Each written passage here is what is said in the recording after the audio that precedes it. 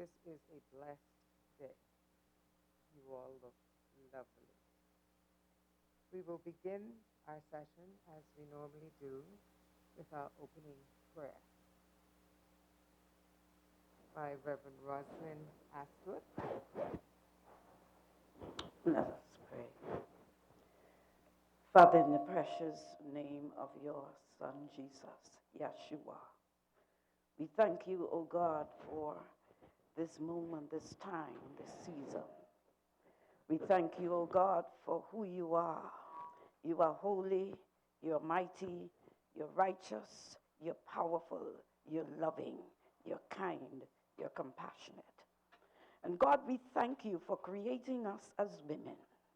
We thank you for the men, we thank you for the children.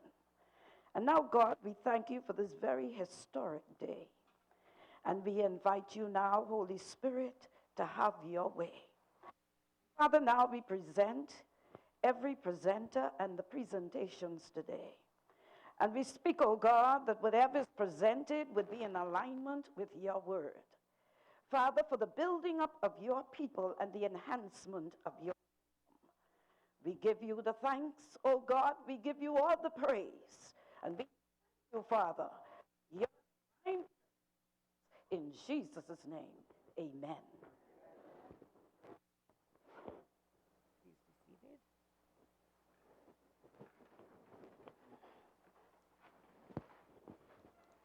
We will begin our session today by allowing the honorable speaker who has given us this opportunity to meet in these honorable chambers today. So let me present to you the Honorable D. Halson Moultrie, Speaker of the House of Assembly, followed by our Deputy Speaker.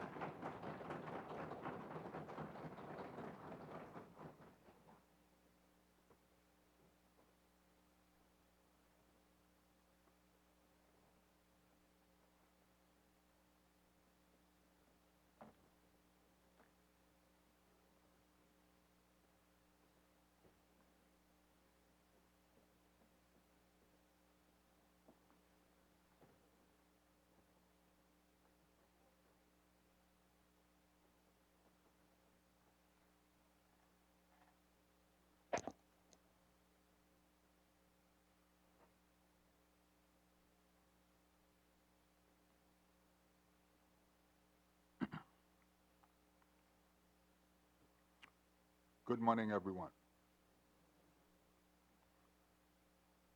My colleague, fellow parliamentarian, Minister Frankie Campbell, with my deputy, Mr. Deputy Donald Sanders, Deputy Speaker, distinguished ladies and gentlemen, it is indeed an honor for this Parliament to host the women of the Commonwealth of the Bahamas this morning.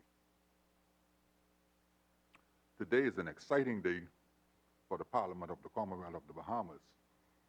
It is particularly encouraging because 58 years ago, the women's suffrage movement was successful in winning the right for women to vote. And through this collaboration today, our women are assembled in the chambers of the Parliament of the Commonwealth of the Bahamas for further positive action towards equal political participation, gender-sensitive laws, and for a declaration, constitutional reform, and new laws to end discrimination and all forms of violence against women and girls. I'm excited and proud today because as a teenager from Great Inagua in the late 60s, I moved to Nassau to attend the government high school. And I lived on Meeting Street with Miss Althea Mortimer, who was my New Providence adopted mother. She was one of the leaders of the women's suffrage movement. And Miss Mortimer took me under her wings. She involved me in the activities of the women's suffrage movement. particularly on Saturday mornings during the food distribution exercises of the Mothers Club. And she encouraged my interest in the affairs of state. Ali, as she was affectionately called, took me to all the political rallies at the Southern Recreation Grounds and is, in my estimation, responsible for my interest and success in politics today. I am a beneficiary of the efforts of our women. And as the 54th Speaker of the Parliament of the Commonwealth of the Bahamas, I am privileged to assist the cause of our women in any way that I am able. I must pause here to congratulate a most able and energetic and focused Zonta Club of New Providence for a most successful 2020 16 days of activism to eradicate violence against women and girls. Accordingly, I would first like to thank President Teresa Moxie Adley and National Coordinator and Vice President Marissa Mason-Smith for the kind invitation and collaboration for the Parliament of the Bahamas to host this first, which we hope will become an annual mock parliamentary debate.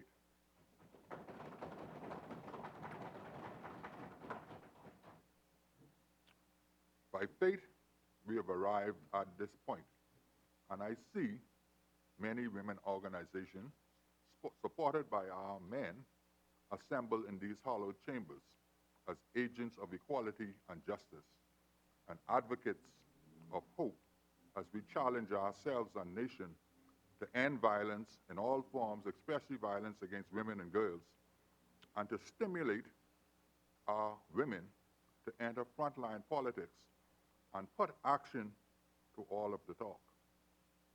Ladies, this is your moment in time. It's not only to talk the talk, but it's now time to embark on the journey to walk the walk. It's a journey to remove all obstacles to women active participation in all spheres of public life.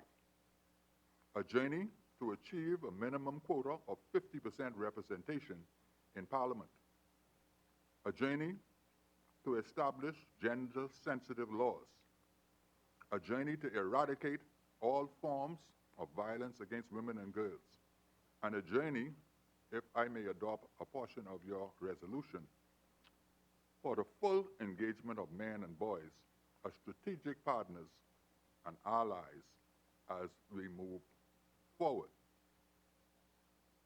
One of the principal items on your agenda, of course, will be the implementation of the Beijing Declaration and Platform for Action and the 2030 Agenda.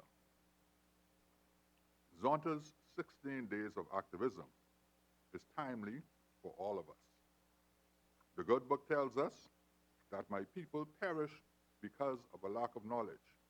And I submit to you today that ignorance and the lack of education are the greatest impediments in our fight against all forms of violence in our society. In my estimation, only an ignorant man and a man lacking education and soundness of mind would find resolution of conflict in sexual abuse and physical violence.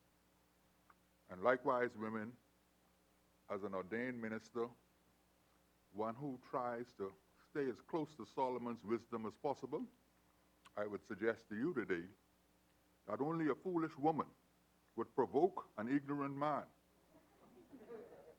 or a man with known mental incapacities or deficiencies. And the good book says, Selah. Your resolution is not deficient by any stretch. The 20 issues identified to be resolved by your resolution are indeed a heavy load.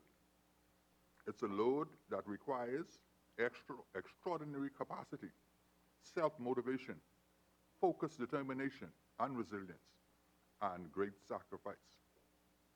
But I believe that you, our women, are up to the challenge.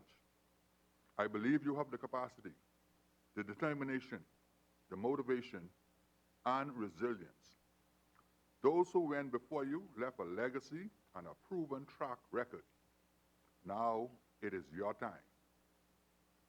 And with those few pregnant words, I'm looking forward to a real exciting time today.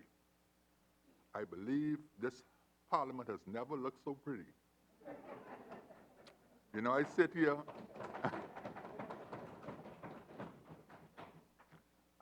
and I'm motivated not only by the orange, but by the beauty that God created for us, men and women, to function together as one unit to make this world a better place.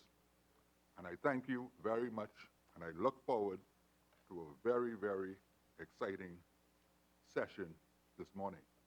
Thank you.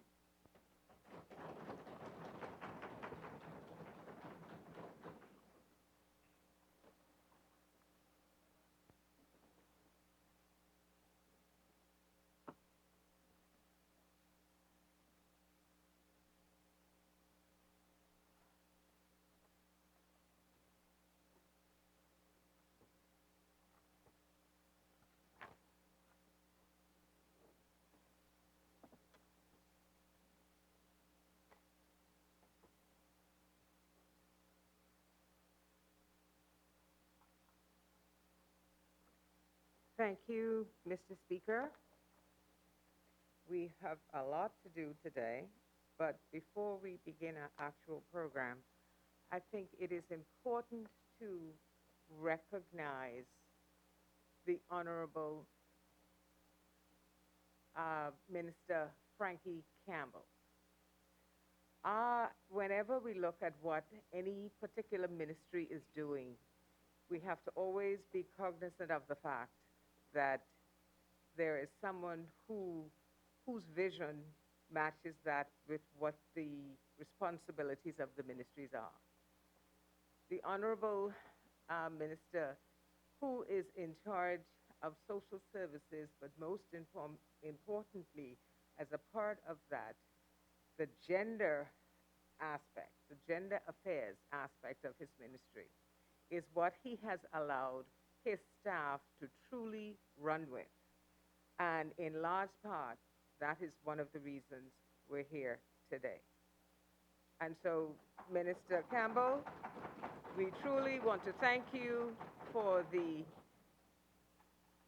energies that you have inspired in your staff, who has assisted this organization greatly in us being here today. We are appreciative of that. As we gather today, we're here to do several things. To celebrate the end of a 16-day activity spearheaded by the Zonta Club of the Bahamas on gender-based violence against all men, women, and children, and their supporting organizations who have partnered with them. We're also here to celebrate the Women's Suffrage Movement anniversary. Beginning 72 years ago, this dream of political equality was birthed in the heart and mind of one woman, Mary Ingram. It was personal because it was about her husband. He had been a member of the House of Assembly, and on the election of that day, he did not win his seat. And her thoughts were, this could have happened had women been able to vote for him. And so this became a burning desire for her. She shared these dreams with him and with some of her friends. And her goal was to see women having the right to vote. And after uniting with friends, they sought support from within and without the Bahamas. And with that help, particularly that from Dame Doris Johnson, who, just returning back to the Bahamas, had the foresight and fortitude with them behind her to say that she would present a document to the House of Assembly. Now, when we look around and we see that almost every single seat, four, as far as I can tell, are occupied by women, in that day, she wasn't even allowed to enter the House of Assembly in order to present the document. So things have changed, but they haven't changed enough. After they were successful in getting the vote for women in 1962, it took 20 years before we could get a woman elected. That cannot continue, ladies. We do have some now, but we have a percentage that we're working towards, and we're going to work long, hard, strong to make sure it doesn't take 20 years for us to arrive at that particular idea. We have signed the United Nations Strategic Development Goal of having at least 30%. But we know that as women in our country, we represent 51 to 52% of our population, and more than that, who actually vote. So therefore, the United Nations Development Goal is one target, but that's our bottom line. We're looking for 50%. So Minister Campbell, we love you. We enjoy having you, but we're on the march. And so as we go through our process today, we know that we are going to hear a lot of dynamic speakers give dynamic information. And so at this point, we will go to our program, and we will have Ms. Monique Sands, who's the president of Zonta Club of Nassau, call this session to order.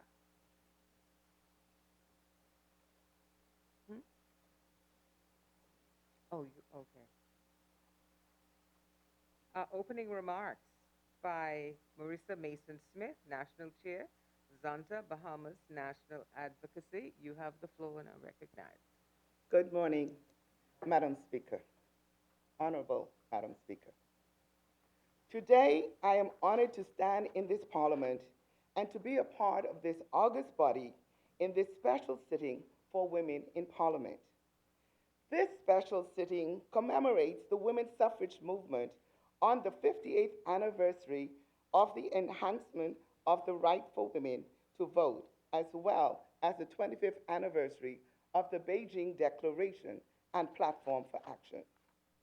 Today is most historic in that our history reminds us that 58 years and 14 days to the date, the suffragists were turned away from this honorable place and their voices were stifled. In spite of these barriers, the collective yet unwavering spirits of the suffragists were fierce, courageous, strong, and determined, dreaming of a Bahamas that went beyond the enfranchisement of women. These advocates championed the national trajectory of this nation for human rights and social services and advocated for purposeful, informed community engagement of every citizen.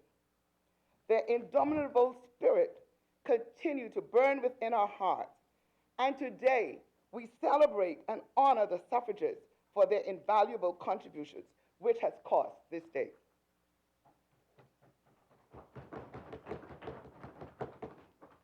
This movement continues to burn in our hearts, and we are moved not only on this special day, but every day to celebrate and honor the trailblazers, the suffragettes, for their invaluable contributions to women, not only celebrated in the Bahamas, but globally.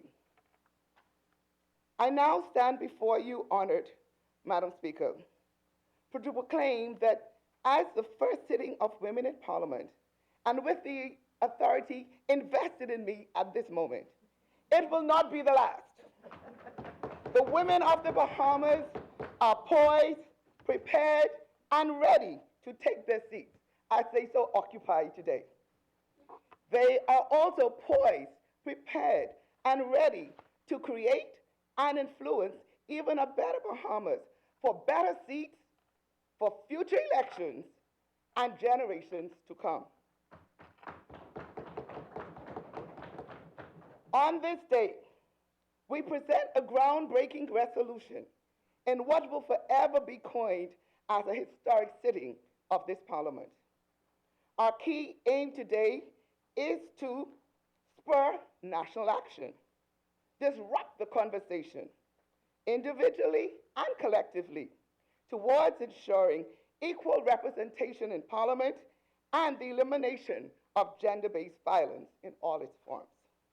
Today, Honorable Speaker, a resolution on the need to increase women representation is very current, and we need to increase the current 13%, which is unacceptable today, to a minimum of 30% in the next election. We are committed, accelerated, to change the process, and today you will hear the benefits of why. The other resolution will confront the elimination of gender-based violence in our country, with evidence to show the urgency of addressing the gaps, barriers, challenges, yet opportunities to eradicate gender-based violence by the year 2030. The statistics tells us that 1 in every 3 women will experience violence, and 1 in every 4 girls, and 1 in every 8 boys.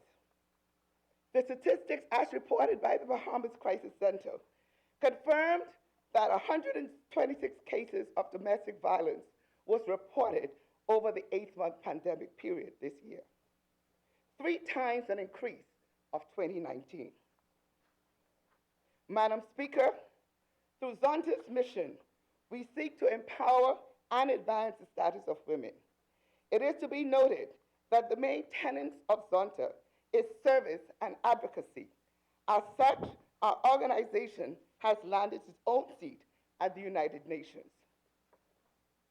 It was approximately 1 year ago, during Zonta's 16 days of activism and the Say No to Violence campaign, when the Honorable D. Halson Moultrie, Speaker of the House of Assembly, contacted me and said, "Now listen, Madam Smith, I have put the pot and the food on the stove.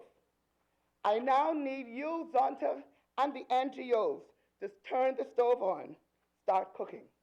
I need some women in Parliament. I need to hear your voices." And so today, I thank you, Honorable Speaker, because we have turned the stove on and it will not turn off.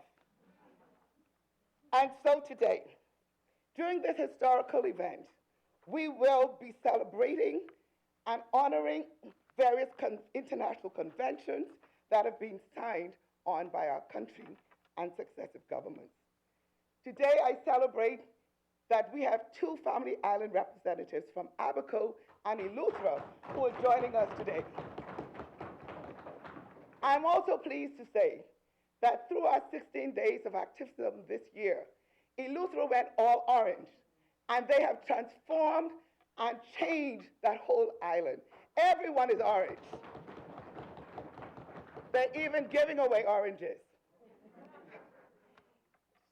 Madam Speaker, as I close, this occasion marks the confluence of several observances and international conventions, and we will hear more of them as we proceed today. Madam Speaker, today this is a nonpartisan and esteemed body assembled, which brings together a diverse group of women with respect to political affiliation, ambitions, professional backgrounds, ages, ability, and status. Madam Speaker, at the end of these proceedings, we are confident that several endorsements will be made to support the resolution. Women's rights are human rights. Equality and non-discrimination under the law and access to justice are paramount. Therefore, Madam Speaker, this Parliament today will seek to provide a comprehensive approach to justice and the rule of law that should encompass the entire criminal justice.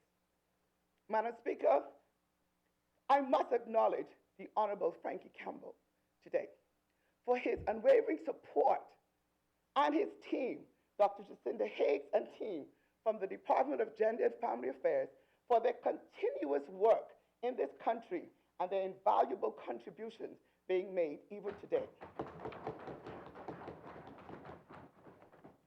Today, we will advocate for more safe houses, stronger legislation, GBV legislation, and of course, economic development. In the words of Madeleine Albright, a former United States Secretary of State, and I quote, "In the modern world, women's empowerment is not merely a goal, but a cornerstone of democratic growth.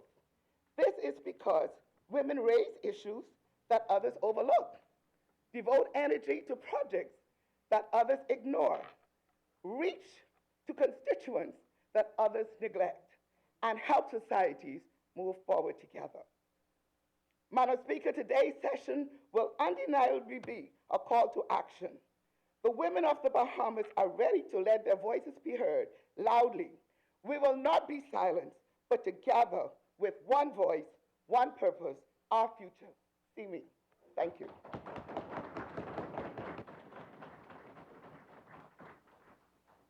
Our next speaker will be Dr. Jacinta Higgs, Director of the Department of Gender and Family Affairs. Thank you very much, Madam Speaker. Thank you very much, Minister Frankie Campbell, for your guidance and your leadership for the past 3 years. Madam Speaker, I am very, very thankful and grateful to God to be here this morning because this is an historic occasion where we have beautiful women from across the Bahamas from a diverse professional background. So God is really reigning here today. I want to say that the women's suffrage movement has a solid foundation of at least 100 years. Even though we are saying 58 years, we have to link it back to 1918 when the women in Britain got an opportunity to vote, and then 1920, the Americans. So they say when America sneezed, then we catch the cough. So it was all tied. In 1929, Frances Butler, she came back from Florida, from Miami after the hurricane, and then she formed the Mothers Club, the Silver Bells, and then the Youth Women's Christian Association, all which began to train women because she was already used to the training for women to vote and then even to run. In 1952, the Daughters of the Improved, Benevolent, and Protective Order of Elks of the World, they drafted a petition and brought it to the House of Assembly demanding to vote. In 1952, the United Nations Convention, 1952, on Political Rights of Women was adopted by the General Assembly.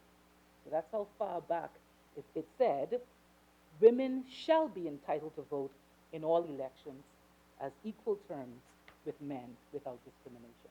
So our women already knew that, and that's why in 1953, when Mary Bethune came, the American educator and founder of Bethune-Cookman College, she inspired the establishment of the National Council of Women in the Bahamas. In 1953, the Progressive Liberal Party was officially formed, and in 1954, Sylvia Larimore got impatient, and she began to write articles in the Tribune, and she said, the time is now. And she said, if the Hayman women were to amalgamate and fight with all their might, and stand up and not be ashamed or afraid to tell the government how they feel and what they want, and all political parties, she said she's sure that it wouldn't die in a committee. In 1959, Dame Doris Johnson and the suffragists marched to the House of Assembly. They came here, they were turned away. And at that time, there was a 19-year-old secretary working in the Attorney General's office. And she said that indelibly it's etched her memory. When she saw them walking from here, they were turned away to go to the courthouse to present the petition. And she said her eyes got full and her heart got full, but it was also full of joy but pain because she realized the men really weren't listening to them. and that was Dame Honorable Janet Bosworth, who is the first woman to be elected to Parliament. And notice even the role of Attorney General. She was 19 at the time, as a little student. Madam President, I believe that the women knew intuitively that the men weren't checking for them. That's why they turned up the heat. And then they began to approach more men, do more petitions, and then they began to work together. And she says this, and this is so beautiful. She said, PLP women strategize with UBP women, strategize with independent women, and then they all work together. One voice, one purpose. And in 1961, the bill entitled An Act to Enable Women to Have and Exercise Rights of Registration as Voters was passed. Blessed be God. Honorable Ruby Ann Cooper Darley, who is here today with us, and I really so thank her because she's always supporting our activities. She shared that, Madam Speaker, she shared that morning when it was time to register, she heard the announcement, and the Holy Spirit prompted her to get up early. So women, you have to get up early. And she said she went down there, and she was the first one on the line to register. And so that she's now in the history book as a result, and she always shares about that experience. Mary Ingram, Georgiana Stimner, Eugenia Lockhart, Mabel Walker, Muriel Enes, Mamie Asquith, Althea Mortimer, Gladys Bailey, Effie Archer, Myrtle Ray, Doris Johnson, Alberta Isaacs are just few of the God-fearing women who fought for us to have the right to vote and to run. I want to say this before, as I sit down. If anyone says women are not good leaders, I want you to remind them of the great African warrior queens, thousands of years ago, who are etched in the walls of the pyramid. And you tell them about Queen Amina and Queen Candace, Queen Sheba, who turned the eyes of the world with her power and her wealth and her capacity to govern. You tell them about Queen Nefertari and Nefertiti and Yahya Asantewa. You have to tell them because you have to understand it is in your memory DNA. So you have to tell them. You have to tell them about Queen. You have to tell them about Queen Nandi of the Zulu nation. These women fought wars against the European and won to save and salvage their country.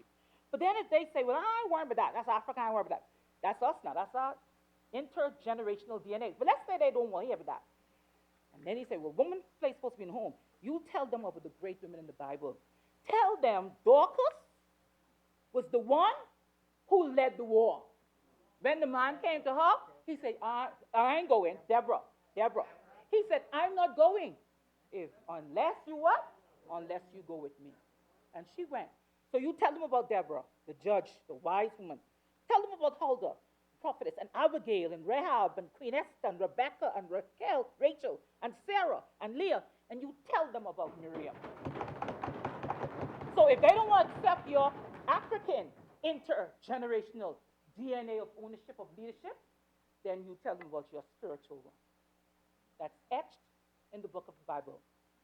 And the book of Ecclesiastes says in chapter 3, verse 1-3, for everything there is a season and a time under the heavens, a time to be born and a time to die, a time to plant and a time to pluck up that which was planted. And so, Madam Speaker, I want to say here with humble heart that this is a time when the women have come to let the men, to remind them how we petitioned for them.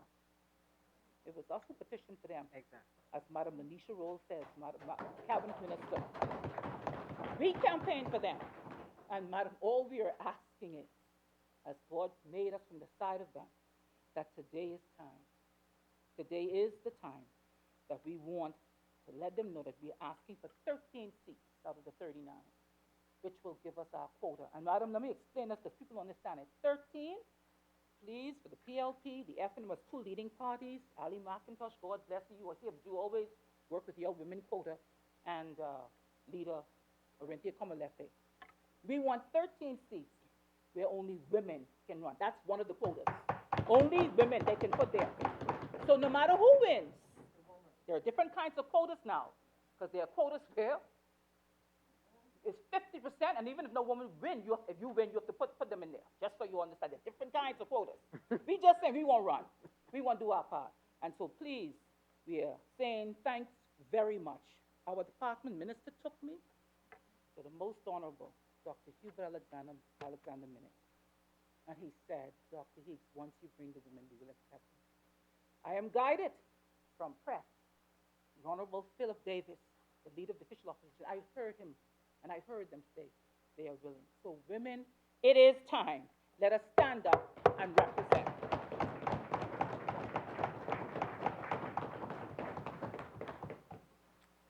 Excellent. Our next speaker will be Mrs. Marion Bethel, who is the United Nations CEDAW Committee member representing our caravan.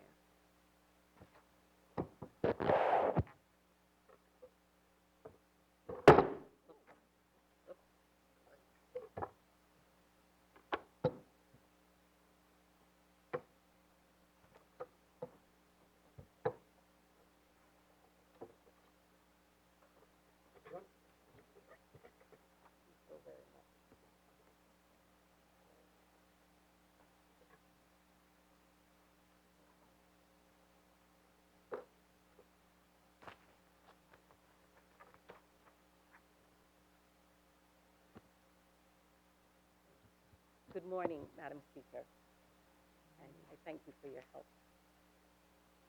Madam Speaker, I stand here today not only in my capacity as a UN CEDAW committee member, but also as a citizen of the Bahamas. And in regard to the UN CEDAW committee membership, I would like to thank the Honorable Frankie Campbell for so graciously supporting my re-election to this committee. Along with the hard work of the Ministry of Foreign Affairs and Minister Henfield. I thank you so very much, Honorable Campbell. But I also stand here as a citizen of the Bahamas, Madam Speaker, and as a woman citizen of the Bahamas. I'm a beneficiary of the women's suffrage movement, and I thank Dr. Hicks for opening her speech with Mother Frances Butler, who is my paternal grandmother, and honoring the work that she did in the early 1920s. I thank you so very much for that. And I am more than mindful today, Madam Speaker, to all of us here, of the constitutional impediments that still remain in place, which allow for the discrimination of us as women in our country on the basis of sex. The women of the suffrage movement have laid down the blueprint for us to create transformative change in our country, and we must follow their lead. And so we have a revolutionary heritage of which we can be rightfully proud. It was these women of the suffrage movement of the 1950s who were so prescient and politically strategic in anchoring our struggle for gender equality, non-discrimination, and the right to vote in the human rights framework of the United Nations Universal Declaration of Human Rights of 1948. They used this pivotal and groundbreaking document to advance the cause for our right to vote and for equality. And so here we are, Madam Speaker, today in 2020, at the end of 16 days of activism against gender-based violence against women, and the day after Human Rights Day, also using the human rights treaties to ground our cause for increased representation in Parliament and the fight against gender-based violence against women and girls. If we are as wise as our foremothers, we too would follow suit and use these human rights treaties to our benefit. Madam Speaker, there are several UN international human rights treaties on which we as women of the Bahamas can rely to advance our cause. I will highlight two of them, namely the UN Convention on the Elimination of All Forms of Discrimination Against Women, ratified by the Bahamas in 1994, which addresses both issues of women in public life and gender-based violence against women and girls. And two, the Inter-American Convention on the Prevention, Punishment, and Eradication of Violence Against Women, ratified by the Bahamas government in May 1995, which addresses solely gender-based violence. Madam Speaker, these human rights treaties uphold the two principles of equality and non-discrimination, which means emphatically that discrimination on the basis of sex, race, color, creed, political opinions, gender, sexual orientation, disability is prohibited. And so every woman in the Bahamas has the right, regardless of her status, to take part in political and public life and to be free from gender-based violence. I now turn to the issue of women's representation in Parliament, and I thank Gaynell Curry for her contribution to this part of my presentation. She was not able to be here in person, and she asked me to incorporate it. UN Women, an organ of the United Nations, indicates that women make up only 24.3% of national parliaments worldwide. The CEDAW Convention and other human rights conventions continue to address these issues by promoting women's equal access to and equal opportunities in political and public life, including the right to vote and to stand for election. In this context, countries are encouraged to take all appropriate measures, including legislation, policy, and temporary special measures, so that women can enjoy all of our human rights and fundamental freedoms, including participation in public life and political life. Women make up more than 50% of the population in the Bahamas and have in recent years voted in larger numbers than men. Today, only 13% of parliamentarians in the Bahamas are women. The United Nations Development Program report entitled, "Where Are the Women?" A study of women, politics, parliament, and equality in the CARICOM countries highlighted that equality in political participation is not only about equal numbers between women and men, rather it is about cultivating an environment and a culture that values women's perspectives, recognizes women as change makers, and leverages differences to improve democratic governance. In this context, it would be important to also consider issues of women's human rights, sustainable development, and social justice as germane to the idea of political equality. Therefore, it is not only about the numbers, Madam Speaker. It is about having women in political leadership and decision-making positions who are committed to improving the situation of women, advancing gender equality, and promoting human rights for all citizens of the Bahamas.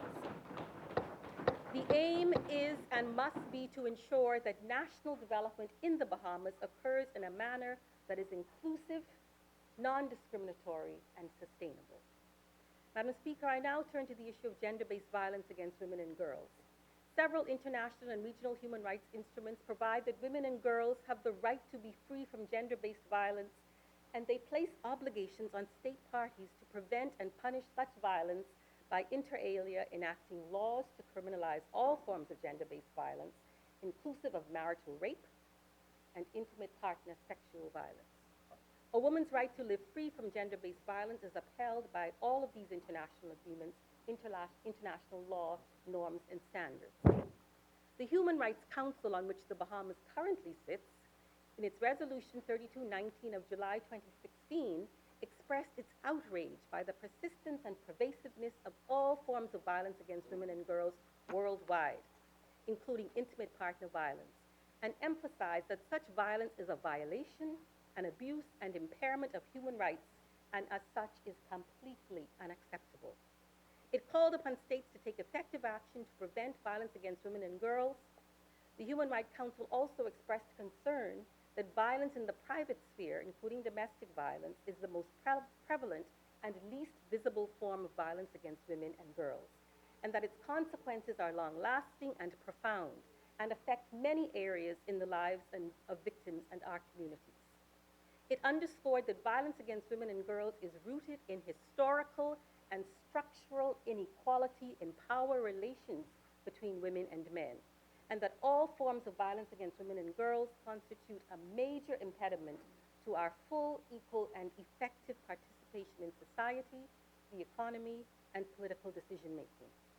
It is imperative, therefore, that states address the historical, structural, and underlying causes and risk factors of violence against women and girls, and ensure that laws and policies are harmonized to address widespread gender-based violence, and that they are in compliance with their international human rights obligations. It is further incumbent upon states to abolish legislation that discriminates against women and girls, the marital rape exception being one such law that is discriminatory in its intent and effect. Gender-based violence against women and girls is one of the most prevalent human rights violations in the world, and the Bahamas is no exception. 1 in 3 women worldwide experience physical or sexual violence, mostly by an intimate partner. And the immediate and long-term physical, sexual, mental, and economic consequences for women and girls can be devastating. Gender-based violence negatively affects women's general well-being and prevents us from fully participating in society. In fact, gender-based violence may result in death. It impacts our families, our community, and the country at large. It has tremendous costs, from greater strains on healthcare services and losses in our productivity at work. Gender-based violence undermines the health, dignity, security, and personal autonomy of women and girls. In many cases, it remains shrouded in a culture of silence and impunity.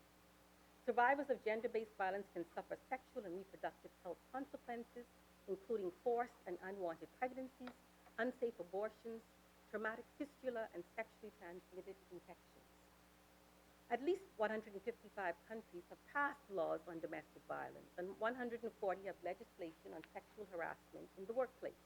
But challenges remain in enforcing these laws, limiting women and girls' access to safety and to justice. There is not enough political will, Madam Speaker, at the highest levels of governance to prevent gender-based violence. In closing, Madam Speaker, gender-based violence against women is, in effect, a gender equality issue, a public health issue, as underscored by the World Health Organization on many occasions, and an economic issue, as communicated by the World Bank. These organizations and the United Nations all describe gender-based violence against women as a pandemic worldwide. Research and evidence building to highlight the magnitude of violence against women, its risk factors and consequences, and to identify effective interventions for prevention and response are essential tools. The broader strategy for preventing gender-based violence includes public education and rights awareness, professional training about appropriate system responses, the provision of adequate and gender-sensitive victim services, the eradication of institutional and cultural structures, practices that entrench male dominance in our social structures. Finally, international human rights law and norms provide crucial support for mobilizing domestically for law reform and social change to end gender-based violence against women and girls and to advance women's equality and human rights. I thank you, Madam Speaker. Thank you.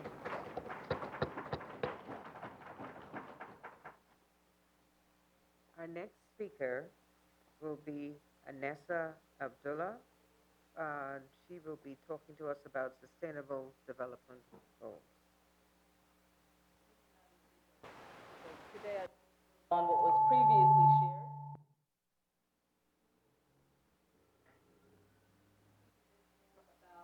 current time-bound international framework, which also advocates for equal representation of women in public life and calls for an elimination of gender-based violence. Here, I refer to Agenda 2030 for Sustainable Development and its 17 Sustainable Development Goals, often referred to by its initialism, SDGs. Madam Speaker, to provide a bit of background on the 2030 Agenda, some in the House may recall that in September 2015, 193 United Nations member states, including the Bahamas, adopted the post-2015 Development Agenda and the 17 SDGs with an outcome document entitled Transforming Our World, the 2030 Agenda for Sustainable Development. This agenda expands on a previous development agenda, and through the SDGs, 169 targets and 232 indicators aims to, among other things, end poverty, fight inequality and injustice, and tackle climate change by 2030. In doing so, it highlights the nexus and interrelatedness of a range of sustainable development issues. The agenda is a human rights-based development framework that explicitly acknowledges that non-discrimination, gender equality, and the elimination of all forms of violence is critical to achieving greater social, ecological, and economic justice. In the context of the resolutions being laid before the House today, the 2030 Agenda considers gender equality to be a cross-cutting concern among all of the SDGs. But to reinforce and visibilize issues facing women and girls, the 2030 Agenda has a standalone goal, SDG 5, with targets that call upon countries to take concrete steps to eliminate, among other things, all forms of violence against all women and girls in the public and private spheres, and to ensure women's full and effective participation and equal opportunities for leadership at all levels of decision-making in political, economic, and public life. The rationale for these targets is clear and known to us, but sustained action in this regard seems to elude us.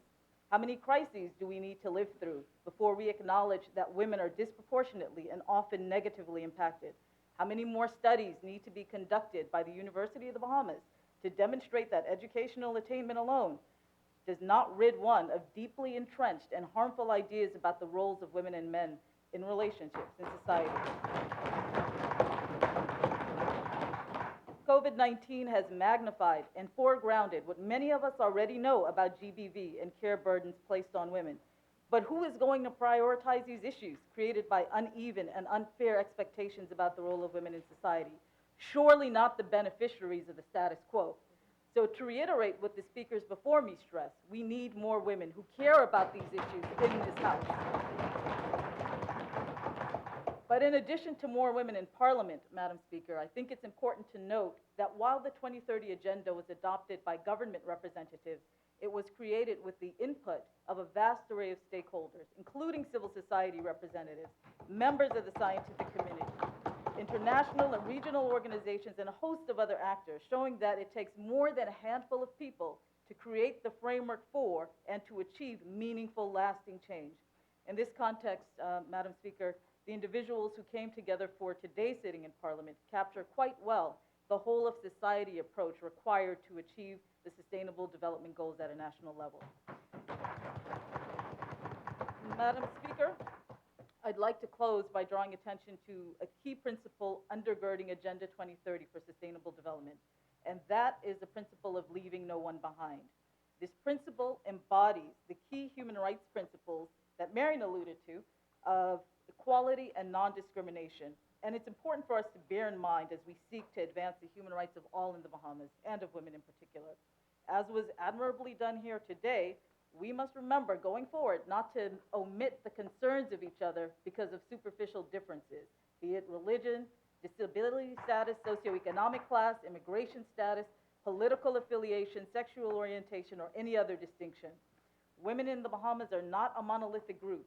And should we allow ourselves to be divided by these differences, we run the risk of upholding the very discriminatory attitudes and structures that made these resolutions today necessary.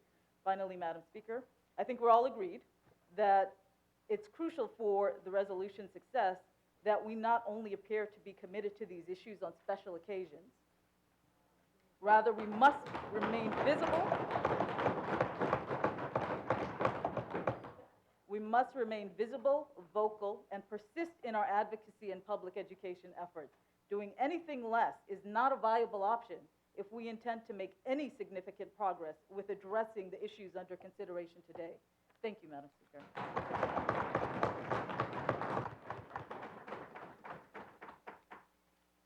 We will thank you all very much.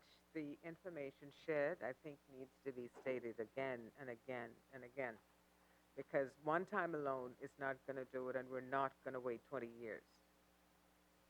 We will begin the actual presentation of the resolution, and to start us off with that, the young lady who is acting as our Deputy Speaker today, Senator the Honorable Jasmine Darius, will be reading and speaking to the resolution itself. Senator Darius. Thank you, Madam Speaker. And I'd just like to recognize the presence of the Honorable Frankie Campbell, Minister of Social Services and Urban Development, and also the wife of the Most Honorable Prime Minister, Mrs. Patricia Minnis, the wife of the Leader of the Opposition, Mrs. Davis, and all of the honorable members in the chambers today. The resolution presented to the Honorable Speaker of the House of Assembly and the Honorable President of the Senate on December 11th, 2020, during a special sitting of the House of Assembly for Women in Parliament, commemorating the women's suffrage movement on the occasion of the 58th anniversary of enactment of the right for women to vote on the 25th anniversary of the Beijing Declaration and Platform for Action. And whereas on January 19th, 1959, 61 years ago, women suffragists in the Bahamas were denied the opportunity to present a petition to the members of the House of Assembly demanding that women have the right to vote. On November 26, 2012, both houses of the Parliament of the Commonwealth of the Bahamas commemorated the God-fearing leaders of the women's suffrage movement. And whereas under the theme, One Purpose, One Voice, Our Future, as 51% of the population and 55% of eligible voters, Bahamian women, represented by 25 organizations and entities, were welcomed into these honorable chambers on this day to present a resolution for the economic empowerment, protection, and political advancement of women. And whereas during the 25th anniversary of the Beijing Declaration and Platform for Action, the 5th anniversary of the United Nations 2030 Sustainable Development Goals, women in the Bahamas invite the full engagement of men and boys as strategic partners and beneficiaries of change for the achievement of gender equality and the empowerment of all women and girls. And whereas gender equality is achieved when women and men in a society enjoy equal opportunities and rights in all spheres of life and work together for the advancement of our families, our children, our communities, and our country. And whereas the principles of shared power and responsibility should be supported between women and men at home, in the workplace, in the communities, and in both houses of Parliament. And whereas women's rights are human rights, especially in matters of access to justice, equity, civil and political participation, economic empowerment, social development, cultural heritage, and fundamental freedoms. And whereas Hurricane Dorian and the COVID-19 global pandemic have revealed that the year 2020 demands the full implementation of all resolutions, conventions, treaties, instruments, conclusions, and declarations relative to the empowerment, advancement, and protection of women, which were adopted, ratified, and signed by successive governments of the Bahamas. And whereas poverty, eradication, agricultural productivity, and food security are critical concerns among women following the catastrophic destructions of Hurricane Dorian and the COVID-19 pandemic. Women have been disproportionately and negatively affected by unemployment, loss of income, reduced resources, and sustainable livelihoods. And whereas legislative and administrative reforms are needed to give women equal rights with men to economic resources, including access and ownership of Crown land, affordable housing, credit, government grants for businesses, inheritance, natural resources, and vocational training. And whereas gender-based stereotypes and violence against women and girls in all forms are blatant affronts to the dignity of women and children, which promote discrimination and prejudice against women. And whereas urgent action must be taken to prevent, to condemn, and eliminate all forms of violence and discrimination against women and girls, including psychological violence, abuse and neglect, incest, sexual abuse, exploitation, harassment, trafficking in persons, and child marriage. Now, therefore, be it resolved that we, the women and men who have endorsed this resolution being tabled and read today, December 11, 2020, urge the following critical reform measures to advance and accelerate the empowerment and protection of women, and hereby recommend that on the basis of equality, the government, the official opposition, and all the political parties are encouraged to support the following actions. 1, institute quotas for all political parties to ensure that no less than 30% of the constituencies in 2022 general election be reserved for women. 50% of senatorial appointments by both government and opposition are women. 50% of candidates chosen to contest local government elections are women. 50% of cabinet appointments be women. 50% of constituencies in 2027 general election be reserved for women, so that the Bahamas will achieve its obligation to the Bahamian people. Number 2, prioritize and enact laws to address intimate partner, gender-based domestic and sexual violence, marital rape, sexual harassment, cyber violence, and online stalking. 3, establish a statutory National Nonviolence Council empowered to provide grants for non-governmental organizations to implement nonviolence programs, public education, capacity building, training, projects, and research relative to the elimination of violence against women, men, boys, girls, children, and families. Increase the amount of unconditional cash transfers, non-contributory social pensions and housing, shelter provisions for vulnerable populations, including women who are survivors of abuse, heads of household, unemployed, work in the informal sectors, elderly, family island, migrant, refugee women, women with disabilities, domestic workers, and women in humanitarian settings. Number 5, expand women's access to health services through expansion of the universal health coverage or public health services, including mental, cancer, maternal, HIV, and sexual reproductive health services. 6, take measures to increase girls' access to technical and vocational education and training, TVET, science, technology, engineering, and math, STEM, and digital literacy with a focus on blue, green, and orange economies. Number 7, reform constitution, laws, and regulations to allow a mother to transfer her citizenship to her child. Implement a gender-sensitive national budget and enact a national gender equality bill to ensure the equity, equality, parity, and empowerment of women and men. 9, strengthen the national statistical system to fund and conduct surveys about gender-based violence, asset ownership, poverty, disability, and migration. Number 10, promote equal participation of women in leadership matters of environment, climate change, gender mainstreaming, disaster reduction and recovery.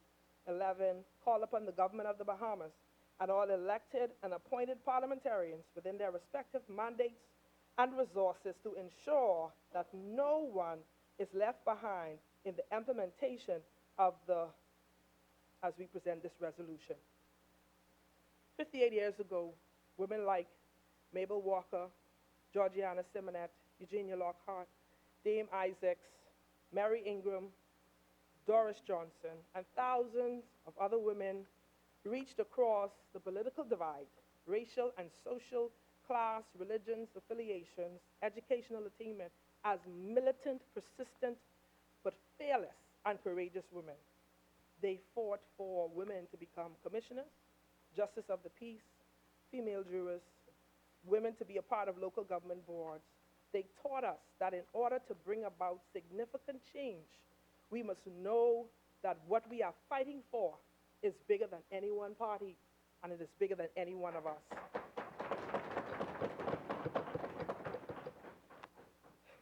That we can accomplish more together than we can apart. Why should women be involved in the parliamentary process? Women provide a linkage between democracy and genuine partnership between women and men equally in the management of public affairs. Women are more suitable to speak to women issues and more inclined to develop support programs for women parliamentarians and other young women, capacity building, networking, and educational opportunities for those interested in the political and government arena. Women parliamentarians will introduce more bills on women issues and the social safety infrastructure of the nation. For this to be a reality, there must be a critical mass of women representation in Parliament. Women in Parliament present credible and notable role models to other young women and serve as an encouragement for women to get involved in politics. Women representation in Parliament helps to eliminate the derogatory gender stereotypes and cultural attitudes about a woman's place, a woman's power, and her role in public life. Women's meaningful and substantive participation makes parliamentary environment more gender sensitive and less prone to harassment, sexism, and violence towards women. Women in Parliament bring a holistic family perspective and analysis to legislation, which results in greater gender-related outcomes. I'm closing, Madam Speaker. John Maxwell said, and I quote, "The first step to leadership is servanthood." Women have PhDs and master's degrees in servant leadership.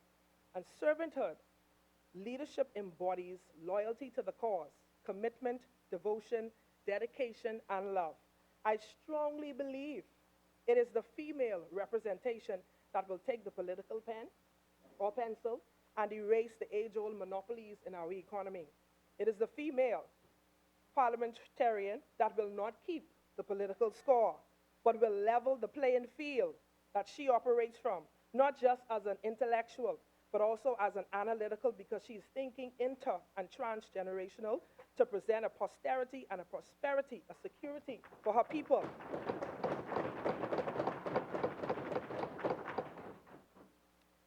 The face of what leadership looks like is changing.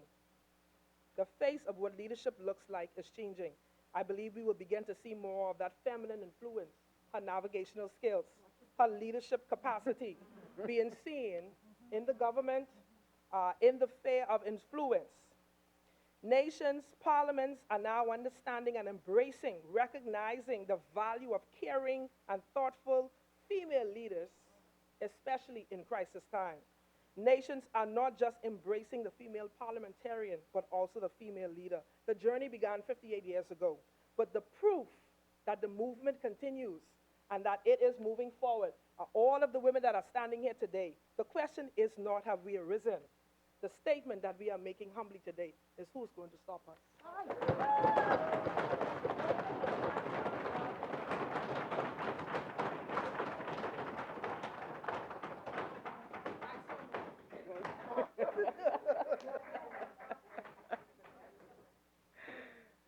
The resolution has been presented, and it is the motion that is on the floor.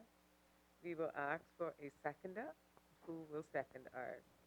And we have Ms. Charlene Paul, who's the chair of the Caribbean Women in Leadership Bahamas chapter. Ms. Paul.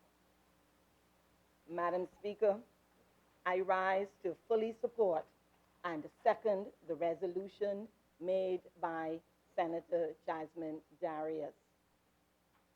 I also wish to thank the good people of the Caribbean Women in Leadership Bahamas chapter for the opportunity to present on this historic occasion.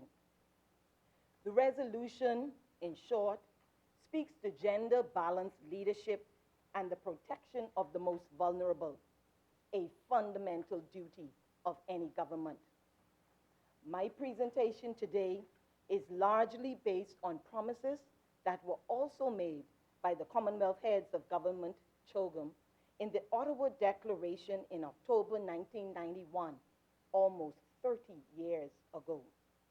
And I quote, "We, the heads of government of the Commonwealth, believe that the challenges created by the changing world economic environment must be met through sound, equitable, and effective adjustment policies at both national and international levels.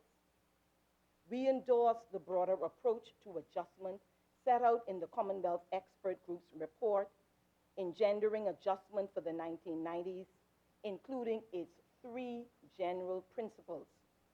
Emphasis on 1, social equity and economic growth as well as efficiency. 2, full integration of women into the decision-making processes. 3, a supportive international environment," end quote. Our esteemed leaders, Madam Speaker, recognize that it would be impossible to achieve social equity and economic growth and efficiency without the full integration of women into the decision-making process. Today, Madam Speaker, we have come to make good on those promises.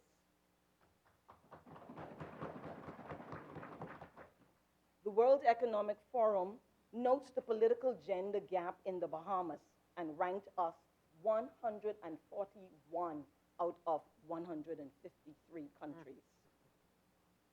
The World Report concluded that at this rate, Gender parity will not be attained for another 99.5 years. Madam Speaker, this is totally unacceptable.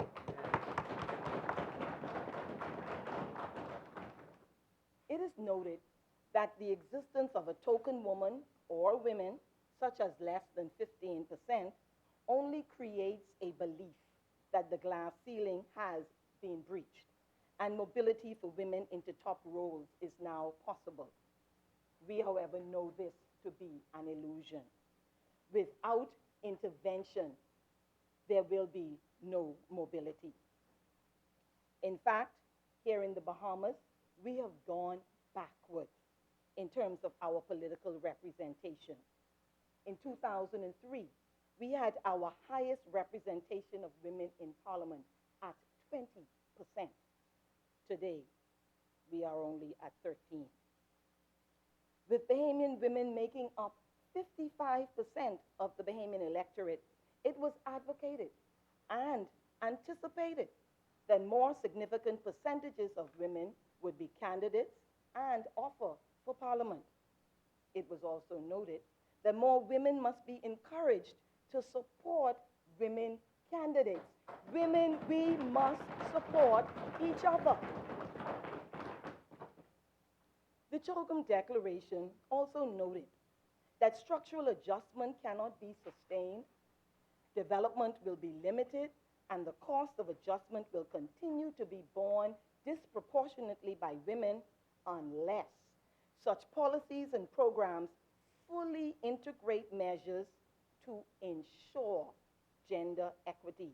The operative words here, Madam Speaker, are to ensure. This speaks to the need for quotas, to ensure women have a seat at the table, at all tables of decision making. Candidate quotas can either be at selection or election stage. In the Republic of Guyana, another independent Caribbean state, they have implemented constitution and legislative commitments to ensure that at least 30% of all parties contesting elections shall be comprised of women.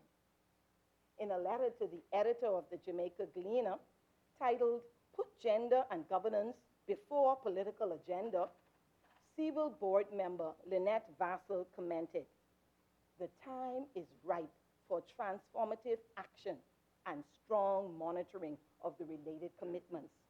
Equal representation of women and men in politics and decision-making is a requirement for achieving gender equality.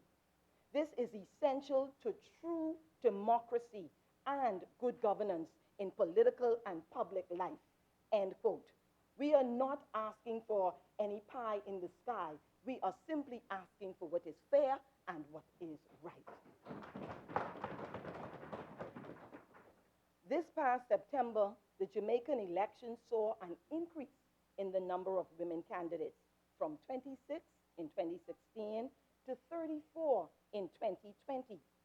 The number of those elected translated to a 28.6% representation of women, up from 17.1% in 2016. And so, I called for reserved seat quotas, which require that a certain percentage or number among those elected must be women. I support Dr. Higgs, as she presented earlier, a strategy to actually make this happen. Women running against other women. Like candidate quotas, reserved seat quotas can be mandated either by the Constitution or by electoral law. Madam Speaker, I was encouraged by an Eyewitness News article commenting on remarks made by our very own Honorable Prime Minister in August of 2019, and I quote, "Prime Minister Dr. Hubert Minnis said yesterday that more women need to run for seats in the House of Assembly and to serve as cabinet ministers as a matter of great urgency," end quote. I support the good doctor.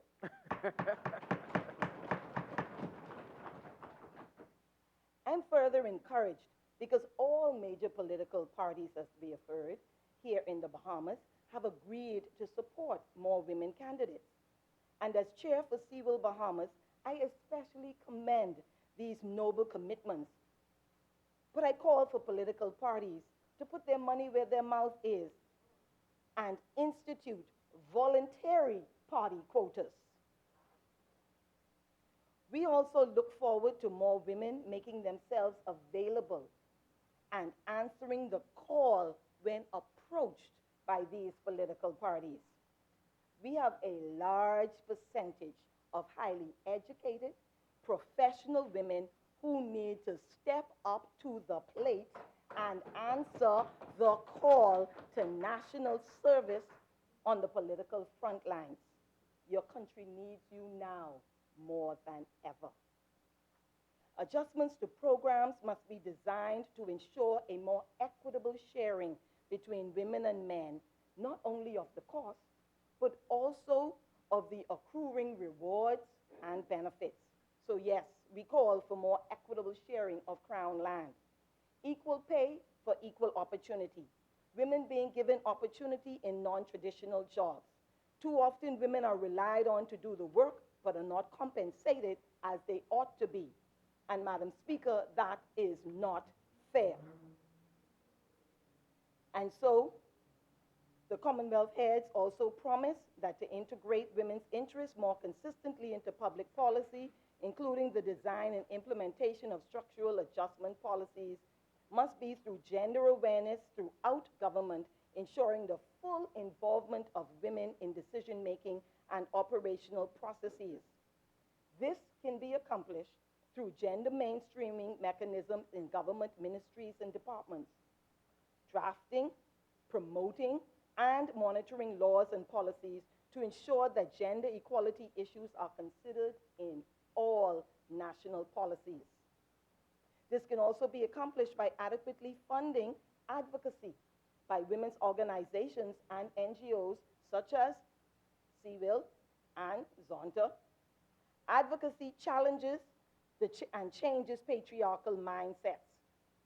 And so, Madam Speaker, this calls for gender-balanced national budget. If we say we care about our women and the fact that they are disproportionately challenged, then let's fund the programs that support them, educate them, protect them, and provide shelter for them. I conclude with this example of what we mean by gender parity, the level that we are talking at. Just this past week, in conversation with another woman, she asked the question, why can't we have a woman minister of finance? And it got me thinking. And I could not recall when we have ever had a woman minister of finance. And yet, women run 70% of the households in our country.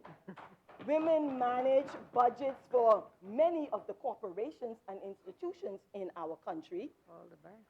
Women, I dare say, in our country, know how to balance a budget. Fully, 57% of accountants in the country are actually women.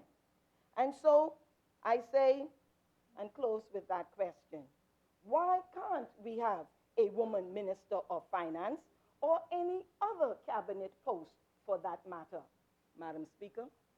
Thank you.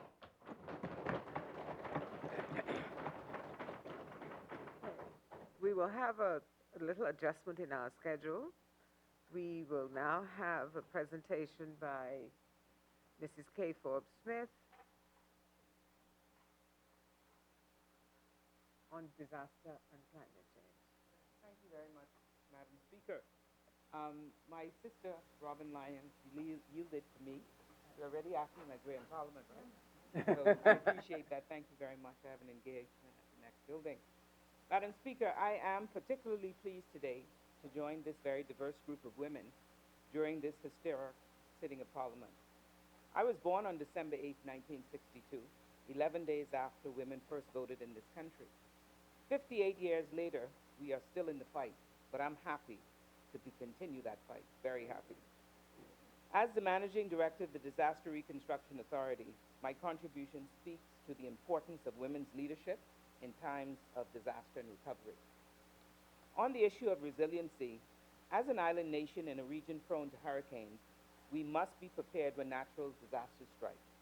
And if we are successful, and to be successful, we have to be prepared. We must recognize that addressing inequality saves lives during a disaster and positions us to recover better after a disaster. In a 2007 study that examined 141 countries over the period of 1981 to 2002, disasters on average killed more women than men and significantly reduced women's life expectancy. Other studies show that women are often disproportionately affected by disasters. Disasters exacerbate pre-existing barriers and inequalities for women, putting them at greater risk of injury and death. Due to different family responsibilities, women are often expected to care for the sick and the injured family members post-disaster, and therefore face more limited opportunities in income generation opportunities and as active contributors to post-disaster recovery efforts. In the local context and in many cultures around the world, women are the primary leaders of households. This introduces additional psychological and emotional demands on women. In a modern society, there is no longer a debate about women having the capacity to plan, to execute, and to manage solutions to complex political and social issues. More and more, it is becoming evident that women's leadership is critical in efforts to address the mounting challenge of rising disasters around the world. The international community has incorporated gender equality perspectives into the disaster-related policy frameworks adopted at the Second UN World Conference on Disaster Risk Reduction held in 2005 in Kobe, Japan. Madam Speaker, we have had many hurricanes that have impacted the Bahamas, but nothing like Dorian. After Dorian, women were equally out in the communities, standing in the long lines, making the phone calls on behalf of their families to figure out life after Dorian. Women have accessed the majority of benefits made available after Dorian. Women applicants for the assistance through the Small Home Repair Program is at 61%, to men at 39%. 55% of our women have accessed national insurance employment benefits, men at 45%. Many of the NGOs that we talk to and work with on the ground in our northern islands see more women accessing the programs they are leading as well. Madam Speaker, perhaps the post-disaster reforms in Japan provide an example of best practice and lessons learned. In the immediate aftermath of the earthquake and tsunami that hit Sendai in 2011, evacuation centers did not respond to women's needs as they were mostly run by men. Women had no place to change or breastfeed, had no separate bathrooms, and lacked sanitary products. In 2011, Sendai comprised only 10% of women working on the city's disaster risk reduction efforts. Japan is now changing this dynamic. Women are represented on disaster management councils, and women will be included in the global project to train 40,000 officials and community members to play leading roles in disaster risk reduction and reconstruction. Madam Speaker, the impact of Hurricane Dorian on our northern islands has been so significant, we too, like our counterparts around the world, must also take a closer look at our disaster risk reduction plans on a local and national level in this country. These are just a few points to consider as we discuss the benefits of gender equality in our country. As a nation subject to extreme forces of nature, we need to realize that the full participation and contribution in women's decision-making and leadership will lead to real community resilience. Madam Speaker, women have demonstrated and are represented across this country in many leadership roles, as we have heard today. However, we need to ensure we are sitting at the table where all the other decisions are being made. But let me be clear on this point. While we may support quotas to achieve the goals of better inclusion, we need to engage in efforts to attract the best. To accomplish this, we must remove the barriers, seek to recruit, train, and educate women and girls for these roles while engaging men and boys to be advocates and allies for this process. The participation of women in leadership roles is viewed internationally as a significant component to true democracy and advancing social progress. Madam Speaker, women must stop talking about the barriers and get on with the movement. We must get excited about where we need to be, not where we are. There is no limit to our possibilities. A quote from Michelle Obama sums it up best. No country can ever truly flourish if it stifles the potential of its women and deprives itself of the contributions of half of its citizens. Madam Speaker, I support this resolution. Thank you. Okay. Our next speaker will be Ms. Robin Lyons. She's Deputy Chair of CIVO, Bahamas Chapter.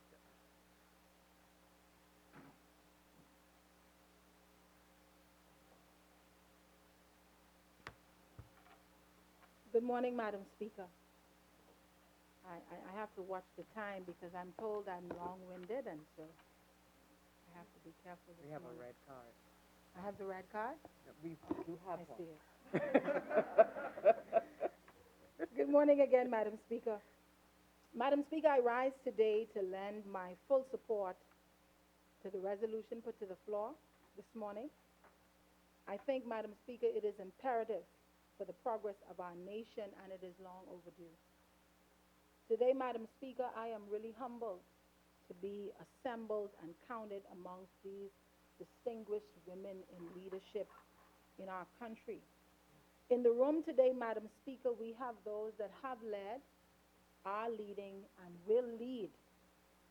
The foundation of our past is firm, our present is an encouragement, and our future is very bright. I think it's fitting, Madam Speaker, and I think other speakers alluded to this, as we commemorate the 58th anniversary of women's suffrage in the Bahamas, that we have been given the honor of gracing these hallowed halls. Because, Madam Speaker, as you mentioned and others mentioned, that when that petition was raised, they weren't allowed to be here. So today we sit for them. We sit for them. And so I think it's fitting, Madam Speaker, that I repeat what then Mrs. Doris Johnson said in 1959. Today, invincible womanhood, mother of men and ruler of the world, raises her noble head and approaches the courts of justice with a clarion call for equal rights for all Bahamian women. Madam Speaker, the move of this motion, Senator Darius, and its seconder, my good chair, Charlene Paul, they've left very little work for me to do, and I'm grateful. And so because of that, I can be very brief. I have been asked to speak briefly on the topic women parliamentary representation. And Madam Speaker, this subject has been litigated and discussed extensively over the course of many, many scores of years. And Madam Speaker, I really believe that we are beyond convincing persons on the face of it that greater representation of women in Parliament is not just good for political optics, Madam Speaker, but necessary for the holistic development of our nation and our people. As a country, we've internationally declared that we support women in Parliament. You consider the UN Convention on the Elimination of All Forms of Discrimination Against Women. I think we signed on to that binding treaty in 1994. We've internationally declared this. Look at Article 7, guaranteeing women equality in political and public life, the Sustainable Development Goals. We look at Sustainable Development Goal 5 and 16, and I'm looking at Miss Marion Bethel to make sure I'm getting it right. Support me, come on. And so we have to realize that on the face of it, the world, we've already declared what we believe, what we support, what we stand for. It's on the record. So we have to take it a step further, because it's not just about ensuring more women are in Parliament, because it almost sounds as though we're trying to give out tokens or nuggets. Madam Speaker, in this room alone, This room alone. I wouldn't even go as far as our nation. In this room alone, Madam Speaker, if we played Marco Polo, you could close your eyes and every woman your hand touch is cabinet ready. Cabinet ready. We are ready. So it is really about removing the barriers and prejudices that make it difficult for women to be strategically placed in parliament, in positions of decision making, because this is the only way we can challenge and redefine the system. The system. Madam Speaker, we have to be honest. Politics is not always welcoming for anyone. And for many women, it is unattractive to enter a field where more often than not, it seems as though the gutter is the order of the day. For accomplished, professional, poised women in leadership, we do not have time. Not for that. There must be an elevation of the conversation, an issues-based, people-driven campaign, and a call to a higher standard, even on the campaign trail by our electorate and those seeking to be elected. We must address head on. I stopped my I paused my hit it. Come on, go on. You can hit it. That's it. I stopped it. I paused it. Huh? But we must address head on the deterrence to women political participation, including, and this is not an exhaustive list, but including, how I doing for time, Madam Speaker? How I doing? I don't want to see that. I don't want the card on me. But deterrence for women in regard to entering politics, including prevailing cultural attitudes regarding the role of women in society, lack of family support, lack of confidence, lack of finances, domestic responsibilities. So there are things that we can do as a country. There are things that political organizations can do. There are things that civic organizations can do. There are things that we can do as women. You know, so many people say, allow us access into the boys' club. We have the numbers. We need to make our own club. So we have to develop the competency of women candidates. We have to increase women's access to political institutions. I wish I had some time today. We have to increase political party support for women, reduce violence against women in politics, reduce the sexualization of women in politics. When you see me, when you see us, it's not just a pretty face and a Coca-Cola shake. We come in the full volume of our intelligence. Madam Speaker, if I'm not out of time, I'm going to act like I am and bring it to a close. Because to me, Madam Speaker, all of what I said, none of it matters if we don't transform cultural attitudes. We transform it through awareness. We transform it through education. We transform it through the challenge of gender stereotypes in regards to women's capacity to lead. And when I say to lead, I mean at the very highest level in this country. Very highest level. Madam Speaker, I used to think that people resisted change. I always heard that. People don't like change, people resist change. But I found, Madam Speaker, that it's not change that people resist. Because if someone come and give me a Mercedes-Benz keys for my Honda Fit, they can't give it to me fast enough. That's change. So it's not change that people resist. People resist loss. The loss associated with change is what brings pushback and resistance. And for many people, predominantly women in our culture, we believe that there is a perceived loss when women lead. And culturally, you can hear it in our conversations. So predominantly, women feel as though when women lead, there's a loss to the strength of the institution of the family. And when women lead, there's a loss because it leads to male marginalization. And so there is this resistance. But we must herald for those that are confused that when a woman ascends to leadership, there is no loss. She does not stop being a mother, a wife, a sister, a daughter, a friend. She brings with her all of who she is and all of her experiences. There is no loss when women lead. She was created to do it, to be a problem solver. And Madam Speaker, as I close, I draw reference to a book that I live every day trying my best to follow, the Bible. And the good book tells me, Madam Speaker, the story of creation. And Madam Speaker, in the 6 days that God created everything, the good book tells me that everything was good. Good. Good. But when, Madam Speaker, God in his infinite wisdom looked at man ruling the earth alone for the first time in his vocabulary, he said, not good.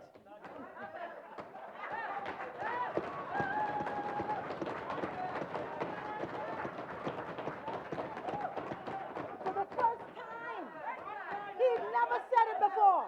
What'd he say, ladies? Not good.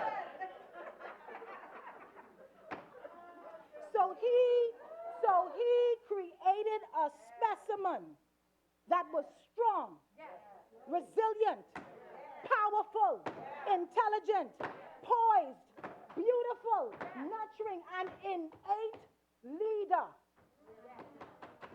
And one word described her: woman.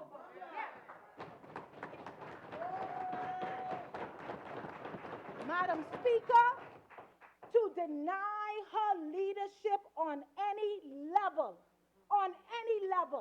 and I quote my good God, not good, Madam Speaker.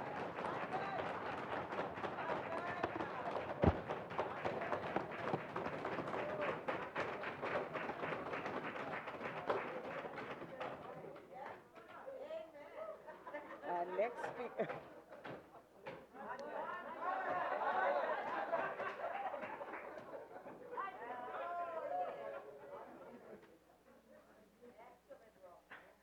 Our next speaker will be Miss Aisha Clare, educator, and one of the individuals in our community who I think it is imperative as women to really, we must do a better job in recognizing our educators.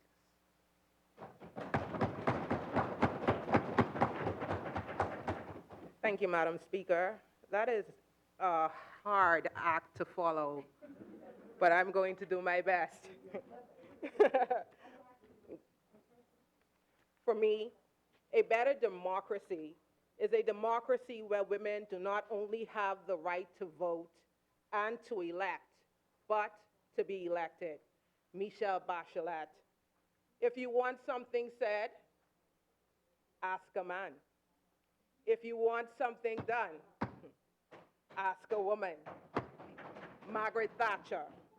The low proportion of women among economic and political decision makers at the local, national, regional, and international levels reflect a structural and attitudinal barrier that needs to be addressed through positive measures.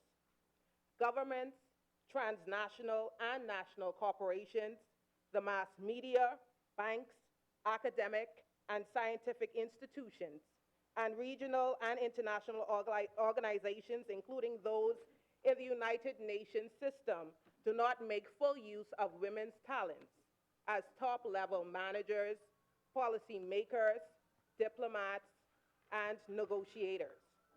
In addressing the inequality between men and women in sharing of power and decision-making at all levels, governments and other actors should promote an active and visible policy of mainstreaming a gender perspective in all policies and programs, so that before decisions are taken, an analysis is made to the effects on men and women, respectively. Women have certainly evolved from homemakers to formidable forces universally in the political arena.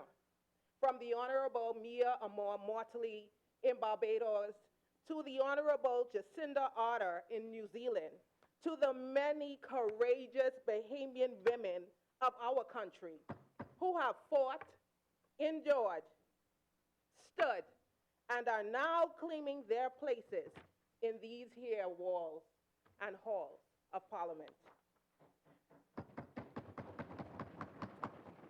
Today, our successes are illuminating because of their resilience and battle scars. Because they stood, we can now stand and carry the baton to the next generation of women leaders and contributors of our Bahama land. Women in our country have surely experienced, Madam Speaker, their fair share of resistance, opposition, intimidation, sexism, cyberbullying, and in some cases, trepidation. This is unacceptable. No one should ever have to experience any of the aforementioned ever. There should be a strict and rigid litigation against such behavior. Women should not be afraid to stand as voices of change in this nation. Gone are the days when these things go unpunished and overlooked. We will continue to demand legislation for any such acts towards us. We will not stop until they are tabled and passed. I firmly believe that there is strength in numbers. We must unite and continue to embrace the process afforded us by those before us.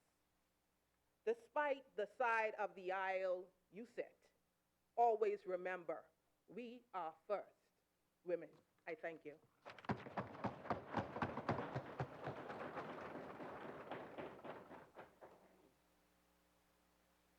Next speaker, who will be speaking on funding and resources for independent candidates, Shami Farrington, Independent for the People.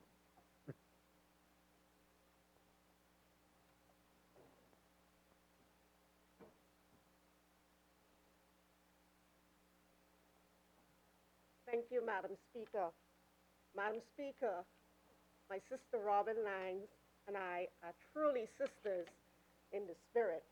Madam Speaker, I want to begin where Robin left off. Madam Speaker, lack of funding and resources prohibits ordinary women from participating in frontline politics. And Madam Speaker, a parliament without proper representation of women is likened to the Garden of Eden with Adam alone. Madam Speaker, it is not good. Madam Speaker, I rise in support of the resolution to increase women representation in Parliament. And I speak on behalf of independent members everywhere. Madam Speaker, I would be remiss if I do not say in this House that I hail from the great island to the west, the great island of Andros, Bahamas. Madam Speaker, we have a long way to go. Madam Speaker, but I'd like to take you to what I call the Bahamas forever. Imagine, Madam Speaker, we are in the Bahamas forever, where our Constitution requires and mandates that this article of our Constitution reads, there must be a minimum of 38 seats, of whom a minimum of 30% must be women, and not less than 2 seats specifically reserved for independent members of Parliament. Imagine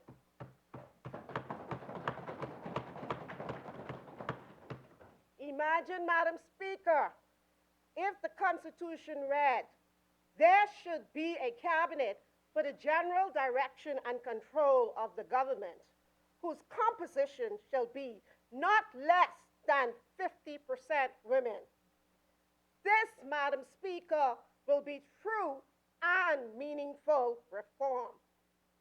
Madam Speaker, we must not rest until the blue seat in the Prime Minister office is transformed into a pink seat for women. That is where we're headed, Madam Speaker, and we will not rest until it is accomplished. Madam Speaker, there must be campaign finance reform, and it must happen now. Madam Speaker, the playing field has to be level. Madam Speaker, there's no question that governing parties can do a number of things to affect the outcome of election. And independents and other candidates are severely impacted. And so, Madam Speaker, it is necessary, Madam Speaker, that campaign laws be established in this country. And I look forward to the day when in this jurisdiction we will join other civilized jurisdictions in the world and introduce campaign reform legislation. Madam Speaker, I end as I see. My card is up. 2 points. Madam Speaker, I've come to put an end to this notion that there's nothing that independent candidates can do. Madam Speaker, we come to show what we can do. Madam Speaker, independent voices are needed in this parliament. Why? Because we are the ones who hold the true balance to power. We are the ones who truly hold governments accountable. Madam Speaker, we, as Shirley Chisholm said, we are the ones that are unbossed and unbothered. Madam Speaker, I end with a charge to you on behalf of women everywhere. Madam Speaker, the walls of disproportionate women representation must come down. Madam Speaker, the walls of disproportionate income disparity must come down. Madam Speaker, the all-important walls and the days of the all-boys club must come down. Madam Speaker, I say, tear down these walls. Madam Speaker, I support the resolution to increase women representation in Parliament. I thank you. Thank you. Our next speaker will be Ms. Heather Hunt, and she will speak on disaster and climate change.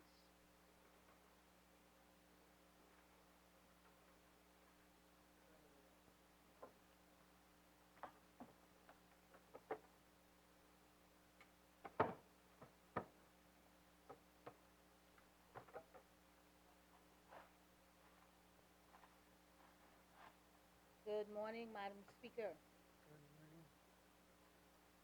You know, my Grammy told me, always do what you're told and always follow instructions.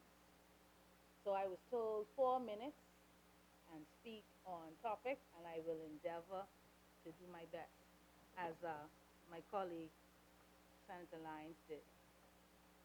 But, Madam Speaker, it was indeed an honor and a privilege for me to stand in these very chambers as a senator and participate in the special joint sitting held on the 26th of November, 2012. And on that day, we commemorated the 50th anniversary of women attaining the right to vote. And on that morning, ladies, the words of the late and great Dame Doris Johnson echoed and reverberated through these halls.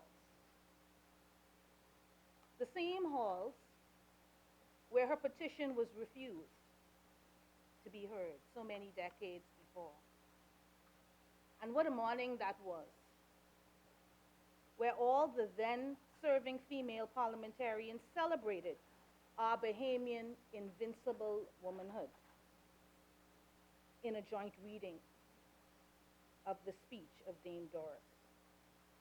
Well, Madam Speaker, today, 8 years later, I am equally honored to once again reflect on the women's suffrage movement and their empiric victory decades ago.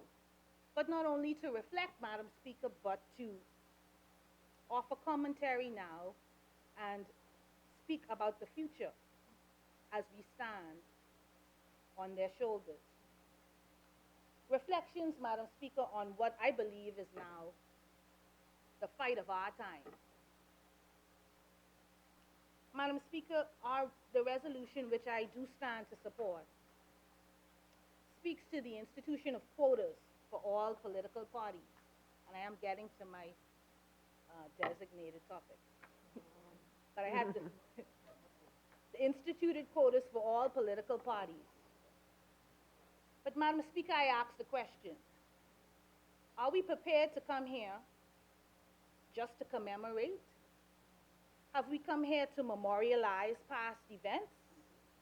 Have we come here to make suggestions, deliver charges? If that is all that we have come to do, we have done that before.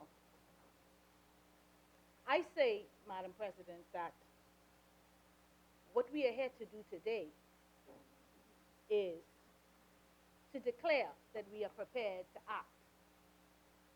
And Madam President, all of us, Madam Speaker, I'm accustomed to Madam President. Madam Speaker, I call upon all persons in this room who are members of political parties, and many of us are.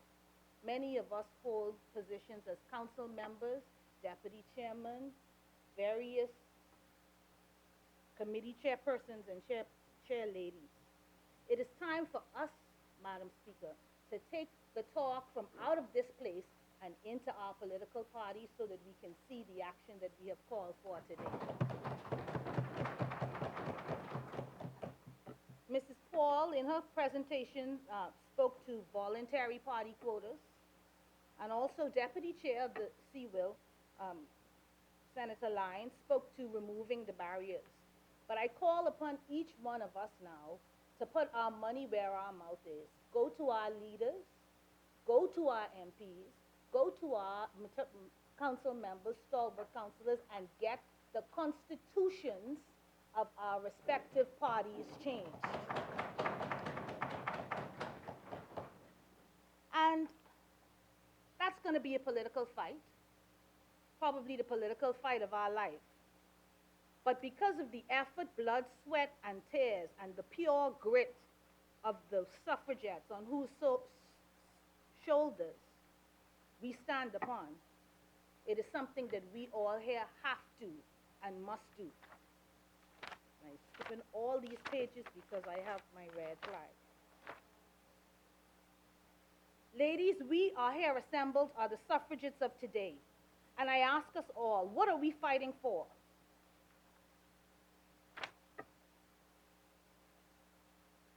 One of the matters arising out of the resolution is the Sustainable Development Goal of climate change. The Bahamas, along with the entire world, has recognized that climate change is an issue of critical importance for the survival of our planet and its inhabitants. This is especially so in the Bahamas and other low-lying archipelagic nations. It is a threat and a present danger that we did not cause, but one which we have to address. And today, I charge us as women, as we advocate for increased representation, to take on this particular issue, claim it as our own, and lead the charge, head on. We are now living in and suffering the consequences of ignorance and inaction. And the proverbial chickens have come home to roost. We witness flooding and coastal change, more frequent and stronger hurricanes, risk of water deficiency, water contamination, and our response to climate change has to be twofold. One, relating to mitigation, and two, relating to adaptation. Madam Speaker, for the first time in 2015, the Paris Agreement, under the United Nations Framework Convention on Climate Change, established worldwide goals. In particular, the agreement to which the Bahamas is a signatory prescribed that investment in adaptation is both necessary and urgent. Adaptation meaning specific frameworks put in place in the country to ensure that the country adjusts to the effects of climate change. That could not be more true for the Commonwealth of the Bahamas, who in September 2019 experienced Hurricane Dorian, that was spoken about very eloquently by Mrs. Smith. Some actionable steps that I suggest today, Madam Speaker. One, enact the Climate Change Act to put in place framework to promote adaptation action in the Bahamas. This act would empower the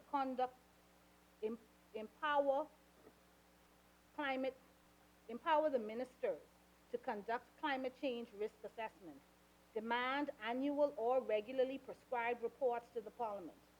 The Climate Change Act, Madam Speaker, would prescribe regulations for industries in the Bahamas and consequences for breaking the regulations.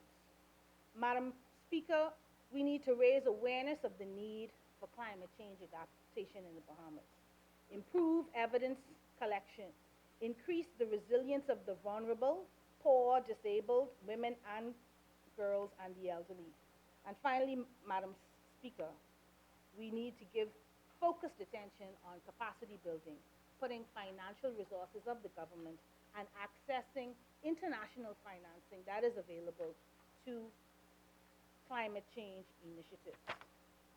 Madam Speaker, in closing, the youth of our nation are watching us on this issue.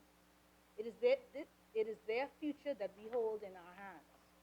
And on behalf of them, Madam Speaker, I charge all of us, women who aspire to this office, to ensure that issues such as climate change are forefront and on the top of our agenda as we seek to lead and become more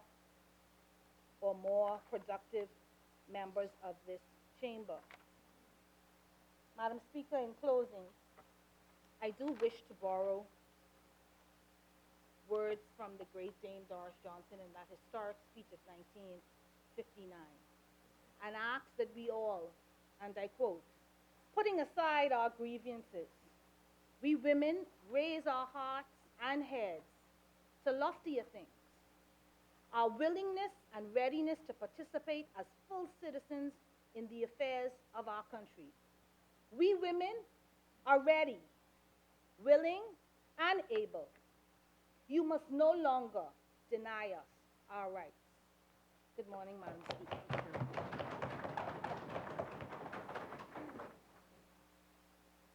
Our next speaker will be Mrs. Cheryl Bazard, representing the Links Incorporated, and she will speak to us on economic empowerment of women.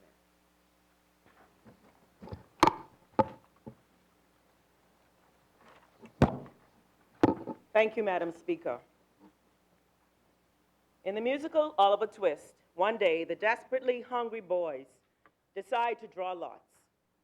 The loser must ask for another portion of gruel. The task falls to Oliver himself, who at the next meal comes forward, trembling bowl in hand, and begs Mr. Bumble for gruel with his very famous request, "Please, sir, I want some more." Mr. Bumble takes Oliver to the board of directors, who sells the boy for £5. This dire scene is played out against the backdrop of the governors sitting in a private enclosure, enjoying all of the choicest, delectable foods in that portion sizes that do not create a need for a request for more. There is more than enough in that room. For centuries, Madam Speaker, women's bowls like that of the orphans in Oliver Twist have never wanted washing. We have eked out the very marrow from the bones of opportunities. The cry has now risen, and it gets louder by the day for more. I hasten to add that the ask for more has never emanated from a place of selfish consumption. It has been proven, and statistics provided show, that women make enormous contributions to economies. McKinsey Global Institute estimates that if women in every country were to play an identical role to men in markets, as much as $28 trillion would be added to the global economy by 2025. Yesterday was celebrated as International Human Rights Day. It must be pointed out, Madam Speaker, that economic empowerment constitutes basic human rights protection. The gap, as I see them in our society, consists in the mirage of economic empowerment. And to support this position, I borrow from the Bahamas Beijing 20+25 National Review, and it states that the national average income figure of $37,716, New Providence average of $40,090, and Grand Bahama average of $38,108 misrepresent the lived reality of the majority of Bahamians, especially women, many of whom earn income amounts just above minimum wage or are unemployed or whose income fluctuate with the tourism season. The annual average income calculation includes attractive salaries made by a small percentage of real estate agents, hotel managers, private executives, government officials, offshore banking and financial institutions within the Bahamas. As their income is added into the national totals, the average income figures become grossly skewed. This information is critical as the retardation of the advancement of equality for women and girls in the Bahamas is being crippled by international institutions who have used the national average income to render the Bahamas rich. We must never fall into the temptation of equating the economic advancement of some as the economic empowerment of all.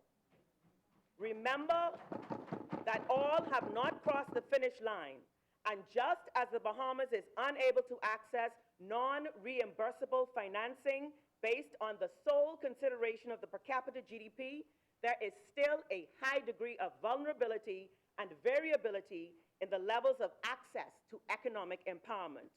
The impacts of crises are never gender neutral, and COVID-19 is no exception.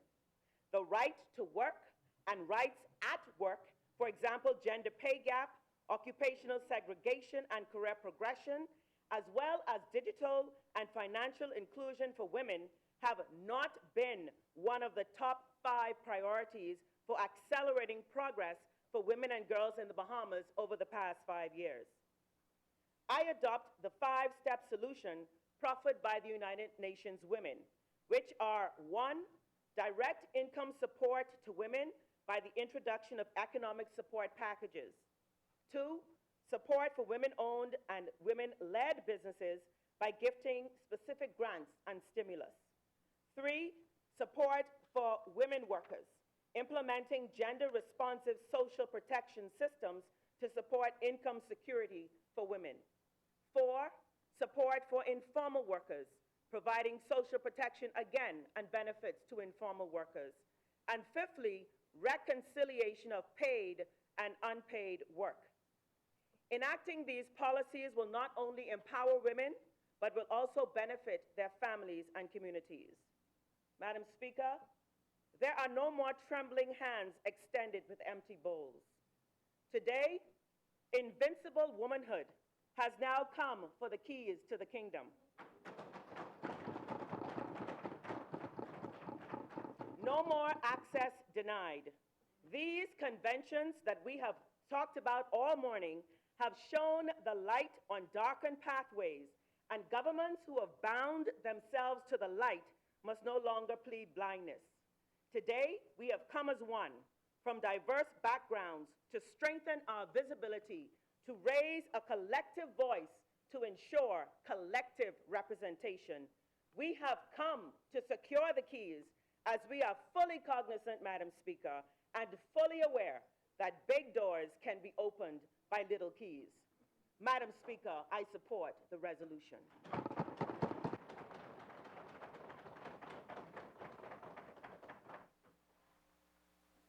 Our next speaker will be Mrs. Leslia Miller-Bryce, an entrepreneur who will speak to us on women in education and training.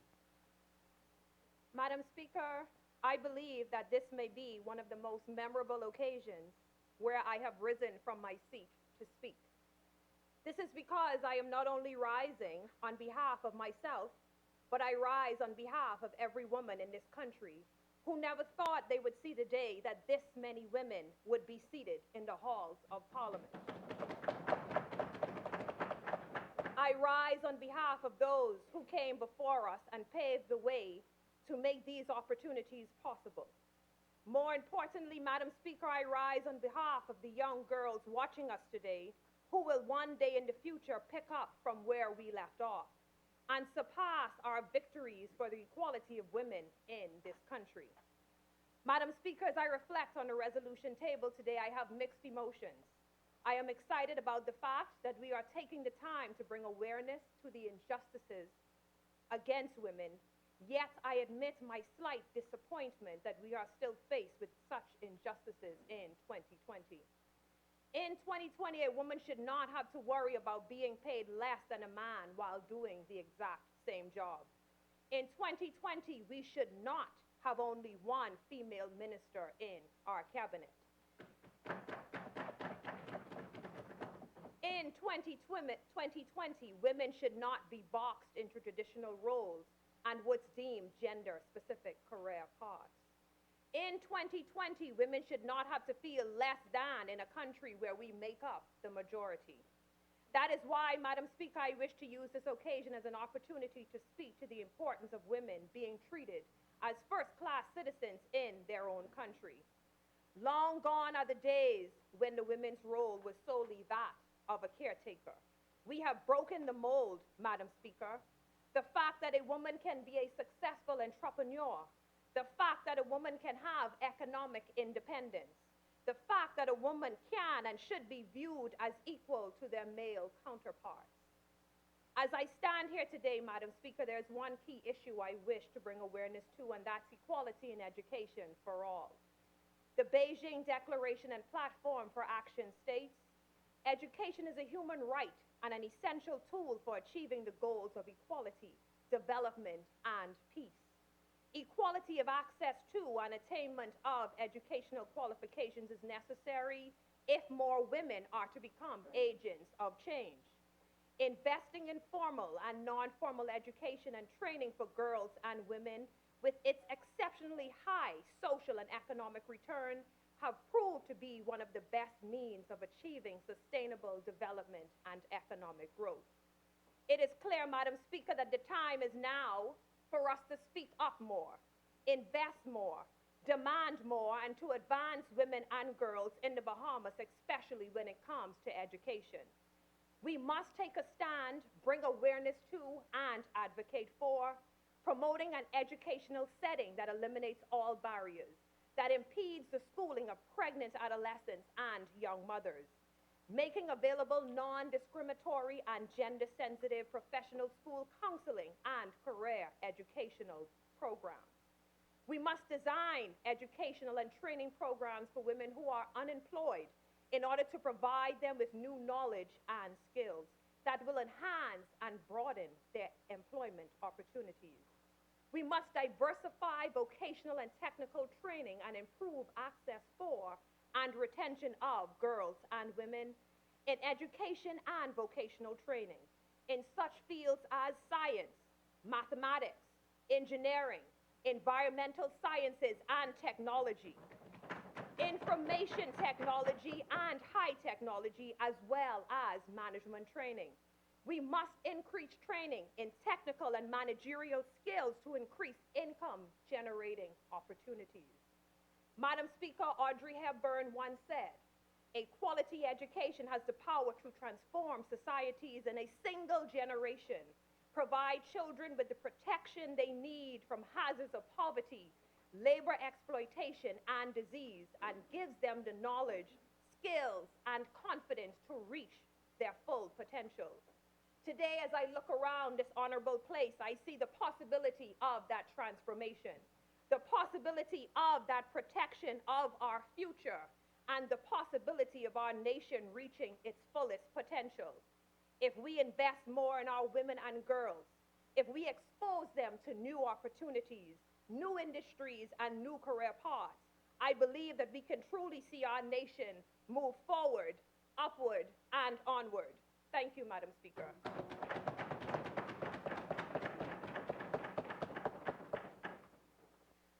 Women's access to justice. This will be done by Senator JoBeth Davis.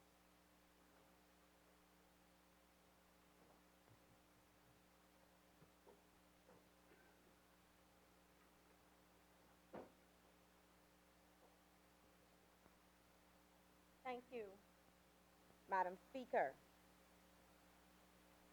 Madam Speaker, today I would like to thank everyone involved in making this event possible, especially Zonta, Bahamas, the Bahamas National Chapter of the Caribbean Women in Leadership, the Ministry of Social Services and Urban Development, and I want to recognize the minister who's present here with us today, and the Department of Gender and Family Affairs, and all other organizers and participants. And I want to say how many of you women have done an excellent job today in your contribution.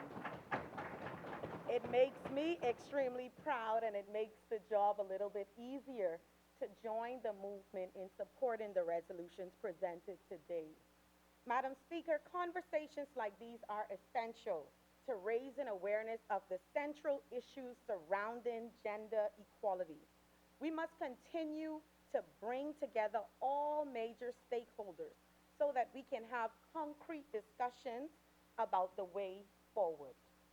Madam Speaker, history has taught us that change is possible, but not without intentional and strategic effort. And conversations like these are the sparks we need to inspire and to sustain our cause.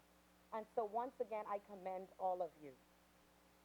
Women make up roughly half of the world's population and a little more than half of the population of the Bahamas.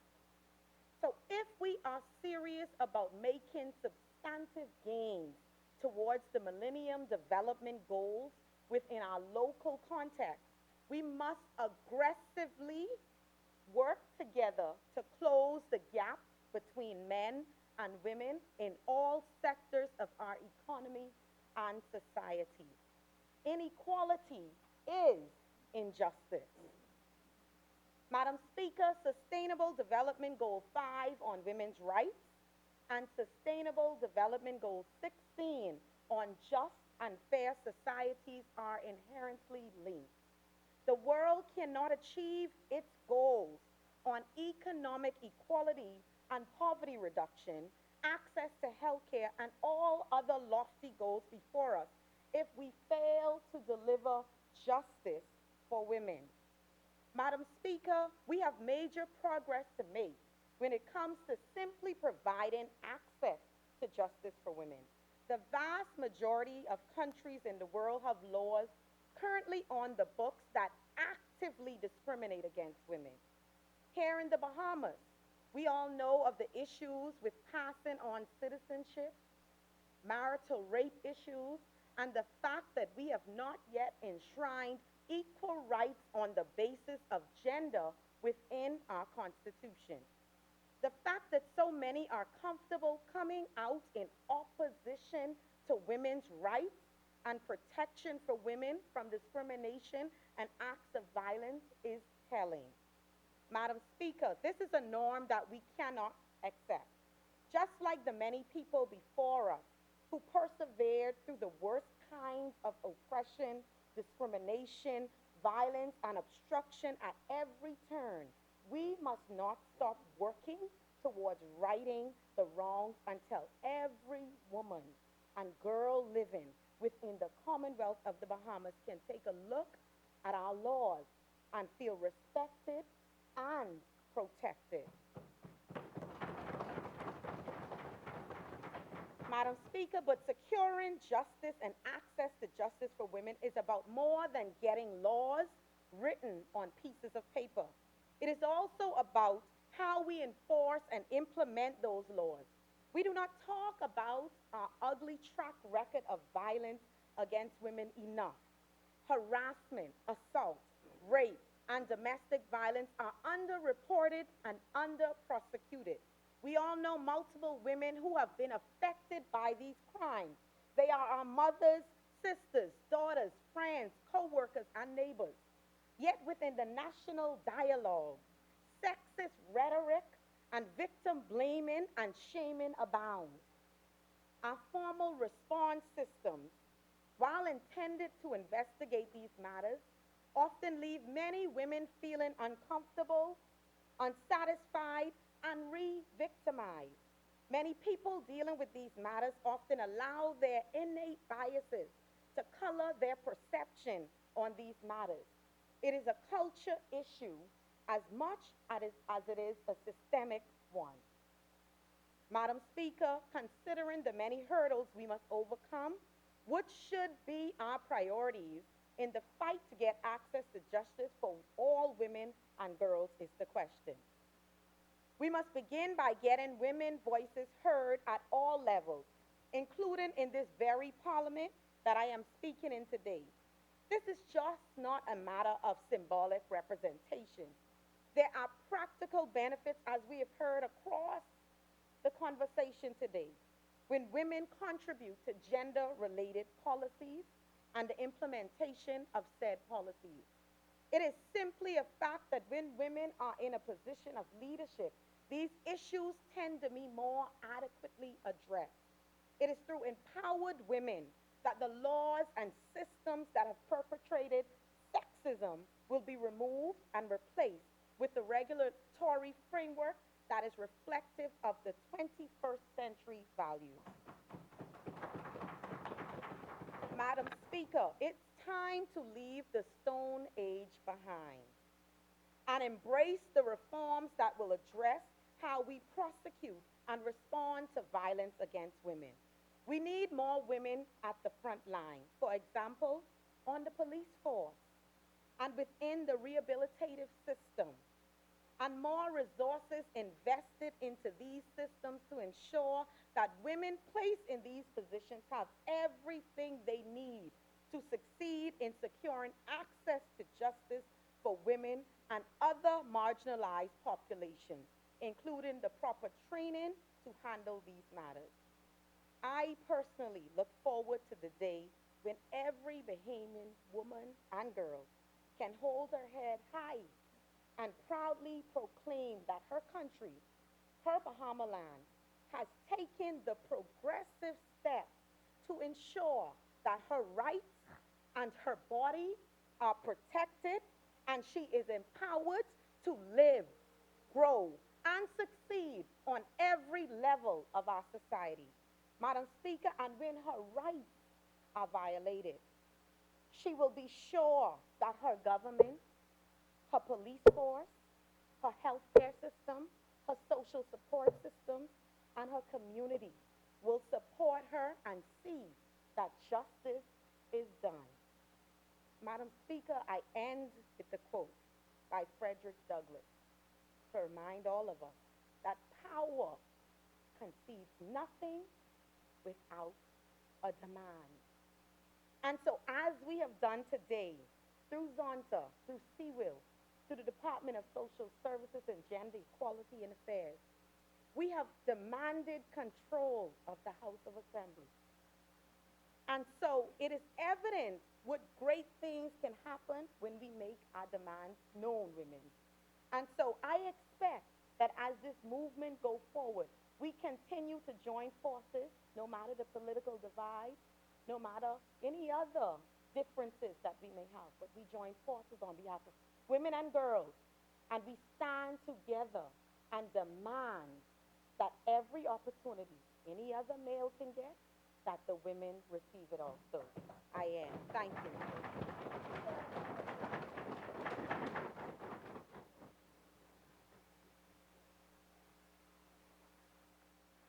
Our next speaker will be Ms. Karen Shepherd, representing Bahamas Agro Entrepreneur Cooperative. Thank you, Madam Speaker. Good morning. It is my esteemed pleasure to be a part of this auspicious occasion. A solidified group of women today making history in the halls of Parliament. A group of women with a common goal, common agenda, to eradicate all forms of discrimination against women. I give thanks to God for allowing me to be chosen as one of the women to be here today and be a participant of this event. In the words of the late Justice Ginsburg, a question asked to her, how many women would satisfy her on the Supreme Court justice system? Her reply was, all 9. Madam Speaker, with all due respect, I'm not asking for all 39 seats in the House of Assembly. Could be. But at least we asked for 20 seats. One being Prime Minister of this country and Deputy Prime Minister.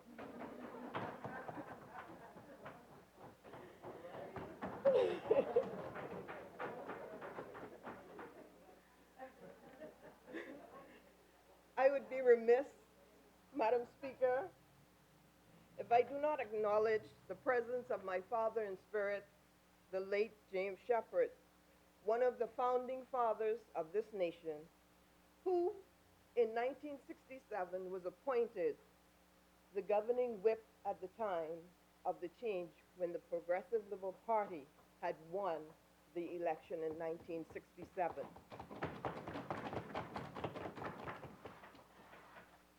Women in poverty.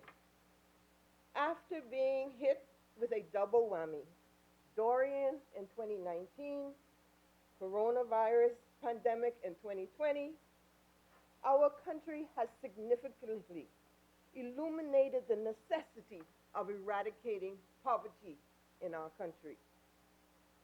Surviving both tragic undercurrents, first and foremost, poverty has no face, no color. Neither is it male or female. But for all intents and purposes, this session, we will elevate and bring to observation women in poverty. Poverty, the state of being extremely poor, the state of not having enough material possessions or income for a person's basic needs, in some cases, complete lack of means. Not able to provide food or shelter or clothing. It is with a sympathetic heart in 2020 in the Bahamas, we are grappling with these circumstances. Personally, knowing women who are in this category grieves my heart to know the struggle women are going through, and with children. Madam Speaker, when the vicissitudes of life throw you a number of curveballs and knocks you down, I tell my sisters, there's only one place left for you to go, and that is up. For women, it requires a transformation of the mind, body, and soul. Yes, a transformation. What can we do to assist this unfortunate state? Madam Speaker, there are women who are living in hardship, suffering with children because they do not know where the next dollar is coming from. Today's minimum wage, $250 per week, $1,000 per month, $12,000 a year. So I entreat the question, with the cost of living conditions rising, should not minimum wage be given serious consideration to be increased?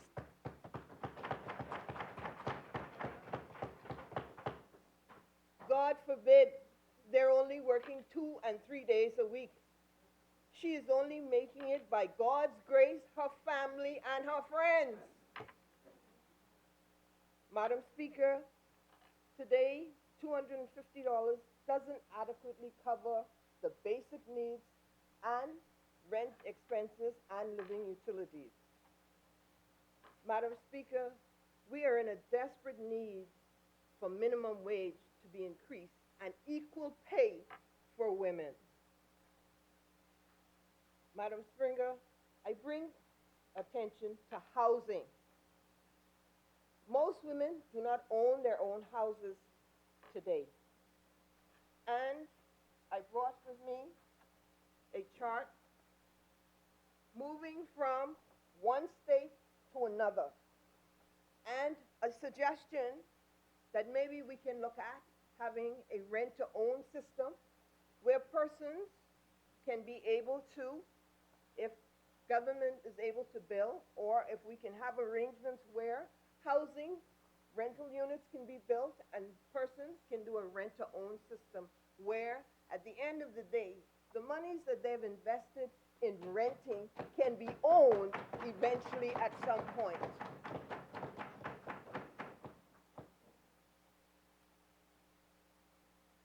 I have to move on. Like all of us, we've been under the red card. So, yes.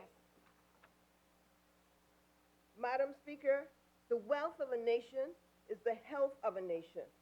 And our most valuable assets are our people.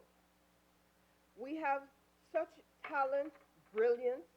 Investing in our people will, and the creativity which is displayed is unimaginable.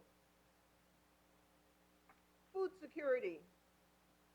Food security is when a country can exist in a state of ensuring that all people at all times have physical, social, and economic access to sufficient, safe, and nutritious food that meets the dietary needs and food preferences for an active and healthy life, and safeguarding the farmer making a profit from their hard work.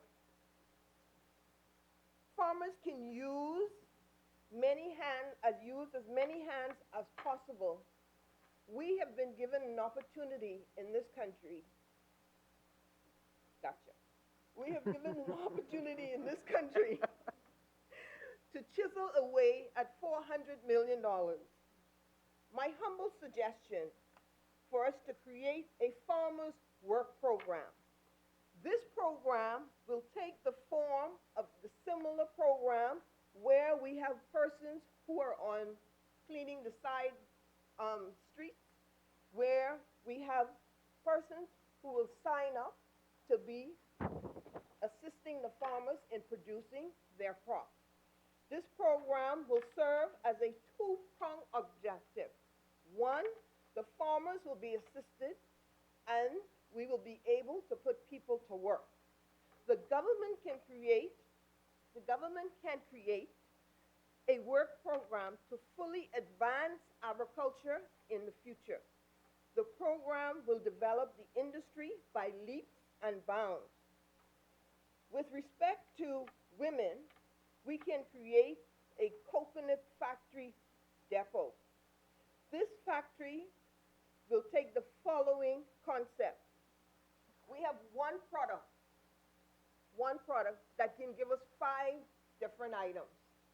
And we use the shell from the coconut for landscaping and land preparation and for agriculture purposes. Secondly, you have the coconut water for nutritious drinking, which all of us in here love to drink. We have the jelly, the shell that is used to make jewelry. We have the meat, the nut, can use to make milk, and the dry nut to make 100% pure coconut oil.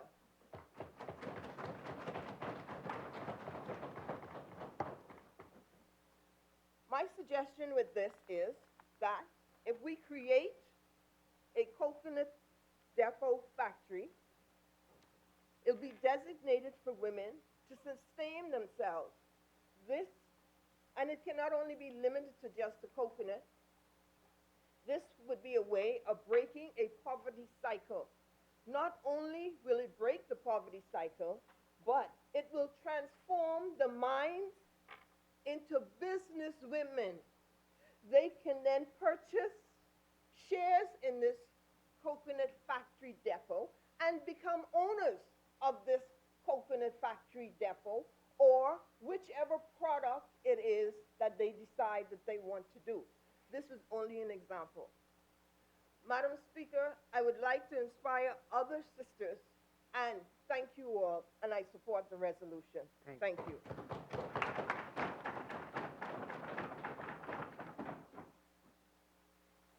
Okay, our next speaker will be Ms. Eva Bain, who is a member of SeaWorld from the Family of Islands.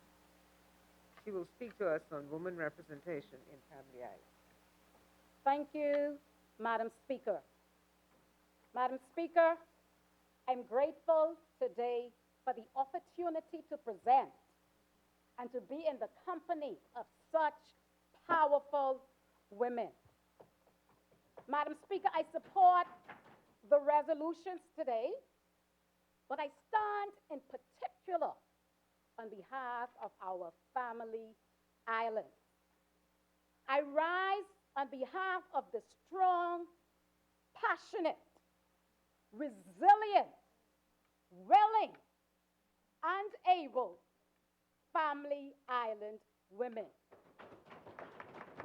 Madam Speaker, we are only asking for 30%. But I'm here today to ensure that our family islands get our fair share of this 30%. Madam Speaker, we want that split right down the middle. We must level the playing field for all, Madam Speaker. I'm speaking prophetically. No more centricity.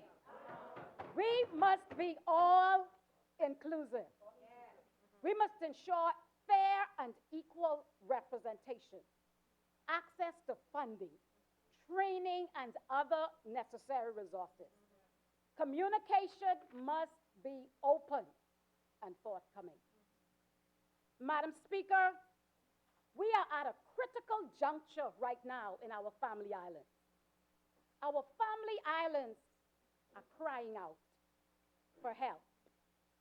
And as I look around in this honorable house today, Madam Speaker, today I see the answer for the cries for our family islands. As a woman, Madam Speaker, when we've asked you to do something a few times, we quit asking. We do it ourselves. Well, today, Madam Speaker, we're not asking anymore. We are taking it. Madam Speaker, we must have our seat at the table as family island women. Our contributions must be made. We must create avenue and opportunities for growth and development. We are the driving force behind this, Madam Speaker. Madam Speaker, we must preserve our family islands and indeed our country for generations to come. Madam Speaker, this must be done for the future growth of our family islands. So as family island women, Madam Speaker, we must be a part of decision making to ensure that the needs in our family islands are being properly advanced and addressed, and that there are no biases. We must invest in our family islands so that residents, especially our young people, Madam Speaker, don't need to leave, or if they have to leave for better opportunities, they can return, purchase properties, and help to build the island so that the island can advance and move forward, onward, upward, together. Wow, I'm almost done. Madam Speaker, I rise today for equal rights for family islands, better healthcare facilities, educational system, growth and development for our children. I rise today, Madam Speaker, for the future of our family islands. I rise today, Madam Speaker, for the maintenance and sustenance of our family units. Madam Speaker, we are the family islands. We are a family. Everything begins with the family. A strong family, Madam Speaker, equals stronger communities. And stronger communities equal a stronger country. Madam Speaker, we must be intentional about this. We must search those women out, provide training and development mentorship programs, and make the necessary investments, proper networking to prepare them for the task. Madam Speaker, we are uniquely designed by God for such a task.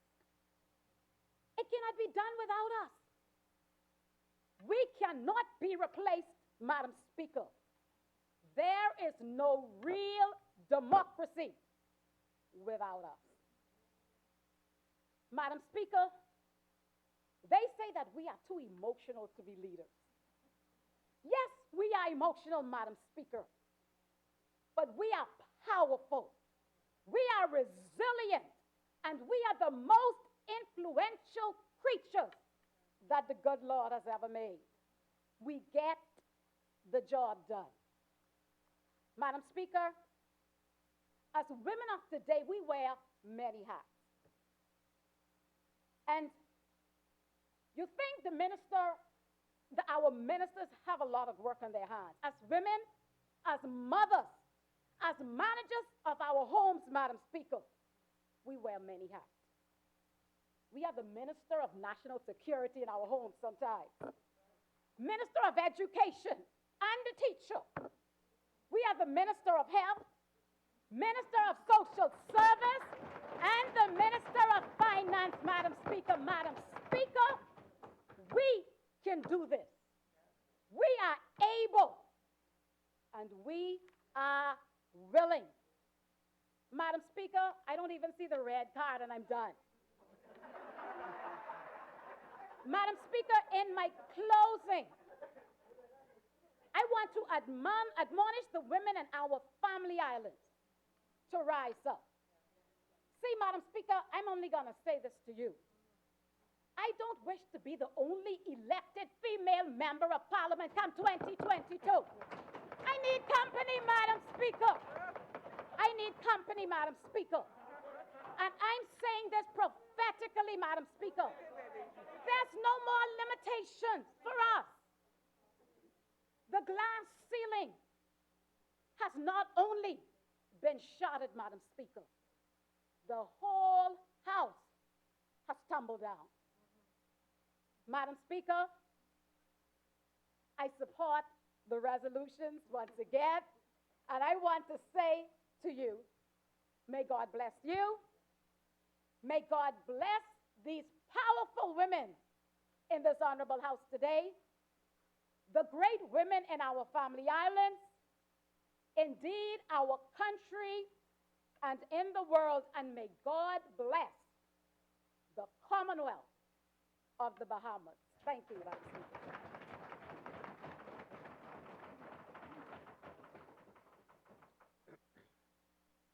Okay, next speaker, which will be, excuse me, a final speaker in session two of our program will be done by Ms. Ali McIntosh, speaking on women and human rights, leader of the Bahamas Constitutional Party.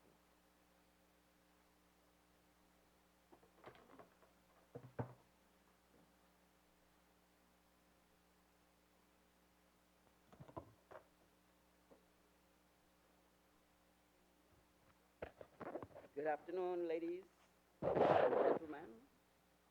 Madam Speaker, I support the contribution of all these distinguished presenters who have presented. It is difficult to follow them, for they have spoken much in this honorable house today. So, Madam Speaker, today as I stand in this house, I wish to recognize the wise decision of the Honorable Speaker of the House of Assembly to convene the special sitting of women leaders.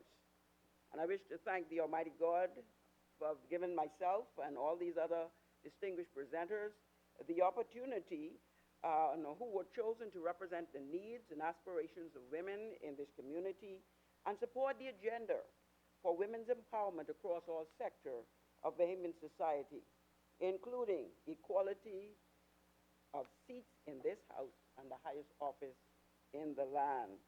I recognize my presence in this house today as symbolic of the task I have undertaken for the past 22 years of political activism since 1998, and more than a quarter of a century of work committed to youth, women, and girls in the Commonwealth of the Bahamas, as I undertake to organize and lead a political party in general elections, being the first female to have accomplished that, leading into elections 2012, 2017, and going into 2022.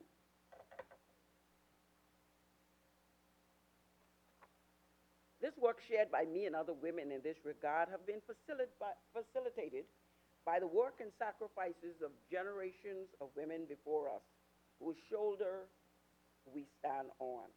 Women like Dame Doris Johnson and Mary Ingram and the suffragettes, who are stalwarts and the pathos of the movement.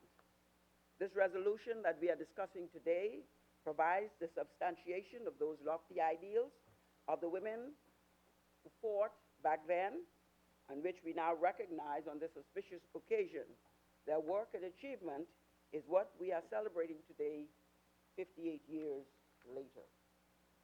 Certainly, if women did not fight, the ideals of universal suffrage would not have taken place in this nation at the time, giving one man one vote, no matter how rich and no matter how poor. This solitary achievement gave strength to the 1948 Charter of the United Nations Universal Declaration of Human Rights and other instruments of which our government became states party, signing unto them over the past 4 decades.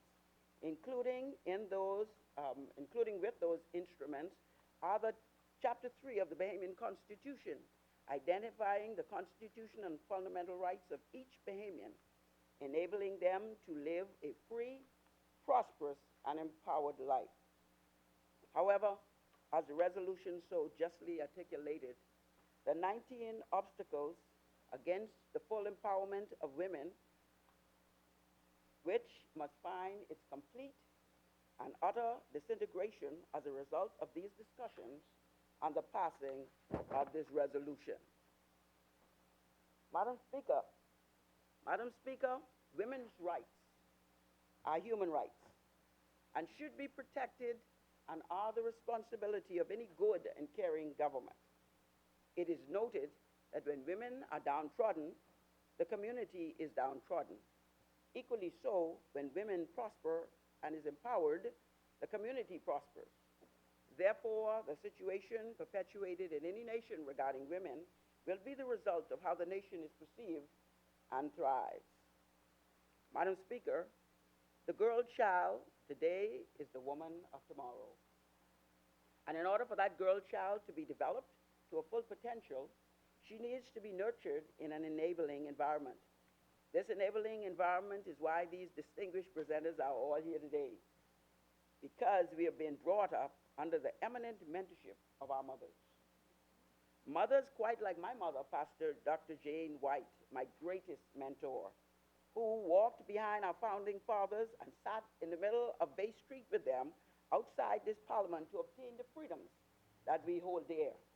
And also mothers like Dr. Agnes Glinton, who participated in the movement as a child and listened to the founding fathers argue their case each night in her home, and who, at the age of 12, stood right outside this parliament when the mace was thrown outside the window and landed on the ground at her feet.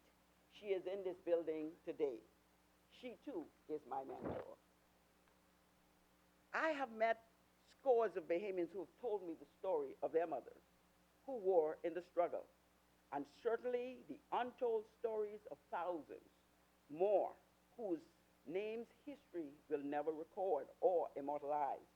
But their thoughts as they sacrificed themselves was for their children to have a better future and live in a country with effective governance, who have an abiding respect for the rule of law and the protection of the constitutional rights of every individual citizen. These UN declarations further supports and echoes the sentiments of untold millions of women across the globe who, like our Bahamian counterparts, believe that it is necessary to project the demand now for these securities for their daughters and granddaughters into the future. The idea of mentoring the passion is important. Let me repeat that. The idea of mentoring the passion is important to continue the fight and the protection of human rights and women's rights. The fight became my fight 25 years ago. I wanted to be the representative to the 4th World Conference in Beijing. But the opportunity came when, in 2005, when me and W. Patricia Morley, the founding president of the National Organizations of Women's Association in the Bahamas, accompanying Minister Melanie Griffin to the United Nations for the Commission on the Status of Women in New York. Ironically, just 2 years later, both NOAB and the National Committee for Youth Renewal and Revival were able to jointly sponsor 16-year-old Nicolette Adderley, a student of C.R. Walker High School, to the United Nations CSW First Conference on Women and Girls.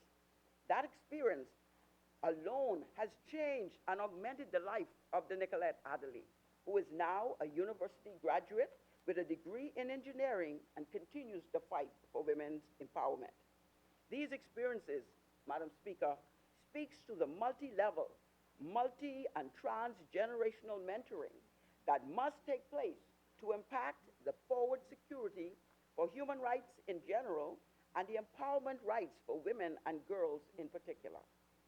In closing, Madam Speaker, I wish to state that a revelation of the virtues of which men and women leads and governs that necessitates the need to meet a quota of 50-50 that places demands on putting more women forward for political and national leadership to ensure that there is equality between men and women's leaders in governance in this here Bahamas. That revelation is men lead and govern by power, and women lead and govern by order. While this is a general concept, Madam Speaker, men pursue power for diligent strongholding, while women seek primarily to fix the problem that exists and put things back where they're supposed to be. It is important that women don't seek to do it the way men do, but instead exercise her God-given perspective and intuition for the way forward. However, this infers the difference of perspective and necessitates the need for balance to bring the virtues of both power and order to the table to fix the problems that the nation faces for the betterment of the society. As I continue to agree with all that have been said and the passion that have been exhibited in the room, Madam Speaker, the Bahamas Constitution Party supports the resolution. Thank you. We are going to have a change in our schedule because of the time constraints. And so we will move, our next session will be on the endorsements. And we shall begin with our minister, Minister Campbell.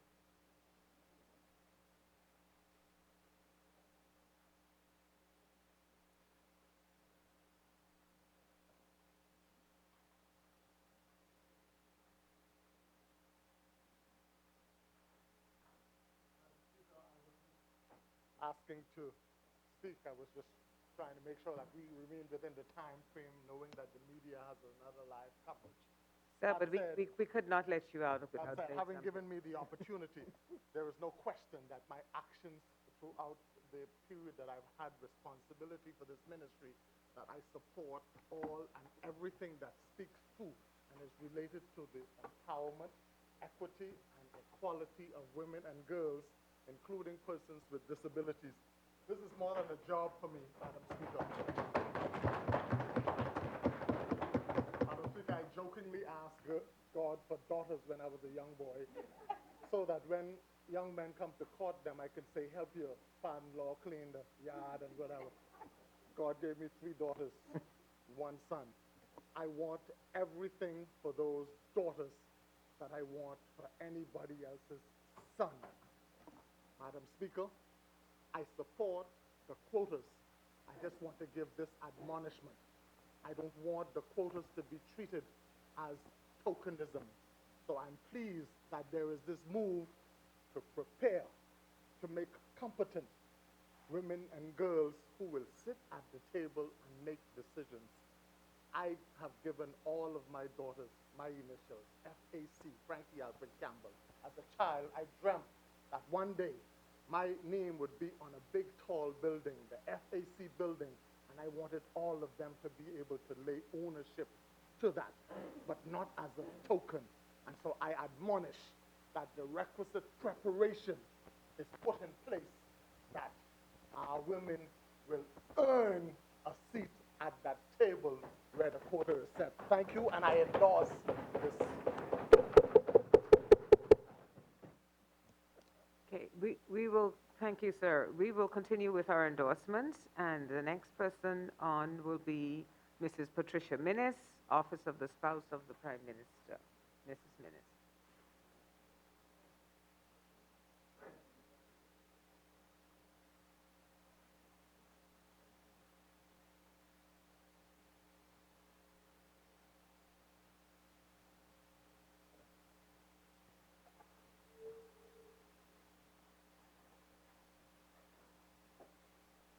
Madam Speaker, Madam Deputy Speaker, Honorable Halcyon Mutri, Speaker of this chamber, distinguished guests, fellow women.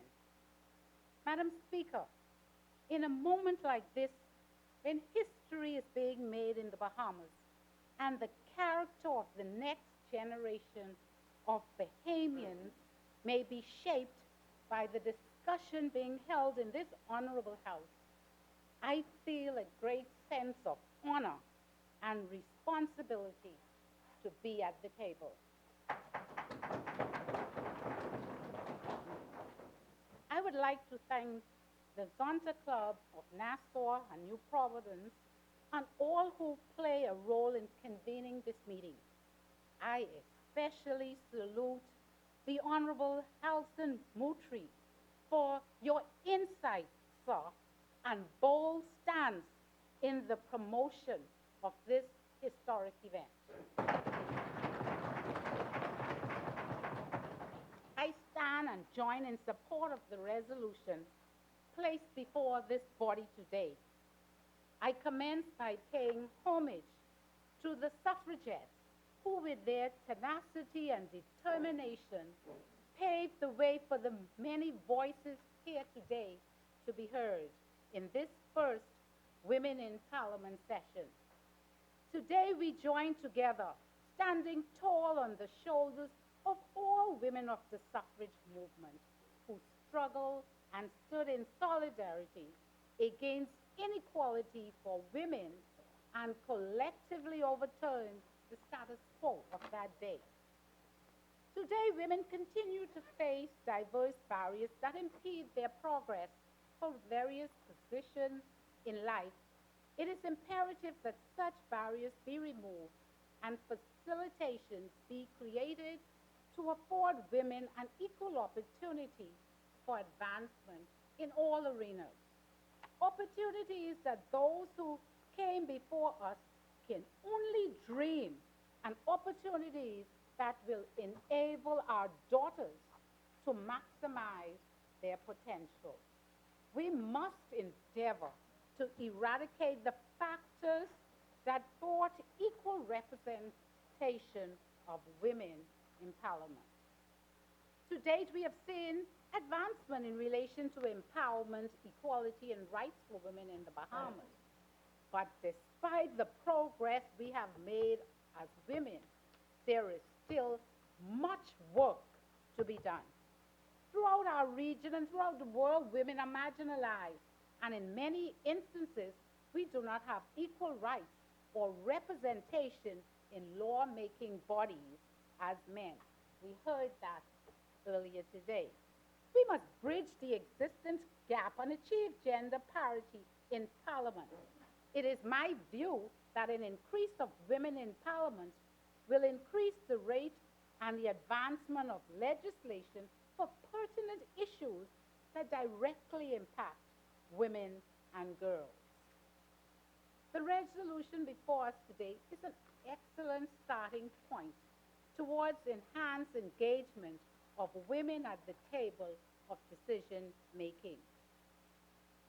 I have truly been blessed with the opportunity of a lifetime to be able to spearhead some of the most pressing issues facing women. The office of the spouse of the Prime Minister is the first of its kind, established for the sole purpose of fulfilling the mandate for support of women. The office is nonpartisan and serves all Bahamians with emphasis on addressing the diverse issues that negatively impact our women and girls. My office continues to call attention to the issues women and girls face in a modern society, many of which is highlighted in this resolution. Madam Speaker, in addition to this resolution, it is essential that policies be developed to ensure job security for women that present themselves in public service. As many times, persons are unable to find employment following their bid for Parliament, as this in itself can serve as a deterrent to women offering themselves as candidates or becoming future leaders. You know, after you have run and then if your party didn't win, you are around and you're looking and nobody want to hire you. So there must be policies. There should be a leave of absence so that women can run and return.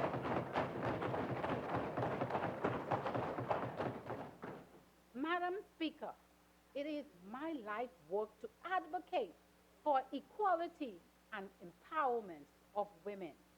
Kofi Annan, former Secretary of the United Nations, once said, "There is no tool for development more effective than the empowerment of women." It is my view that when women are empowered, our societies are reborn.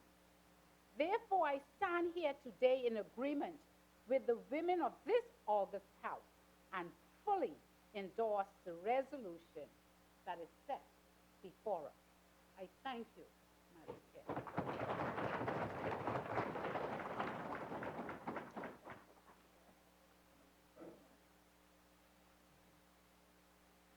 Our next speaker will be Mrs. Anne Marie Davis, spouse of the Leader of Her Majesty's Royal Opposition. And we're asking for every speaker going forward to give us 2 minutes.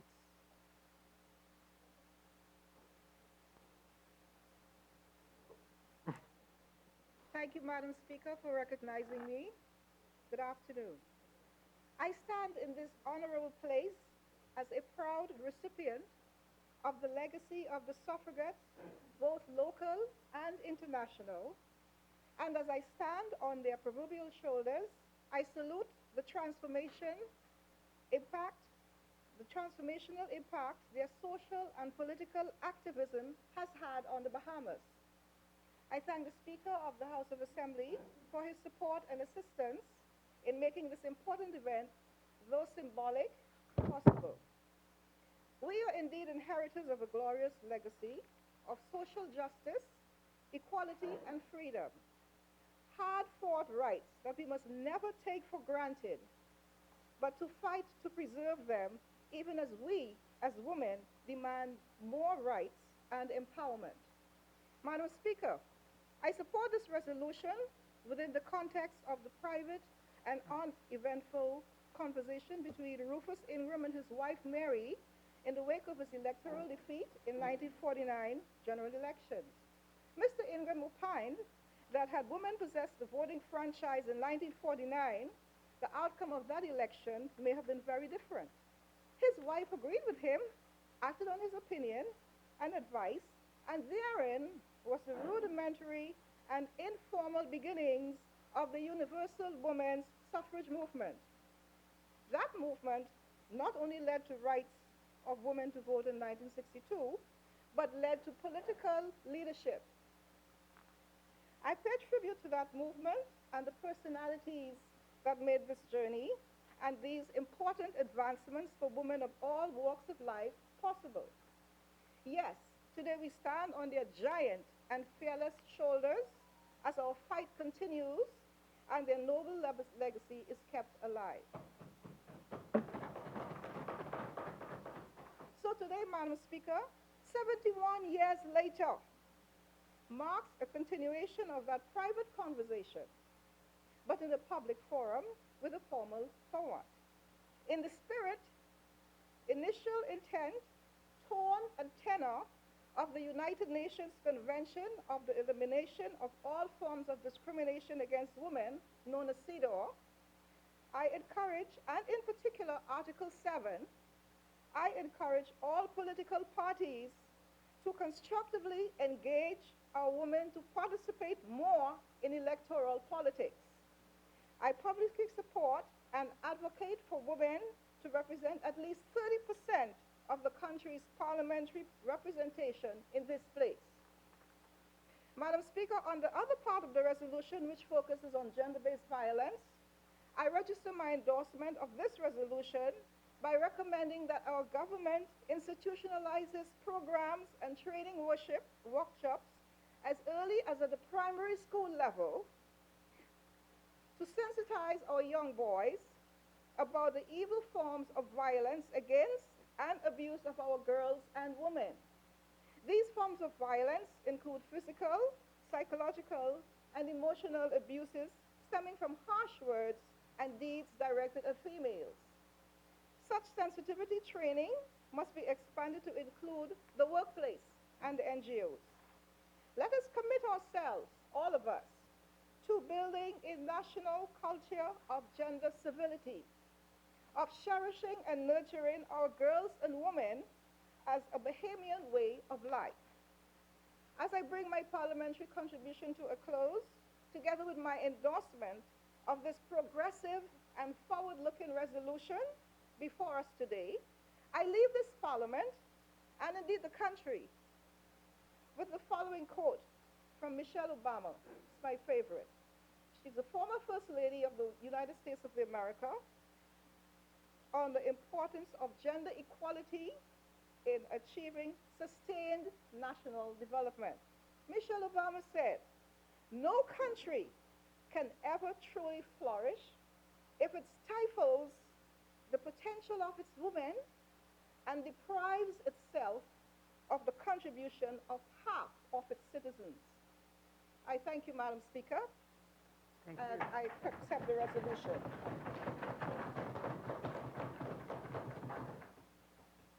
Our next presenter will be Mr. Terrence Bethel, who is standing in a very, very special place in this house today.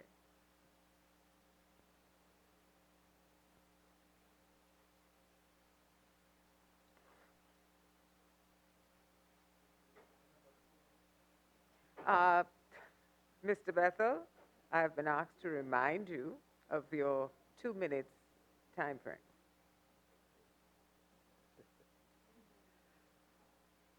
Alrighty. I know that's challenging, but try. Madam Speaker, I stand here as a minority member of this place. And I stand representing men and boys of the Bahamas. Grateful for the opportunity presented by Seawill and the women of Zonta that made this possible. But I would be remiss if I did not take the opportunity to thank Dr. Jacinta Higgs, whose support of International Men's Day in the Bahamas has resulted in us in the Bahamas being the very first country in the world to create a mural in recognition of International Men's Day, which happened this past November.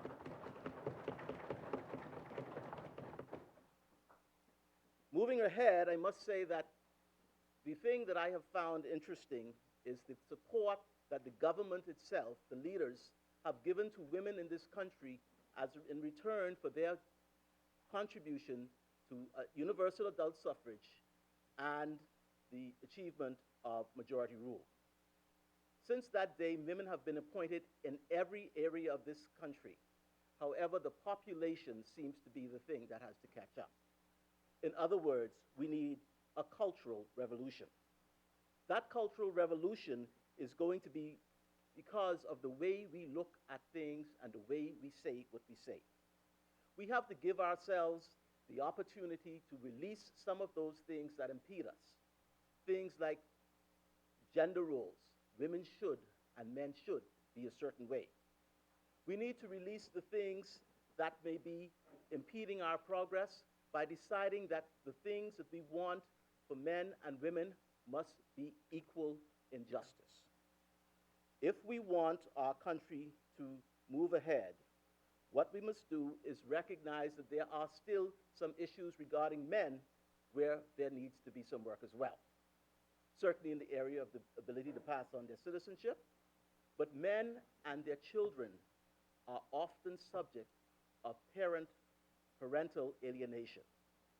Parental alienation causes much problems with our young people, and we certainly think that that is an area that we must be able to understand in the case of men.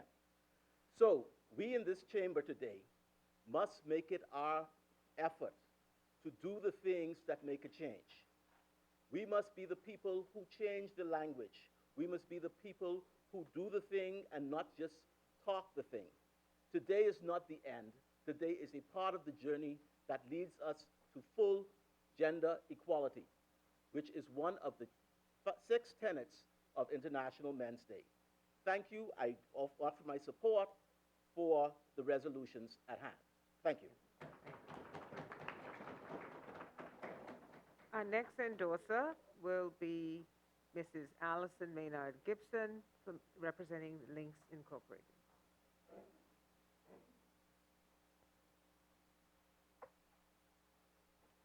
Thank you, Madam Speaker. Madam Speaker, as I stand here this afternoon, the granddaughter of Georgiana Kathleen Simonet, one of the suffragettes, I believe that they would be very proud, very proud. And why would they be proud, Madam Speaker? Look around. This is a vision, a parliament full of amazing cabinet, elite, qualified women, and it is good. I want to congratulate Zonta and Seawill, you, Madam Speaker, the Honorable Speaker of the House of Assembly, the Minister, and his entire team, and of course acknowledge the presence of our First Lady. We are here in the legislature, which is the place where matters important to national development, national pride, and our nation's future happen. Make no mistake about it. And as I endorse this resolution, I say to all of you here this afternoon, enter frontline politics. Enter frontline politics. Women in politics will make politics, I want to say the N word, noble, not nasty. Noble, not nasty. And women must be in politics for the Bahamas to fully develop all of its potential and, with God's help, be the best little country in the world. I want all of you to know that it is thrilling for me and others who have been here before to pass the baton to you and to let you know that we are your greatest cheerleaders, mentors, and supporters. I support the resolution, Madam Speaker. Thank you. Our next speaker is someone who I think is well known to all of us, and for those of us who watch the Parliamentary channel on the days that the House meets, there's no question we know who she is. Mrs. Glenys Hannah Martin.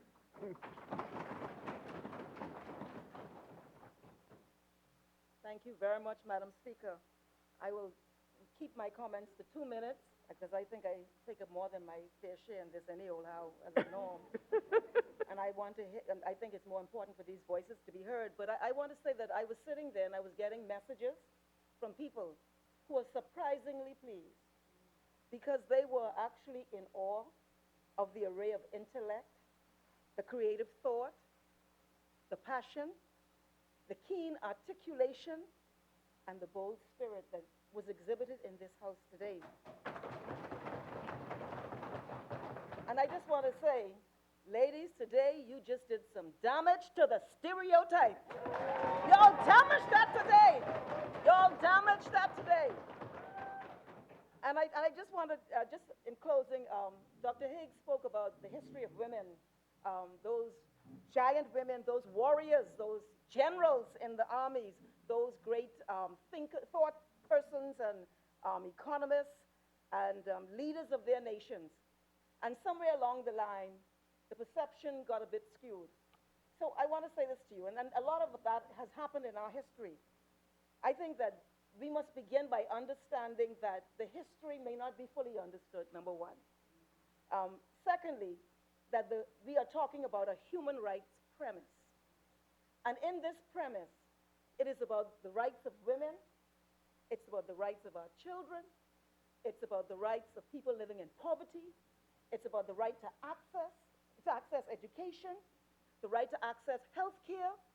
These are issues that we as women concern ourselves with, and when we enter this parliament, our voices must be advocates for correcting the historical wrongs and redressing, and more than anything, for shaping and creating a fantastic social reality for our people. I endorse this resolution wholeheartedly, and I congratulate the women whose voices have been raised in this parliament today, who have done some damage to that stereotype. Keep going, keep rocking.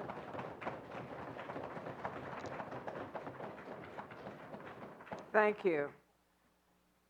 We will go back on our program now, and all of the endorsers, we thank you ever so very much for coming in here today and sitting with us and listening to these women with who has created so much pride in each woman in the Bahamas. And we understand that you may have to leave, but we definitely appreciate your presence. We will revert now, and we will have our Deputy Speaker in the chair, Senator Jasmine Darius.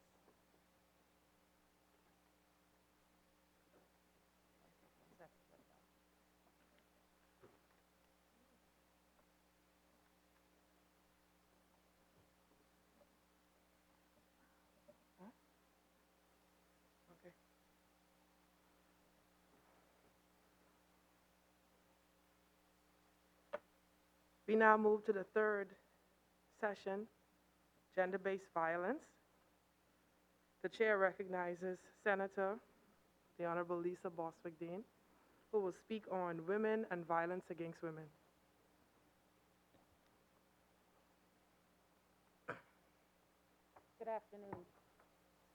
Madam Deputy Speaker, I first wish to thank the Speaker of this Honorable House, the Zonta Club of New Providence, Civil and the Department of Gender and Family Affairs, especially Minister Campbell and Director Higgs, who are both here with us, for organizing this unprecedented and historic Women in Parliament mock session.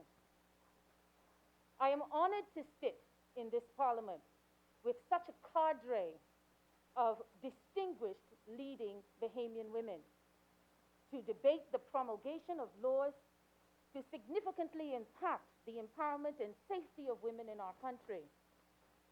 This year marks the 25th anniversary of the Beijing Declaration and Plan for Action. My mother, the Honorable Dame Janet Bostwick, attended that World Conference, where she not only led the Bahamas delegation, but also chaired the CARICOM caucus when that historic declaration and plan were finalized and passed. Previously, in October of '93, she had played a pivotal role in the Bahamas' ascension to the convention and elimination of all forms of discrimination against women. I could never have imagined that 25 years after the Beijing Declaration, with my 81-year-old mother still here to witness this event live on television. Indeed, but for the pandemic, I assure you, she would have been sitting in one of these chairs, filled with pride and excitement to see and witness this event. But I could never have imagined that I would stand in this ancient House of Assembly to lead this portion of the debate on gender-based violence with emphasis on the declaration and plan, which my mother played a role in at the time of its passing. You will appreciate, Madam Deputy Speaker, that while I take great pride and honor in leading this part of the debate, I am saddened that 25 years after that declaration and plan were passed, we still have a lot of work to do.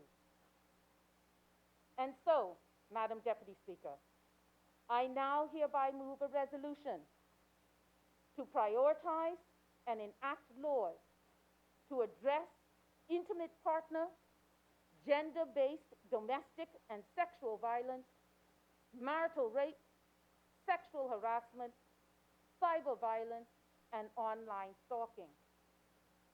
The resolution is intended to expedite the passage of various laws and the creation of the necessary social structures to decrease the incidence of gender-based violence, and in particular, violence against women in our society. Violence against women was one of the 12 critical issues addressed in the Beijing Declaration. That declaration states that the term violence against women means any act of gender-based violence that results in or is likely to result in physical, sexual, or psychological harm or suffering to women, including threats of such acts, coercion, or arbitrary deprivation of liberty, whether occurring in public or private life.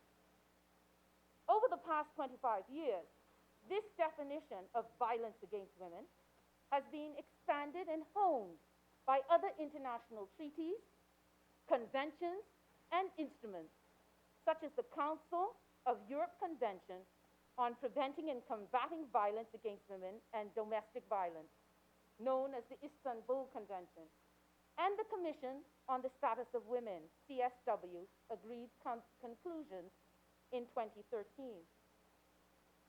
Section 113 of the Beijing Declaration recognized that violence against women encompassed but was and is not limited to domestic violence against women being violence occurring in the family, including battering and sexual abuse of female children in the household, and marital rape.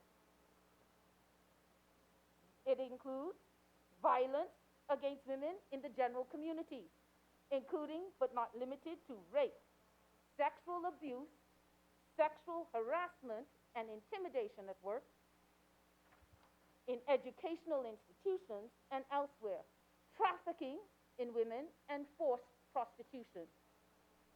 It also includes violence against women perpetrated or condoned by the state wherever it occurs.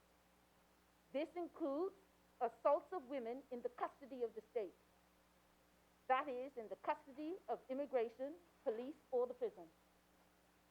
The Istanbul Convention recognized all of the acts mentioned in the Beijing Declaration and added stalking and other acts of violence against women.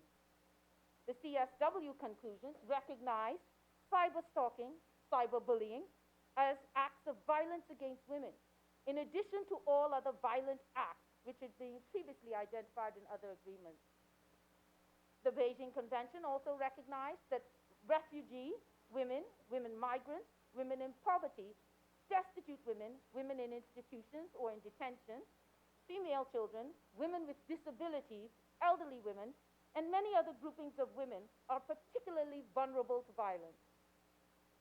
Of course, these and other international treaties speak to many more issues than those which I have outlined, but I've chosen those as they are particularly relevant in the Bahamas. The Declaration also recognizes that violence against women both violates and impairs or nullifies the enjoyment by women of their human rights and fundamental freedoms. The physical, sexual, and psychological abuse cuts across lines of income, class, and culture. And the fear of violence, including harassment, is a permanent constraint on the mobility of women and limits their access to resources and basic activities. We, as a people, must act to end violence against women.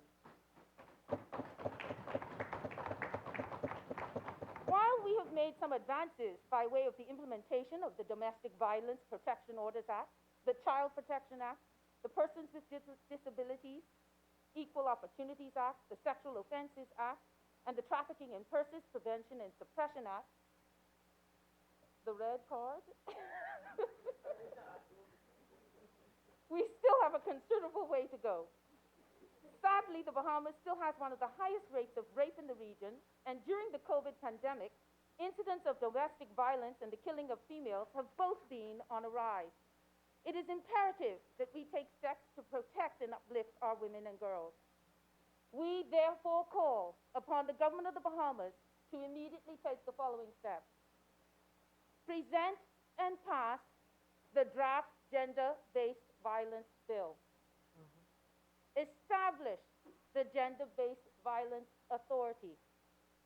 Create more safe houses throughout this archipelago for women and girls to find shelter.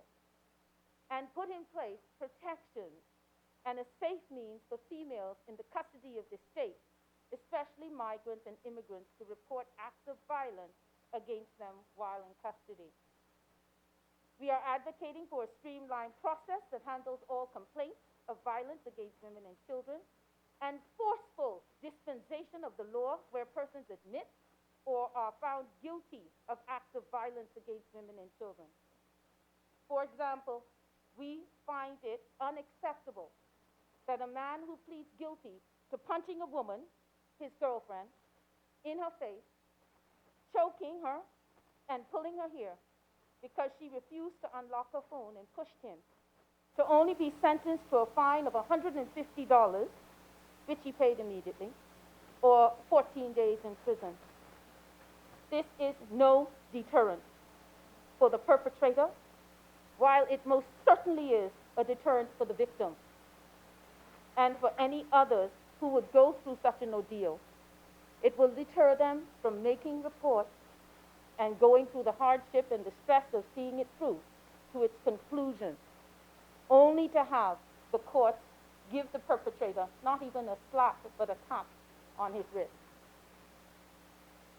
I will fly through these pages, but in short, the Gender-Based Violence Authority is necessary. It is recommended by the 2015 National Task Force for Gender-Based Violence and their strategic plan. The Gender-Based Authority will have three components. It will be the Gender-Based Violence Community Council, the Secretariat, and the board. This organization or entity is absolutely crucial because it is this body that will ensure that all of everything that we are seeking to put in place is carried through. The policies, the initiatives, they will see it through to the conclusion. There is a foundation that will be attached to the authority. The foundation will be private. It will have the authority to raise funds. Under the community, different organizations and NGOs will be a part of the community, and when they need funding, they will make applications to the authority. The authority will consider them. If approved, the foundation grants the money. So this is just one of the roles of the Gender-Based Authority. The Gender-Based Violence Act, this is existing already in a bill form. We are asking the government to pass this act. The act must be passed in order to create the authority.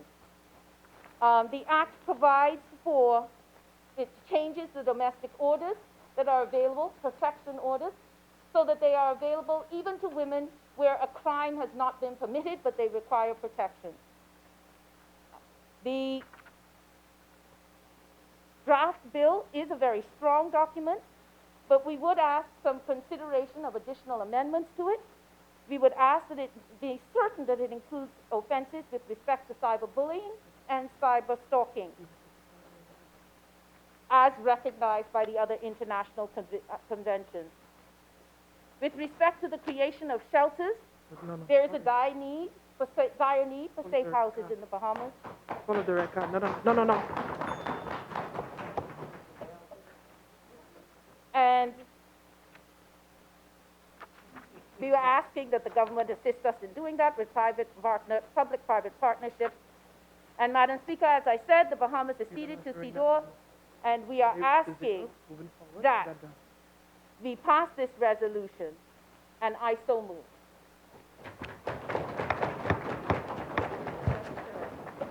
Honorable members, I want you to be mindful of the time frame for which we have. We have the ZNS and the media houses that are here to capture, and we want them to hear you. So please be mindful of the time frame that you have. The chair recognizes Dr. Theresa Adderley Smith, President of the Zonta Club of New Providence, who will speak on women and health. Greetings. I raise my voice not so that I can shout, but so that I can speak for those who cannot. We as women cannot all succeed when half of us are held back. Malala Yousafzai. Madam Deputy Speaker, it is indeed an honor to come to this honorable house on this auspicious occasion. Madam Deputy Speaker, I greet all seated with us here today and those on an electronic platform. And now, Madam Speaker, I rise to second the motion moved from the Honorable Boswick Dean to pass the relevant laws necessary to address gender-based violence in our society. Robin Langs referenced the Bible. Our bodies, ourselves, is the Bible for women's health. It has served as a way for women across the world, whether racial, religious, or ethnic boundaries, to start examining their health from perspectives that will bring about change. Madam Deputy Speaker and colleagues, today, I address women's health issues. Health rights remain central to the programs and initiatives and plausible measures in the area of gender equality and women's empowerment. And Madam Speaker, what we are doing here today is strategic. We've come together as a community of advocates to ensure women's empowerment and provide an opportunity for a transformational agenda to include all women in the Bahamas. Madam Deputy Speaker, women's health rights is at the heart of gender equality, and indeed, most governments have endorsed family planning. When women are empowered in the private space, our capacity is increased in the public domain. Madam Deputy Speaker, despite the milestones accomplished that is central to gender equality and women's health and sustainable development, many have been less than tremendous. Our proposed goal is grounded in existing government commitments to women's health. According to the World Health Organization, health is not merely an absence of disease, but is a complete physical and mental social well-being. And it is the enjoyment of the highest attainable standard of health that is a fundamental right, a human right, without distinction. Madam Deputy Speaker, much of the indicators to which I am about to address in this women's health are credited to the Seed or Shadow report of the Bahamas for the 71st session and the Beijing Platform for Action. Women's reproductive health needs significant reform. Paragraph 7 of the state's report neglects to mention the widely accepted policy for married women seeking tubal ligation needs to have the permission of their husbands. Madam Deputy Speaker, here again lies gender-based disparities. It is an egregious violation to the rights of our own bodies. It should be noted, however, that married men do not need their wives' consent for vasectomy. Another substantive issue is the inability of young sexually active people to access birth control before the age of 18. Despite, Madam Speaker, the legal age of consent for heterosex being 16 years of age, the burden of contraceptives and family planning is solely on the woman. But young women, unmarried women, are often turned away and told that they are not of age, although they are sexually active. Madam Speaker, Deputy Speaker, as it relates to contraceptives, there's a need for greater access to contraceptives for sexually active women. As women, we have limited controls of our reproductive health. Case in point, the male condoms being readily available, they are usually locked and at a display and forcing people to ask a store clerk to get one.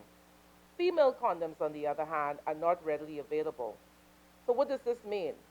We must recognize that male condoms requires cooperation from the male, and the female condom does not.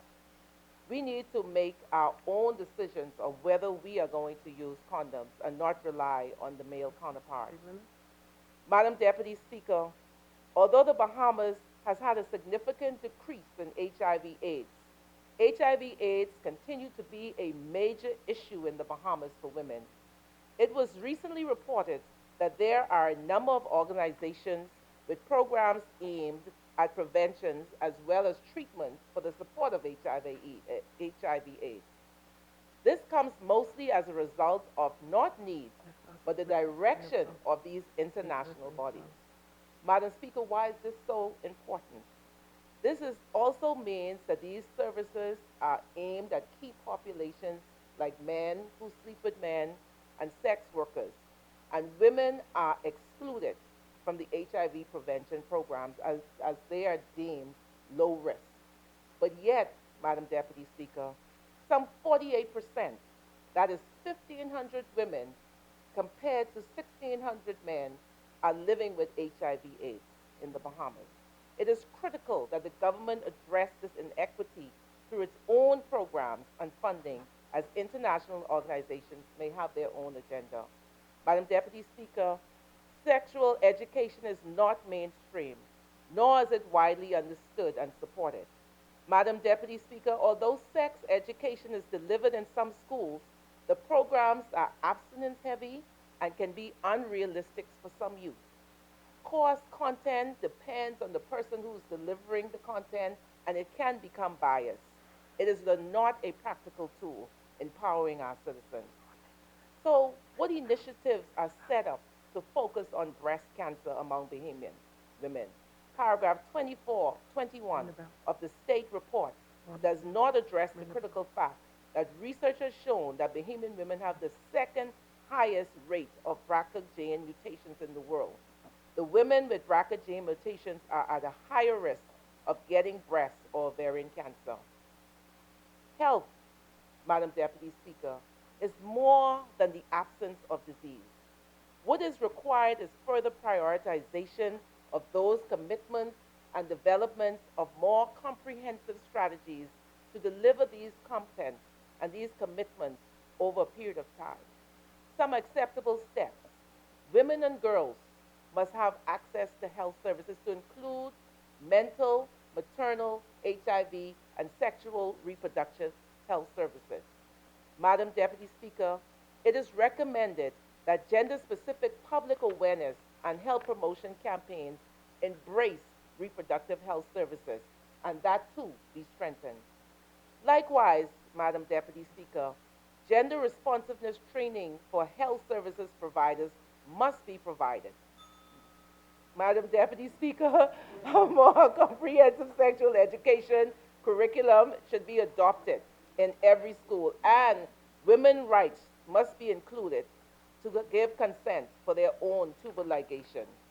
In closing, Madam Deputy Speaker, gender-based violence is a social construct and should be addressed systemically, and Zonta will continue to remain focused on the areas that places women in a vulnerable position. Let us be reminded that violence does not merely encompass physical assault. It also includes mental and psychosocial violence that leads to public health issues.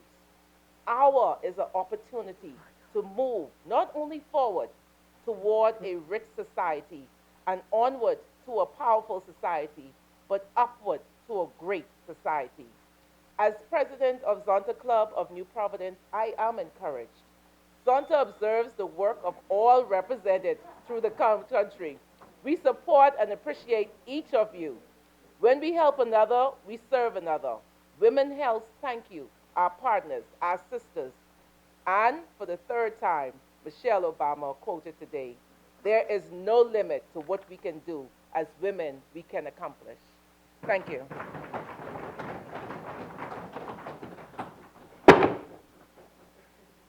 Once again, just a reminder, I know we all are excited, but there are time constraints, and we must show the younger ladies watching that we are women of order as well. The chair recognizes Brenda Pinder, Women United. Brenda Pinder will be speaking on economic empowerment of women to end gender-based violence.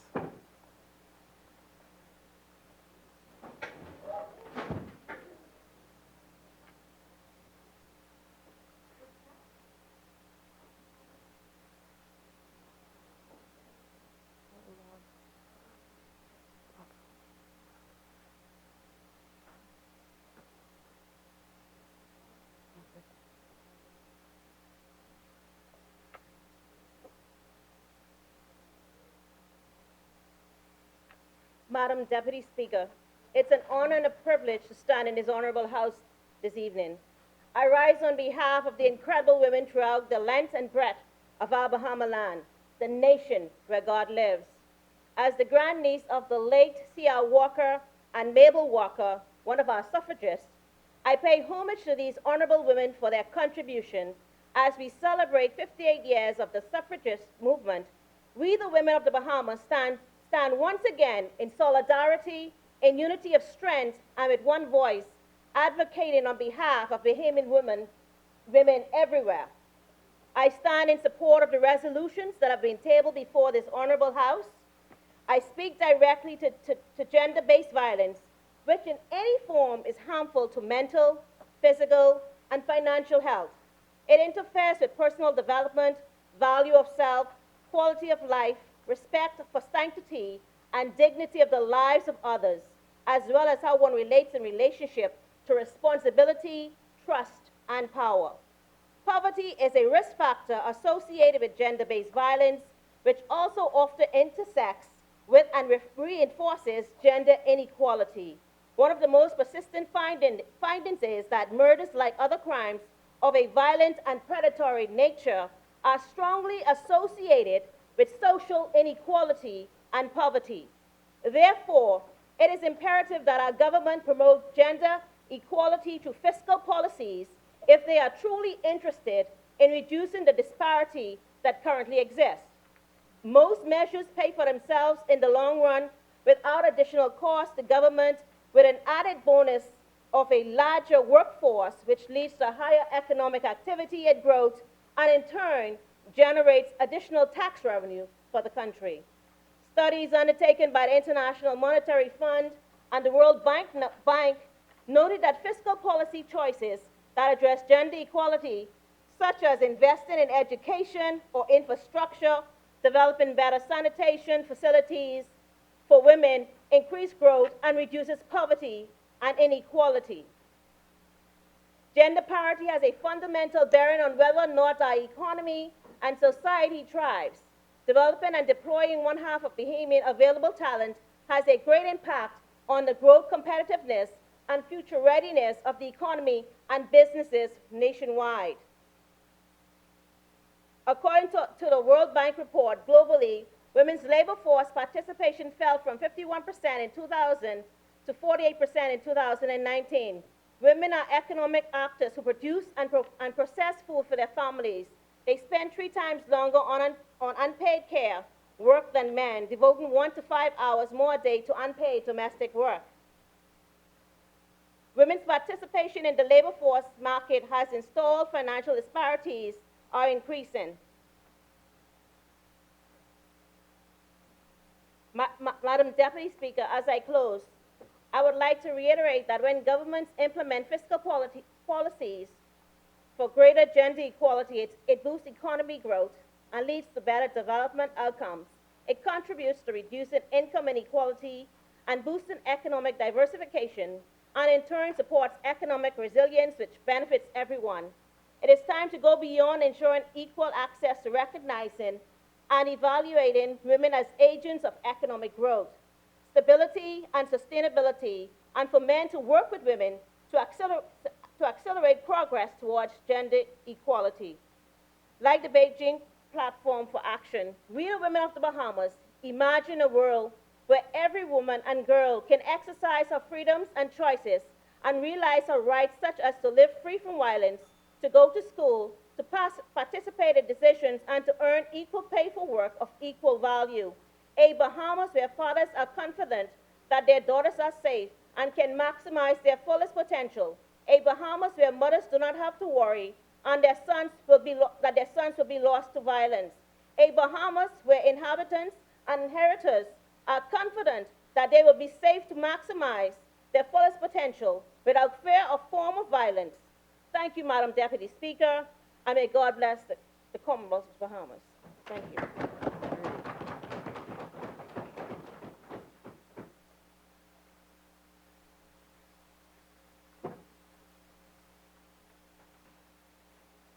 Okay, our next speaker will be Ismella Davis Delancey. Yes. And she will be speaking on women in research laws. Madam Speaker, I am indeed pleased to speak in this historic place on the occasion of the 58 years of enfranchisement of the women's suffrage movement in the Bahamas, and to represent the Royal Bahamas Police Force in this sitting of Women in Parliament.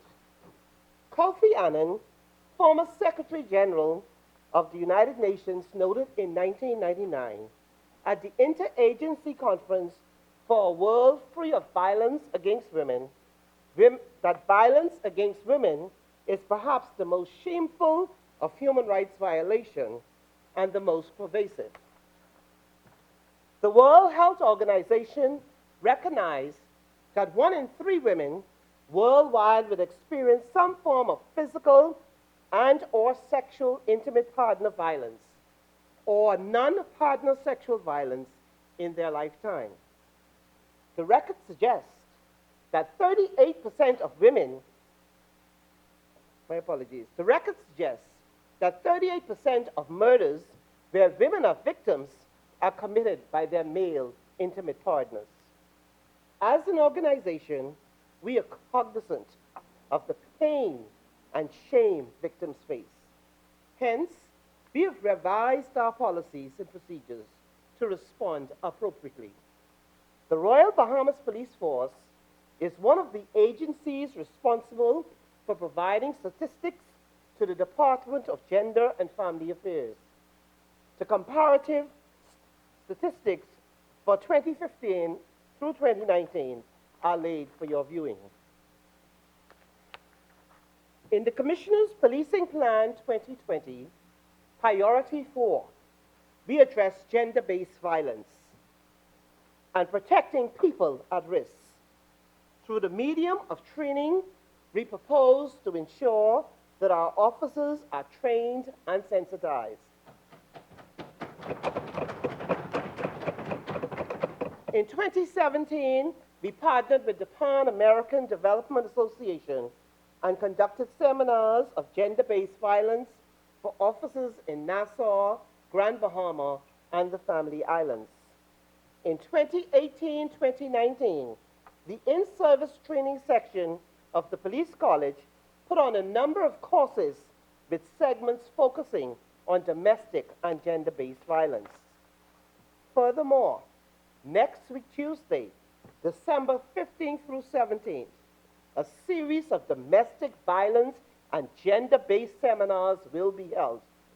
A number of qualified practitioners will facilitate these sessions that we deem critical. You should know that over 400 police officers have registered. Our efforts will not be impeded by the pandemic. Hence, we will employ the Zoom platform while utilizing in-person sessions, exercising the social distance protocol. Commissioner Roll further noted in this book, The Policing Plan of 2020, that the force will support and empower at risk the vulnerable and marginalized people, victims of gender-based violence, exploitation, and or abuse. This we have done to minimize risk and reduce victimization, thereby ensuring public safety and the well-being of the Bahamian citizens and visitors alike. Each police officer is accountable through their divisional commander, who is required to prepare weekly, monthly, biannually, and yearly reports to address the 7 priorities in this book. Of the 10 areas of concentration, I will highlight 2. We will, as an organization, strengthen officers' knowledge and skills on gender-based violence, exploitation, and or the abuse through intentional and ongoing training. We will establish community partnerships, thereby creating support networks and harm reduction programs. Our key performance indicators are, but not limited to, decrease in gender-based violence, exploitation, and abusive crimes against the person. Privacy and dignity of sexual assault victims will be preserved. It is hoped that our expected outcomes will be safer communities. Sexual assault victims will be more confident and inclined to report assaulted matters. Reduce in violence towards persons at risk and increase prosecution rates. Madam Speaker, in closing, as we create safer communities, I invite those of you listening via this broadcast, my sisters in this chamber, to join the Royal Bahamas Police Force. Partner with us as we fight against crime. I thank you.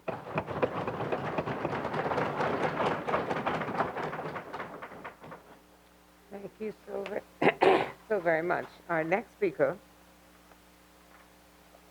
will be Mrs. Jewel Edwards of another family islander from Illustra, from Zonta. Yes. Good. Great. Thank you and good afternoon to everyone. Madam Speaker, I rise on behalf of the wonderful people of Eleuthera. I rise today as an Eleuthera pineapple. And of course, by extension, I wish to also represent with my sister the family islands. Madam Speaker, with your indulgence, I would be remiss if I didn't pay respects to the family and our island Eleuthera on the passing of my uncle, former Speaker of the House and son of our soil, Mr. James Oswald Ingram. May his soul rest in peace.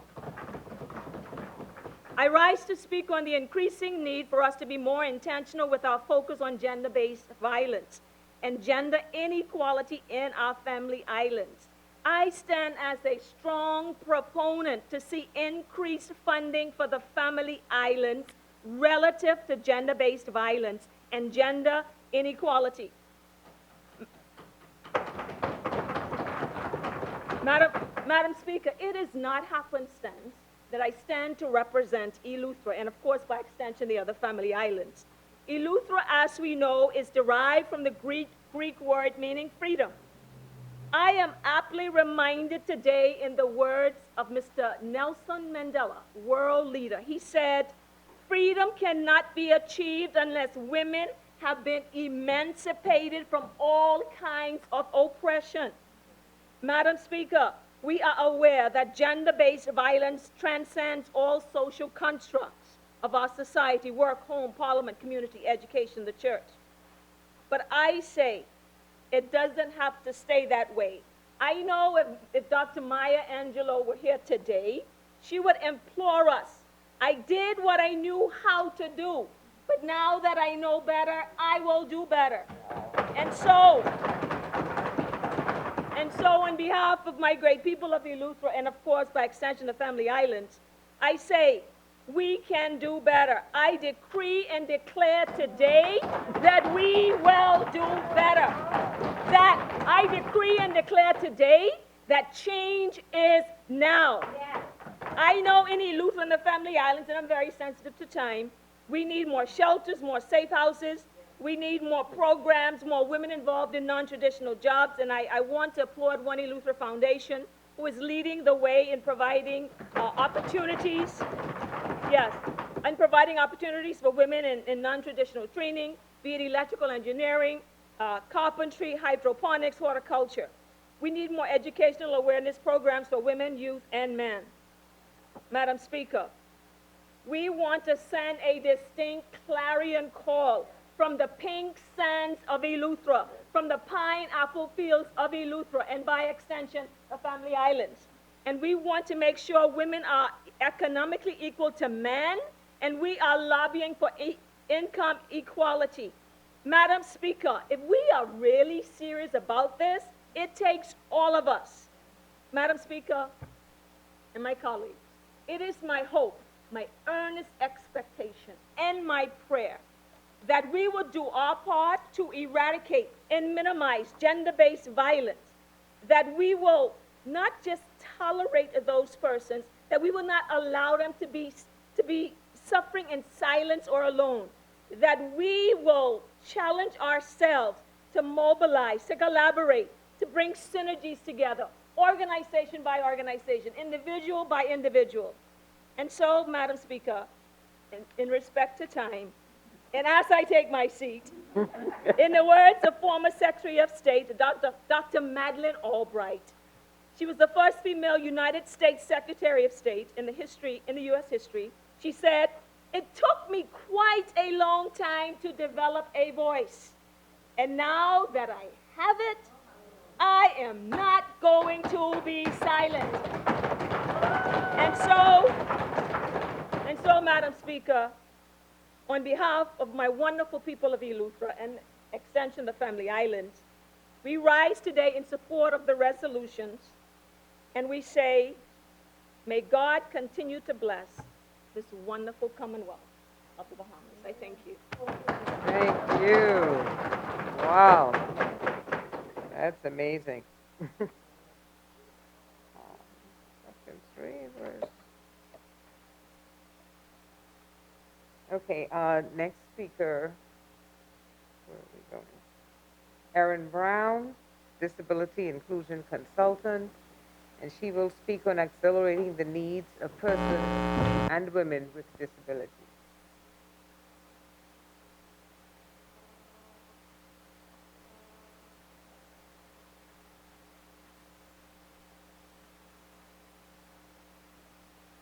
You're entitled to sit if you want, if you prefer. Okay.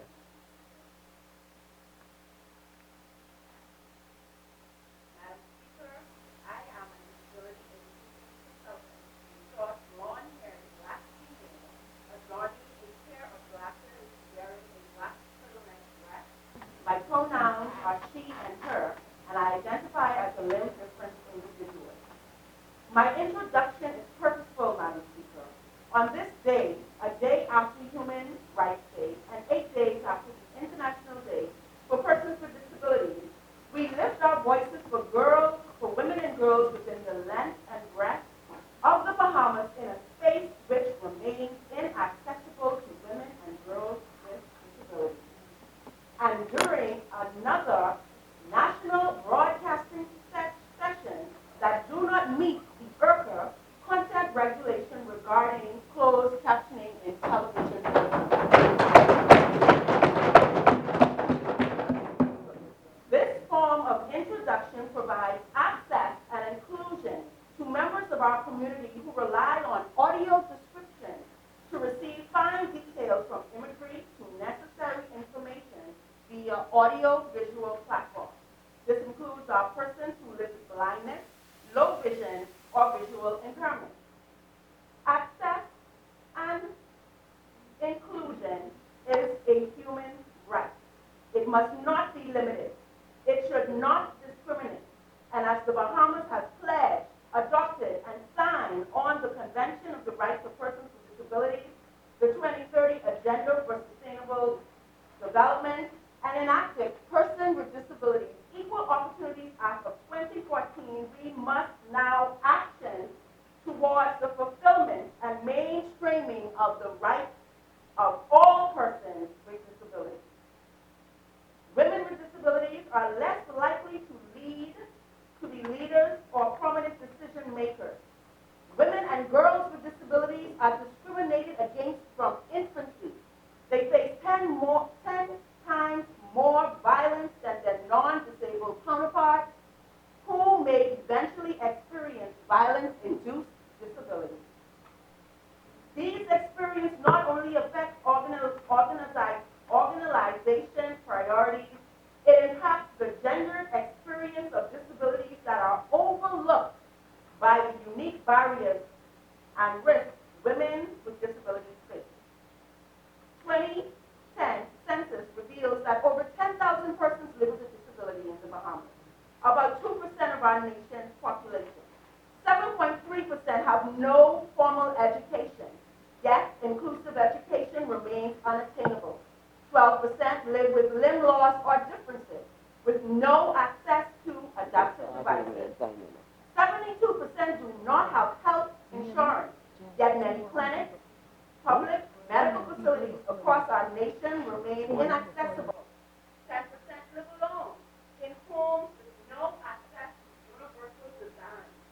19% live in homes with annual income with less than $10,000 within a nation that lacks diversity, equity, and disability inclusion in our workforce and career development. Within these beautiful islands of the Bahamas reside a people living with disabilities who are professionals, expert in their field, knowledgeable, innovative, and creative entrepreneurs and business owners. Children with disabilities who need to see their reflection amongst the hall of nation builders. Youth with disabilities who fight every day for their voices to be heard, counted, and amplified. Parents with disabilities and caregivers who show up every moment of every day in their roles as providers and service providers. We are a nation of diverse members with disabilities who who are prepared to invest, build, and support sustainability once given the opportunity to do so. Madam Speaker, our leaders must accelerate the development, implementation, and mainstreaming of disability inclusion strategies that increase full access, meaningful inclusion, sustainable participation, and opportunities in public, private, educational, political, economic, cultural, sexual health management, and comprehensive planning in disaster and emergency preparedness, recovery, relief, rehabilitation, and mental health. We call upon our leaders to mandate the implementation of disability inclusion training for all our emergency and protection agencies. Community leaders and organizations to provide accessible and inclusive spaces and referral pathways and solutions. Beyond the excellency of the Governor General, our honorable Prime Ministers, Ministers of Parliament, and Senators to advance the rights of persons with disabilities and policy reforms, procedures, and practices. Repeal any law or policy that restricts persons with disabilities, including women with disabilities. Adopt, strengthen, and implement legislation on violence against women, including violence perpetrated by support and healthcare providers, positions of authority, intimate partners, and relatives. Today, we commence the realization of our new norm, an accessible and inclusive Bahamas. I thank you, Madam.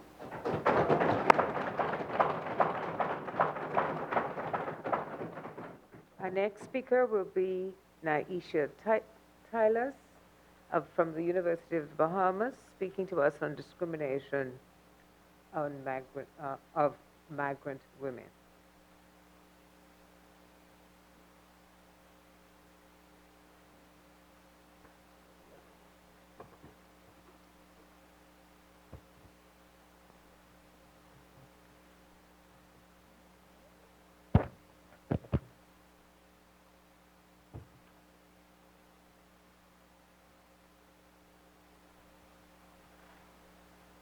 Thank you, Madam Speaker. I stand with one voice, one purpose, and with one future in mind. Our future. The future of women, whom, according to Hillary Clinton, are the largest untapped reservoir of talent in the world. Though I rise today for these women, I also rise for women who the Convention on the Elimination of All Forms of Discrimination Against Women classifies as women in low-paid jobs, at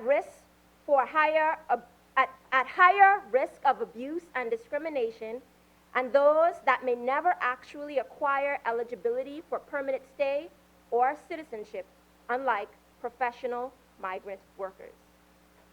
As the granddaughter of migrants, I stand for migrant women. You see, Madam Speaker, we cannot say that we are fighting for women's rights if we do not address the rights of all women.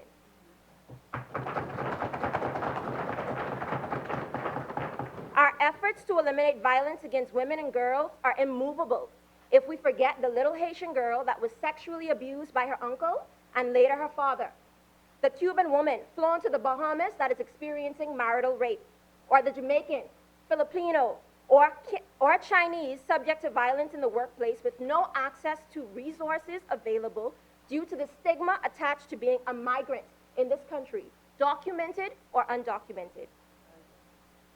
It is crucial to note, Madam Speaker, that this is not a debate about their status or how they got here, as the Bahamas is entitled to control its borders and regulate migration how it sees fit. This discussion, Madam Speaker, is one that is surrounding the fact that they are here, and we must not forget that we are still required to comply with the obligations found in the United Nations Universal Declaration of Human Rights and all of the resolutions, conventions, treaties, instruments, and conclusions relative to the empowerment, advancement, and protection of women.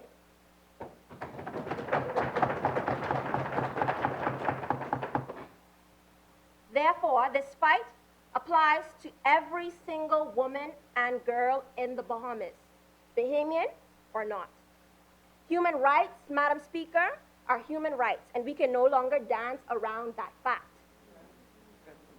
Having said that, Madam Speaker, I present these suggestive methods to bridge the gap to ensure that our nation is one that is protecting all women, including migrant women.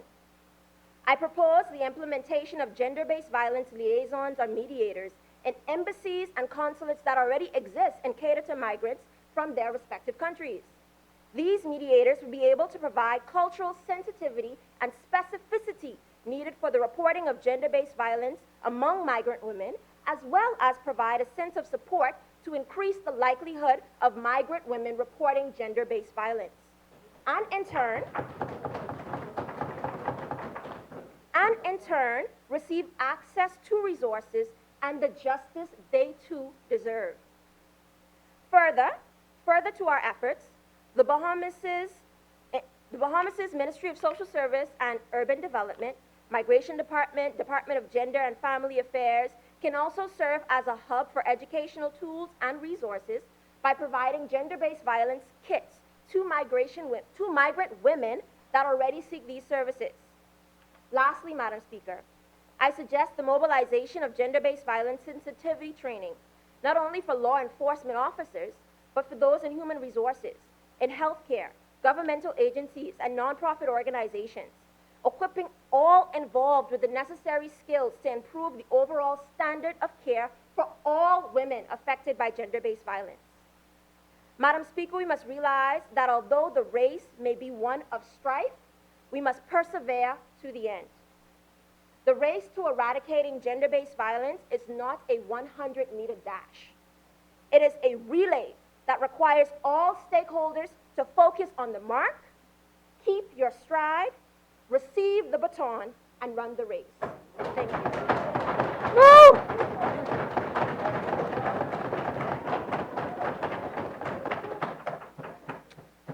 Wow, powerful. Our next speaker will be Senator the Honorable Jennifer Dotson, and she will speak on human trafficking.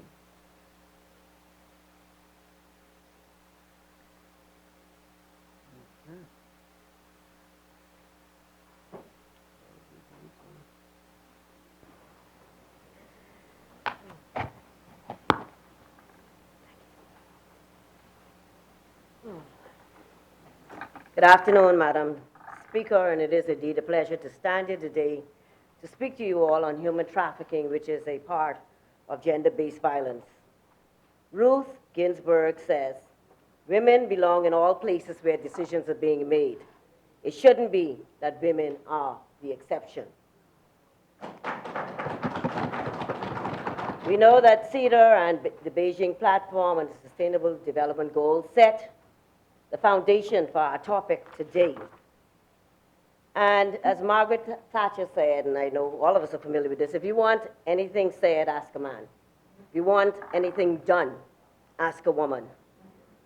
The United Nations report of the Special Rapporteur on Trafficking in Persons, especially women and children, on her mission to the Bahamas in 2013, reported that the Bahamas is a transit and destination country for trafficked persons from the Caribbean region and from Central and South America.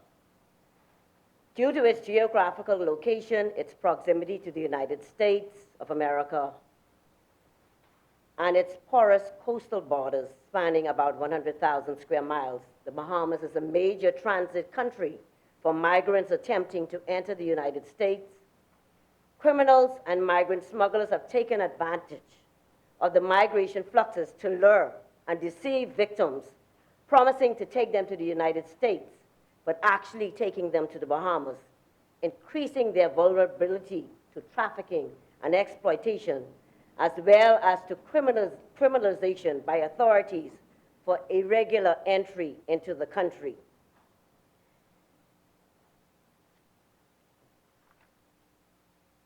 Vulnerable persons and migrant workers were identified from Colombia, Haiti, Jamaica, Belize, Ecuador, and Panama, Dominican Republic, the United States of America, and Venezuela. Human traffickers exploit domestic and foreign victims in the Bahamas, and traffickers, predominantly women, again say predominantly women, exploit victims from the Bahamas and abroad. Persons without citizenship in the Bahamas, for example, Bahamian females, non-Bahamian fathers, migrant children, sent here alone, individuals lured for employment, those involved in commercial sex and exotic dancing, illegal migrants, stateless persons, and migrants displaced due to Dorian are the most vulnerable for human trafficking. I just wish to say, Madam Speaker, that I am proud to report that on July 7, 2020, the Bahamas maintained its Tier 1 ranking in the United States 2020 Trafficking in Persons Report for the 6th consecutive year. So it maintained its position as a Tier 1, which is the highest ranking possible according to the United States Department. The government of the Bahamas met the minimum standards for the elimination of trafficking according to the Bahamas United States Department of Justice 2020 report.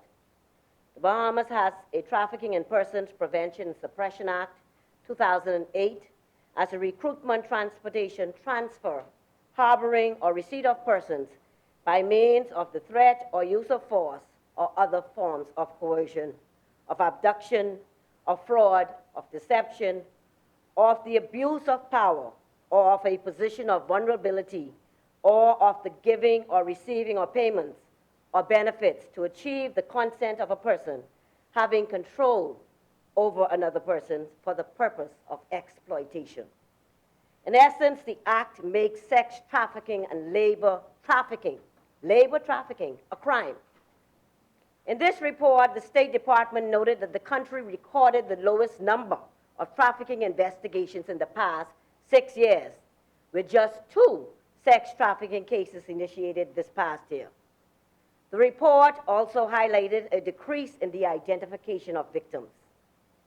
There were also a number of recommendations given, ranging from the need for increased prosecution of offenders and officials with convictions, speeding up the court proceedings, dealing with offenders, have consistent screening procedures for vulnerable persons, increase the amount of training for officials, labor inspectors, judges, and law enforcement officers, provide a specific shelter for trafficking victims, provide vulnerable persons with trauma-informed assistance and interpretation, do more community outreach, particularly in the inner city, implement a monitoring and evaluation framework for anti-trafficking, and communicate with officials in other countries and anti-trafficking activities to exchange best practices. Agencies in the Bahamas that assist victims of trafficking are also members of the Trafficking in Persons Task Force, such as the Defense Force, the police, prison, Ministry of Social Services, the Department of Public Prosecution. Madam President, I just want to say to all of us as women in particular and to the entire Bahamas, human trafficking is real, and it is happening right here in the Bahamas, in our beautiful country. We don't even realize or recognize it. As I take my seat, Madam Speaker, I make a clarion call as I support this resolution for all of us in this honorable place and in the Commonwealth of the Bahamas to stand together to fight to eliminate the scourge of human trafficking. Bahamians can do this by becoming more educated. There's a lot of information out there that you can read on human trafficking, and we have some celebrities in our, of course, police force who are also well-versed in human trafficking. If you suspect someone of being trafficking or being a victim of trafficking, if the victim is a child under 18, report it to the authorities. Again, those agencies are mandated to report such cases. We need to get more involved, Bahamas, by volunteering and assisting and stopping the scourge of human trafficking. Let us stand together to fight human trafficking and make the Bahamas safe, especially for our women and children. Again, I say, let's make the Bahamas safe, a safe place, especially for our women and children. And for those who visit with their own children, and we have to realize that one day it may trickle down to touch one of us. I say again, for the protection of our women and children, and I'll keep saying that. I wish to thank everyone involved in the organization of this event. I pray, of course, that we put our political positions aside and truly unite and advance women in our country. It's only through us working together that we are going to be able to move forward. Thank you, Madam President.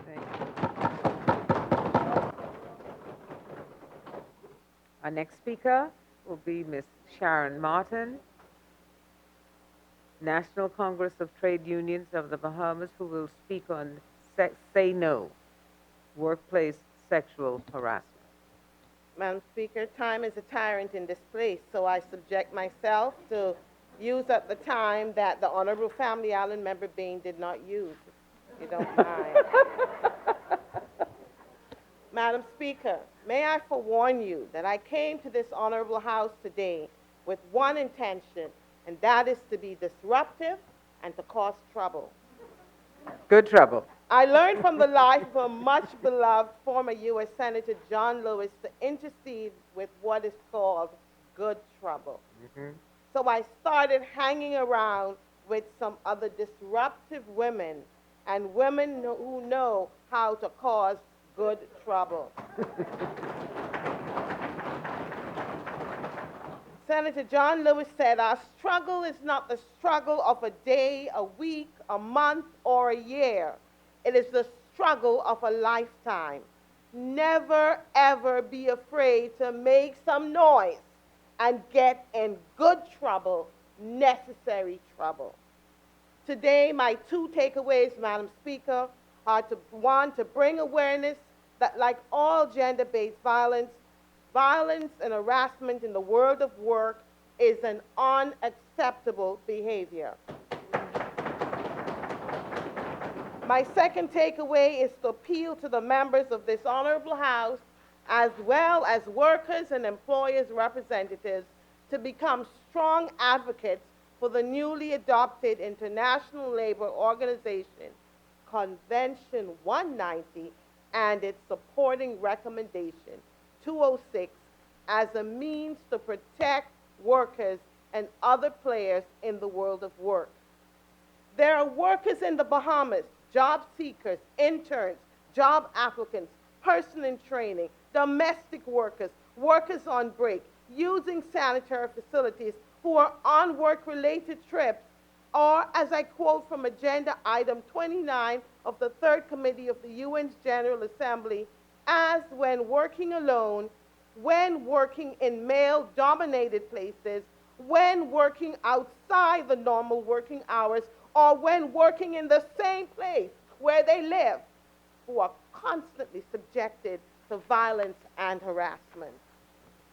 Madam Speaker, I wish to say in this place the over 228,000 workers that the National Congress represent, unionized or not, and especially the 107,513 female workers across the length and breadth of this archipelago, my daughters and nieces included, and yours, that it is not okay to accept these disgusting behavior as normal or routine. These persons committing these acts should be held accountable. Madam Speaker, I wish to congratulate the National Tripartite Council, who observed the 72nd anniversary of Human Rights Day yesterday, 10th December. The Council made an executive decision to advance documents necessary for the government of the Bahamas to consider the ratification of the Violence and Harassment Convention 190 and its supporting recommendation 206.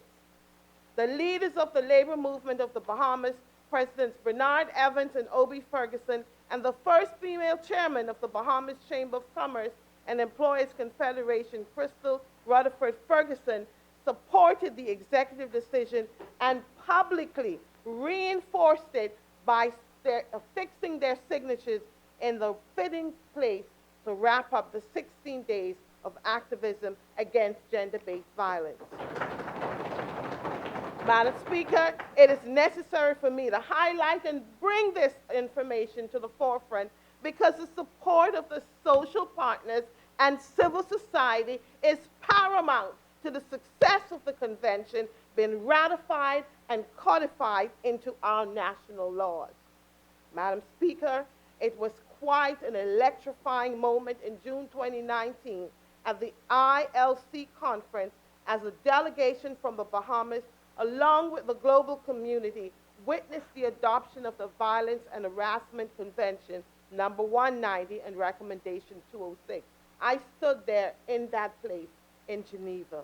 This convention includes a specific recognition for the first time in international law of the right of everyone to a world of work free from violence and harassment, and sets out the obligation to respect, promote, and realize this right.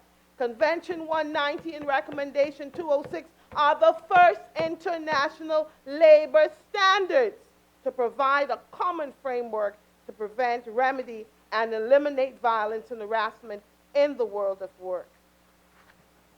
Madam Speaker, as a trade unionist, we successfully use a collective bargaining agreement as an effective tool to fight harassment in the workplace.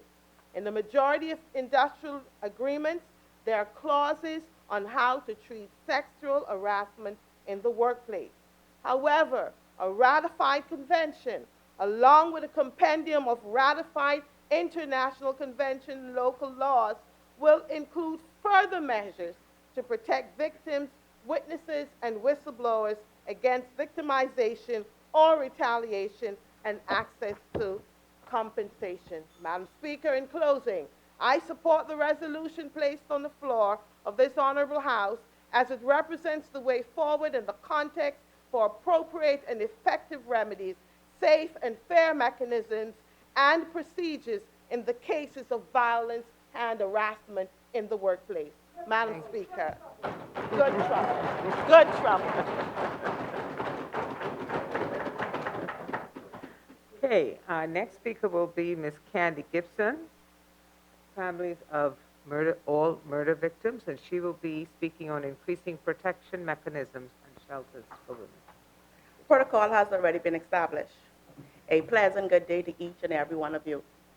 Madam Speaker, as I rise for the marginalized. Phone rings, 5:30 a.m. in the morning. Caller, Mom, you don't know me, and I know it's very early in the morning, but I can't take it no more, and I really don't have no one else to call. As she breaks down crying overwhelmingly. Me, who is this? What happened? Can I have a name so I can know who am I speaking to, please? She tries to green herself to tell her story. Me, it's okay to cry. I am here to assist you the best way I can. What's wrong, may I ask? The caller, my name is Mary Jane. My boyfriend always fighting me. He told me he's going to kill me. And after the gun went off and I realized I was alive, when he left, I grabbed a handful of pills. The next thing I knew, I woke up at the hospital to be sent to Sandilands, only to be released months later with nowhere to go. Finally having the courage to leave my boyfriend of 10 years, my daughter and I were staying at an old bank repossessed house, only to wake up to the sounds of my daughter screaming, "Mommy, Mommy, feel like someone is touching my private parts." Immediately, I pitched up and realized the back door that I had jammed wide open. Miss Gibson, I just can't take this no more. It feels like I came out the pot into the fire. I don't have no one else to turn to. I don't have no job or money, but I'm really trying to get on my feet. I really, really need someplace to stay. Madam Speaker, we need protection, safe houses, and shelters.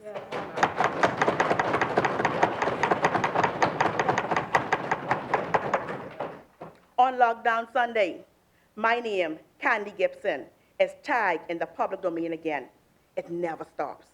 The story goes, a young lady who has nowhere to go is being forced to have sex for a roof over her head. Madam Speaker, we need protection, a safe house, and shelters.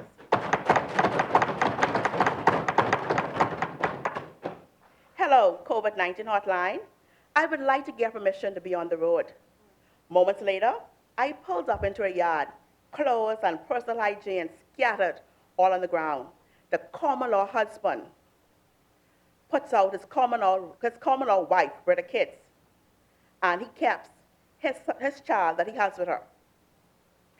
Madam Speaker, we need protection, safe houses, and shelters. Now, just days ago, I pulled into a driveway of my home to find a distressed pregnant mother of 5 waiting because she has nowhere to go. Can I tell you, I already took in several persons at my home. My office space is full, and the shelter I have is full. Madam Speaker, we need safe houses and shelters. Last year, Agape Emergency Female Shelter, now known as Agape Housing Project, has stayed to full capacity, assisting numerous persons, including single fathers with kids. This year of COVID-19 and keeping with FOAM's mandate, making life easier for those in need and hurting amongst us, we have assisted an additional 10 domestic violence victims and their kids with safe spaces. We have been stretched so thin that I have had to still and today have persons housed in my house. There is an increasing demand and outcry for protection, shelters, and safe space every day. Most times, the situations are desperate. No jobs, no money, and many more no's. It's often said that the women are the backbone of society. So just think about it for a moment. The impacts of homelessness on our communities as a result of violence, the burden it places on our essential services, and how it robs many of our youth of a vibrant future. If you agree with me that violence is never okay, and that shelter, protection, and safe housing is a basic need, then I would say, and you'd further agree with me, that we need shelters, safe houses, and protection.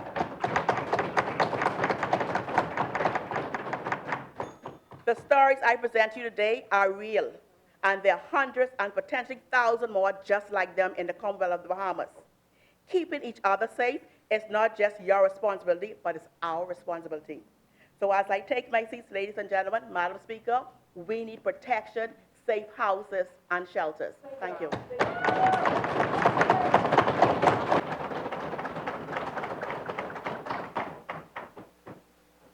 Our next speaker will be Dr. Novia Carter-Look. She will be speaking on protection of children from drug and SEA. What is it? You can go, ma'am. Thank you, Madam Speaker. I rise today not only as Director of the Bahamas National Drug Council, but also as co-chair of the National Child Protection Council for the Department of Social Services and Director for the Children's Advocacy Clinic at the Bahamas Crisis Center. Let me paint a picture for you. Imagine 6 children in a classroom crying silent tears. Who are those 6 children, you may ask? They are the 6 children who are victims of gender-based violence. But not only that, they are victims of child abuse. For those of you who don't know, child abuse and domestic violence go hand in hand. So let's look at who those 6 children are. There are 6 children who are suffering from educational neglect. There are 6 children who are suffering from physical abuse, from drug abuse, sexual abuse, physical abuse. And so when you look at it, I want you to realize one key thing. The entire fabric of our country is now being affected by gender-based violence. So the tears continue to fall. And many people just take it for granted because it doesn't impact their lives. I have 3 sons. I don't have a daughter. But why it becomes my problem is I cannot guarantee who my sons will marry. And because of that factor alone, gender-based violence knocks on every single door in this country.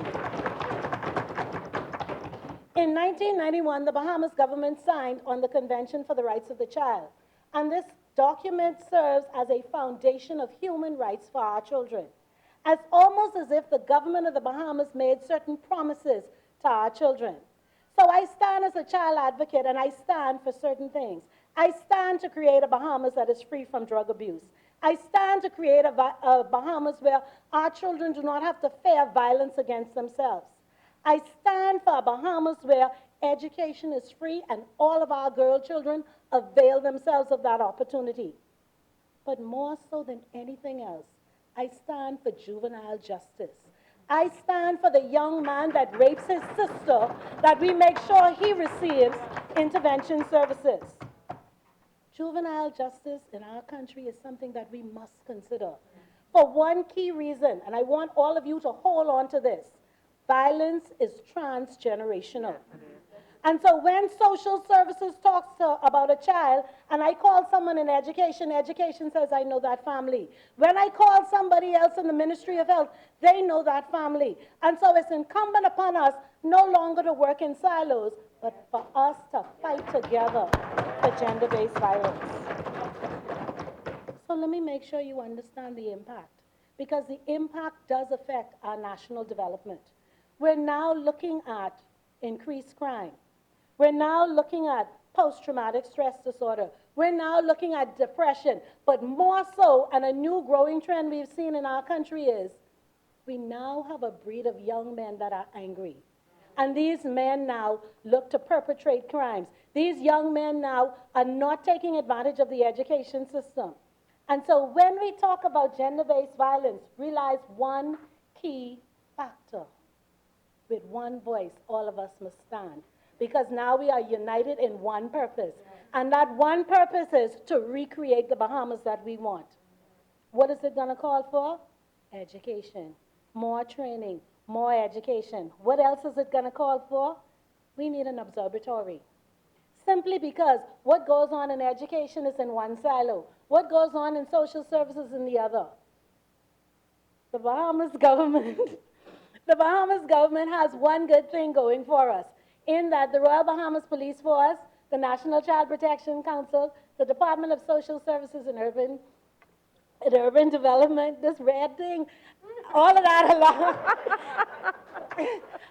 allows for us to have a safety net, in that the four organizations work hand in hand.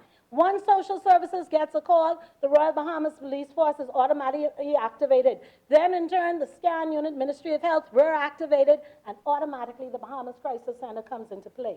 If a child or a family does not come in for counseling, the Royal Bahamas Police Force, Department of Social Service, but that's only us. And so imagine now if we can combine and have an observatory where we now have research, we now can develop evidence-based programs and deliver more effective, concise services. So, Madam Speaker, on behalf of the 60,000 plus children of the Commonwealth of the Bahamas, I stand to support our current resolution. I stand because the 1 out of 4 children, females under the age of 18, and the 1 out of 6 males under the age of 18 who are victims of sexual abuse, gender-based violence, calls on all of us now to take a stand. I thank you, Madam Speaker.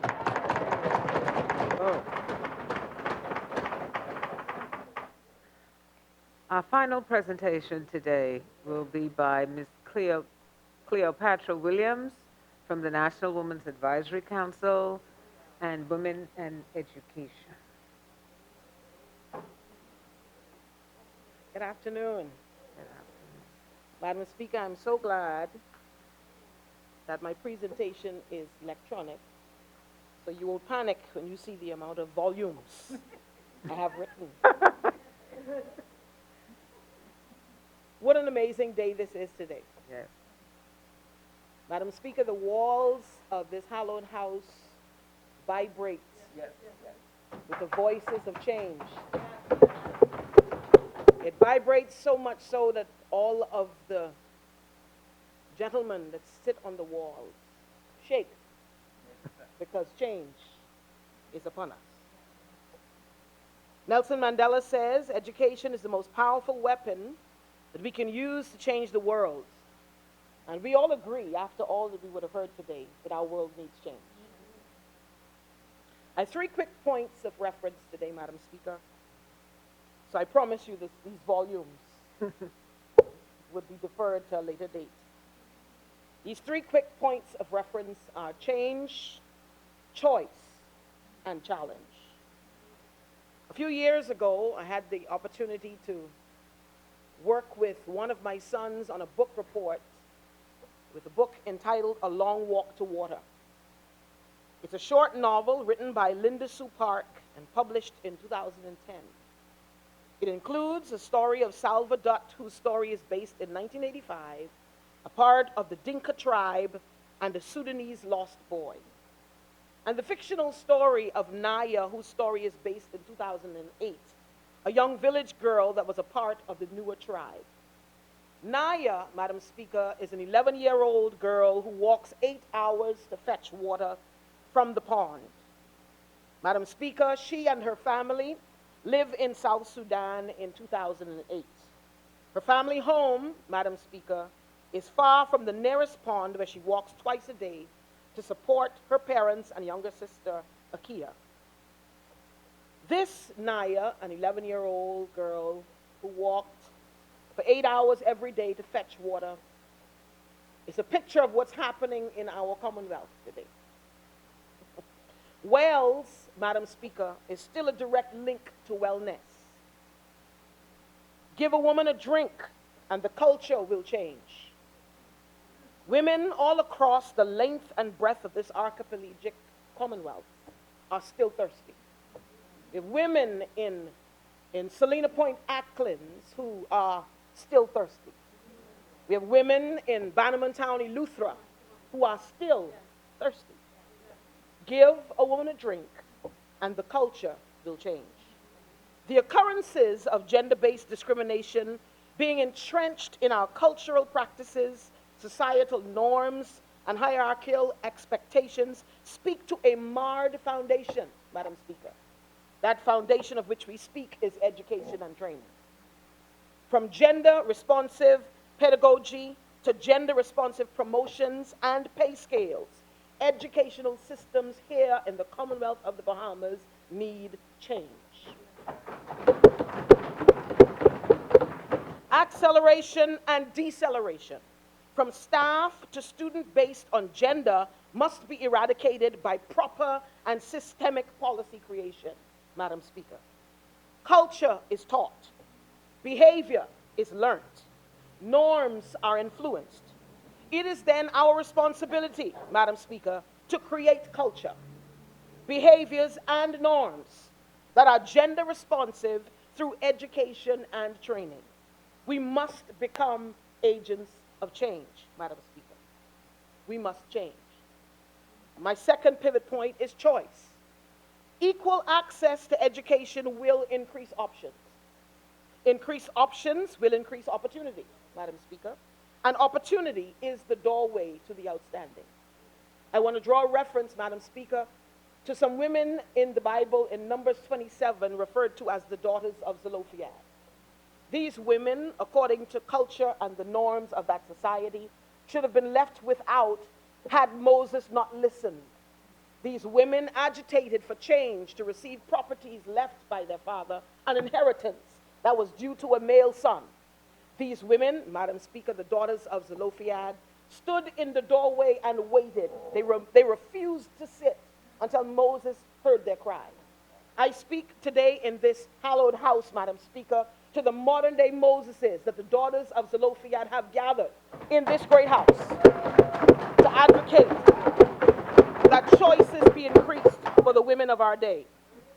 The women are standing in that door today, standing in that opportunity to be heard, saying, give us inheritance through equal access to educational opportunities that will in turn give us options, Madam Speaker. Better choices for women will stamp out the have to, need to rationale for remaining in situations that are having a negative impact on her physical, sexual, and psychological self. Systemic instruction and enlightening experiences are our greatest resource towards the cessation of gender-based violence by giving women a better choice, Madam Speaker. My third and final pivot point is not only change that we need, it's not only choices that we create, but it's the challenge that we need to present in this house. It is proven that exposure, education, and empowerment are a trilogy that mitigates abusive, disparaging, and violent acts against humanity. We must, Madam Speaker, implement with intentionality the necessary components in our educational systems for this trilogy to take effect. 95 Beijing Declaration, a quarter of a century ago, stands waiting for that push forward.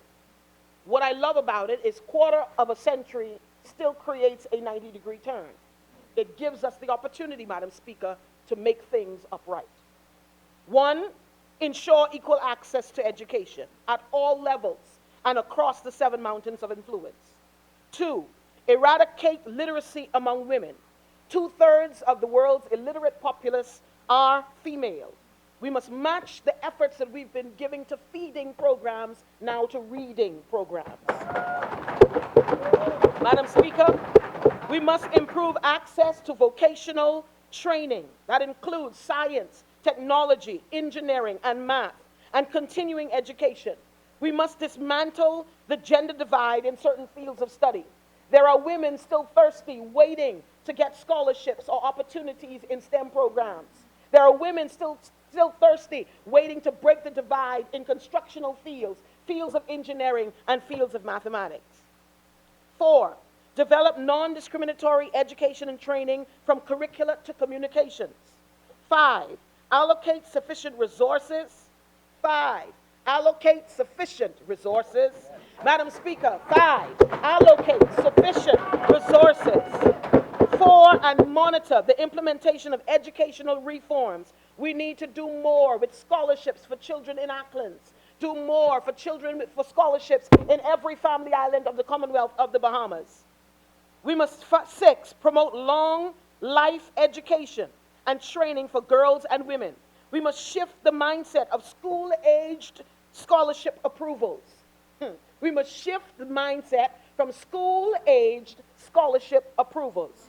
Madam Speaker, there are actions to be taken for each of the 6 objectives by government, by national, regional, and international bodies, Madam Speaker, bilateral and multilateral donors, and non-governmental organizations. Madam Speaker, as I take my seat, it was my privilege and my pleasure to support the resolution that was tabled today. It is imperative that we become responsive in directing the current that is the catalyst of the waves of change, equity, and progression. Madam Speaker, historically, it is proven that access to necessities will influence culture. Madam Speaker, let us choose, each and every one of us, to create the culture of parity by challenging our educational systems to become gender responsive. I thank you.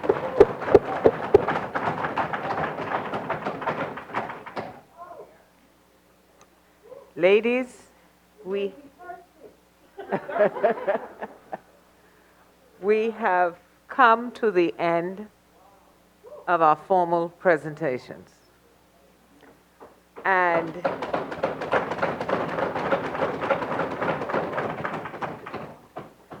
I will move away from the standard and formal manner in which this House is normally carried out, because we are not in the formal standard manner of which this House operates. Okay? We have sat here today and we have listened to women of courage, of intelligence, creativity, and whatever word we would like to use in a positive manner. And I, for one, have been totally astounded by the quality of the presentations that were done in here today. I sit here in this mock parliament as speaker, but I am glad that I am a woman.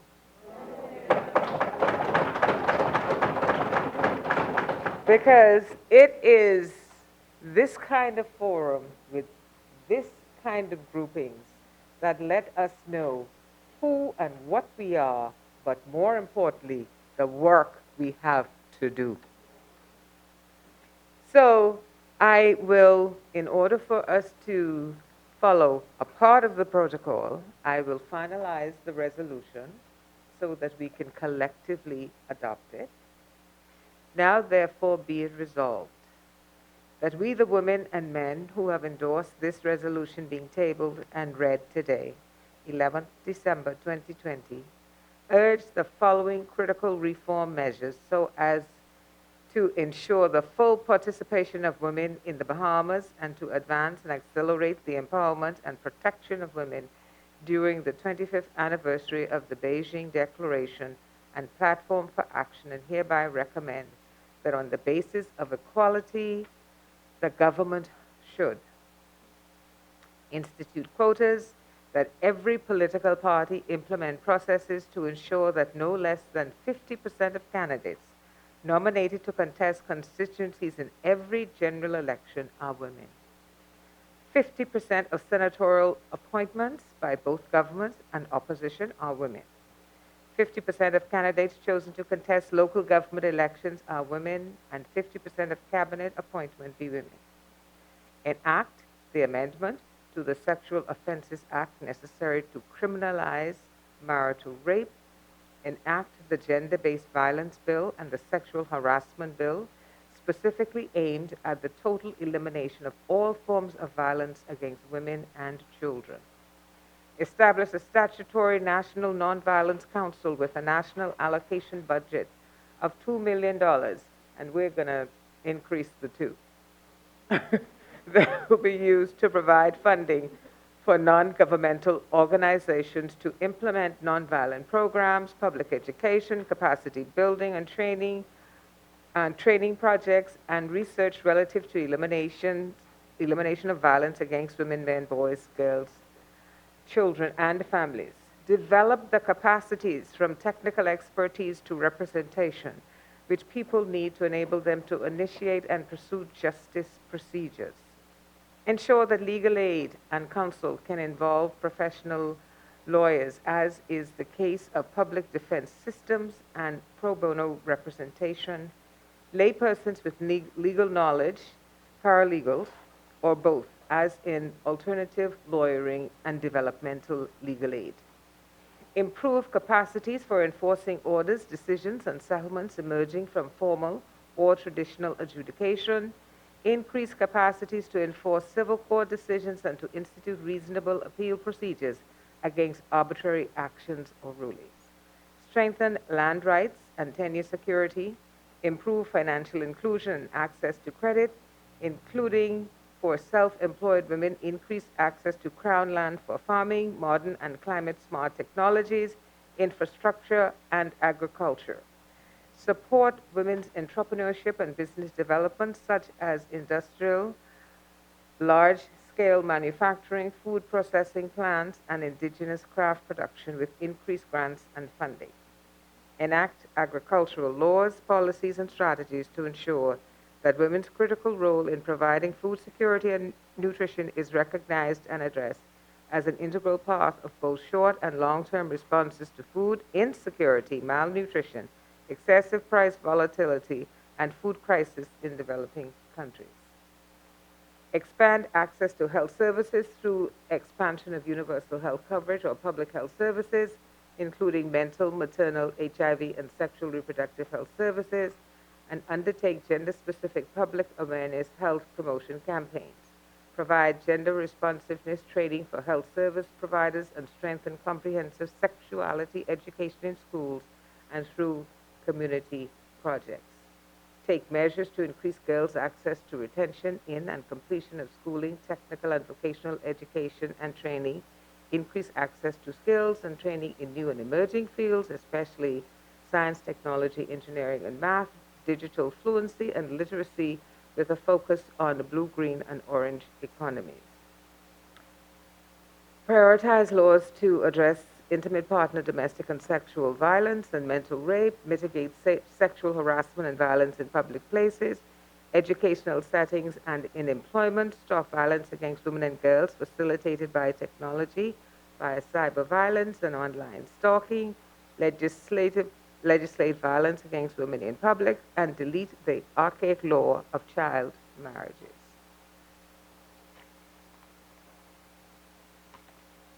I think we have, I will move to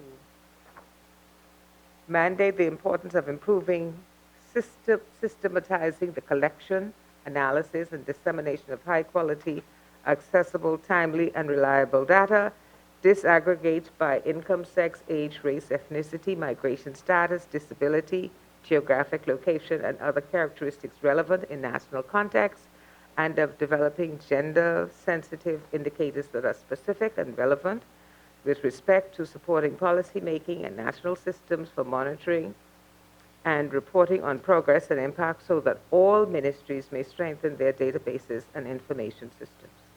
Increase the participation of and engagement of civil society, including women's and youth organizations, in government decision-making processes in national policy areas, including sustainable development, especially as necessary during COVID-19 and Hurricane Dorian and rebuilding and recovery efforts. Call upon the government of the Bahamas and all elected and appointed parliamentarians within their respective mandates and resources to ensure that no one is left behind in the implementation of the present resolution. Women in Parliament, December 11, 2020. All those in favor of the resolution as presented remain seated. Those opposed may stand. And I did not expect anyone to.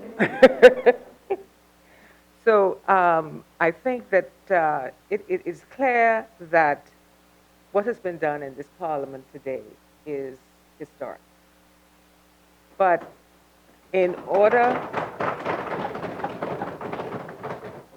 for history to look at this gathering in a positive light, this is the beginning. Many times I look around at the women here, and having been in the situation myself, we go to meetings and we get all excited and we hear about what's happening, and oh, that sounded so good. I feel so empowered. But we have to feel empowered today, tomorrow, next month, next year, 2022.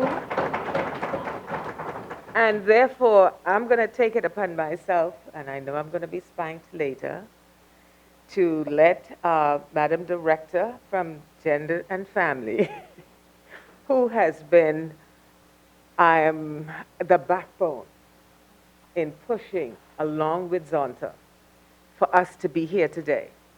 I would like, first of all, the documents that were laid by Deputy Commissioner, I would like them laid on the table to be added to our resolution. Secondly, I would ask that every individual who has presented look at your presentation and pick out 5 things that you think were the most important. Submit them to us. We will then collate them, because there may be lap over, and see how they fit into this resolution. And if they don't, we will add them. Because when we go to the government, we want statistics, and many of you had remarkable statistics today, much of which I was unaware. So, and probably a lot of the Bahamas was not aware. Unless sometimes you work directly in an area, you may not have, know what is going on somewhere else. But please, ladies, let us have an action plan going into 22, 23, 24, 25. We don't want 5 years from now, 10 years from now to say, well, we're now 20 years later and we're still where we were. No. Our children and our children's children will be able, the same way we look at what the suffragists did, we want our children and grandchildren to look at what we did. So please present your 5 points. I know Madam Director probably is the most likely person who have to receive them, send them via some electronic means, and we will all make an effort to get together as a group and look at them, compile them, collate them, and we want a document. We want the kind of things that we can put in a bill. A resolution is great, but it is not legally enforceable. We want a bill so that when people slip and slide, we can go to court. All right? So as we finish up, I want to thank Madam President and the Zonta Club for giving me the privilege of sitting in this seat. It wasn't something, I'm sorry.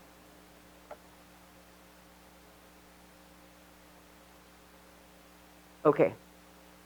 Well, we are really moving. By, by Monday. Yes, yes.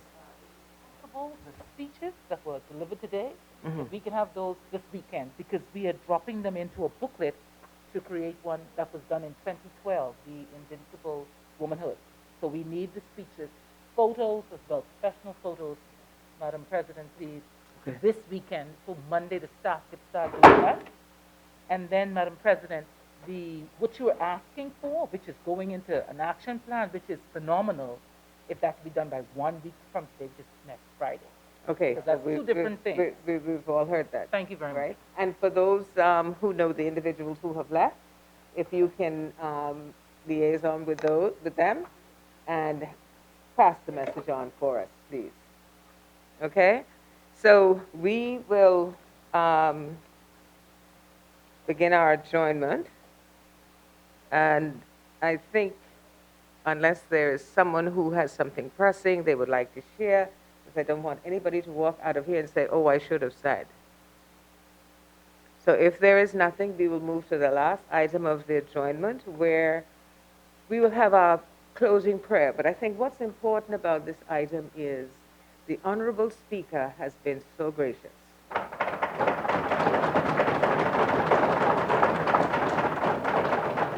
And allowing us to use these hallowed halls. But not only did he do that, he brought his wife.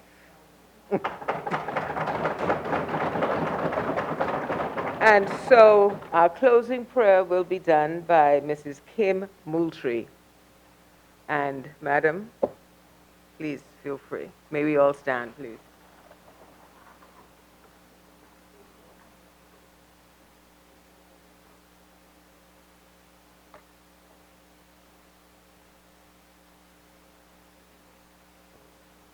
Let us pray. Our Father and our God, we give you thanks today. History has taken place today. God, we are so grateful as women of this nation. Father God, we thank you for the bold spirit upon your women today. As we walk of those doors, glory be to God. A fresh anointing of God will be placed upon us to go and do the work, Father God, that you have called us to do in this nation. In the name of Jesus. Father God, we declare and we decree today, no weapon formed against the women of this nation shall prosper.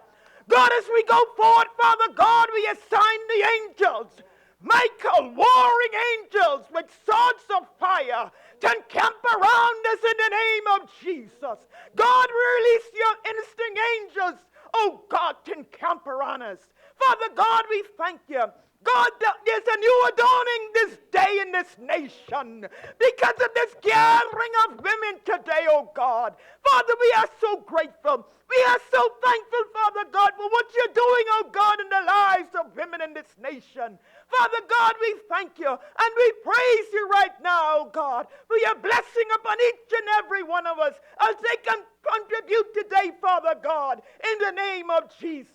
God, I bring Zonta, oh God, before you, God, who you gave the vision, oh God, for this to take place. Father, we thank you and we praise you today, Father God, in Jesus' name. God, we give you all honor and glory today, oh God, for what you have done. In Jesus' name we pray. Amen. Amen.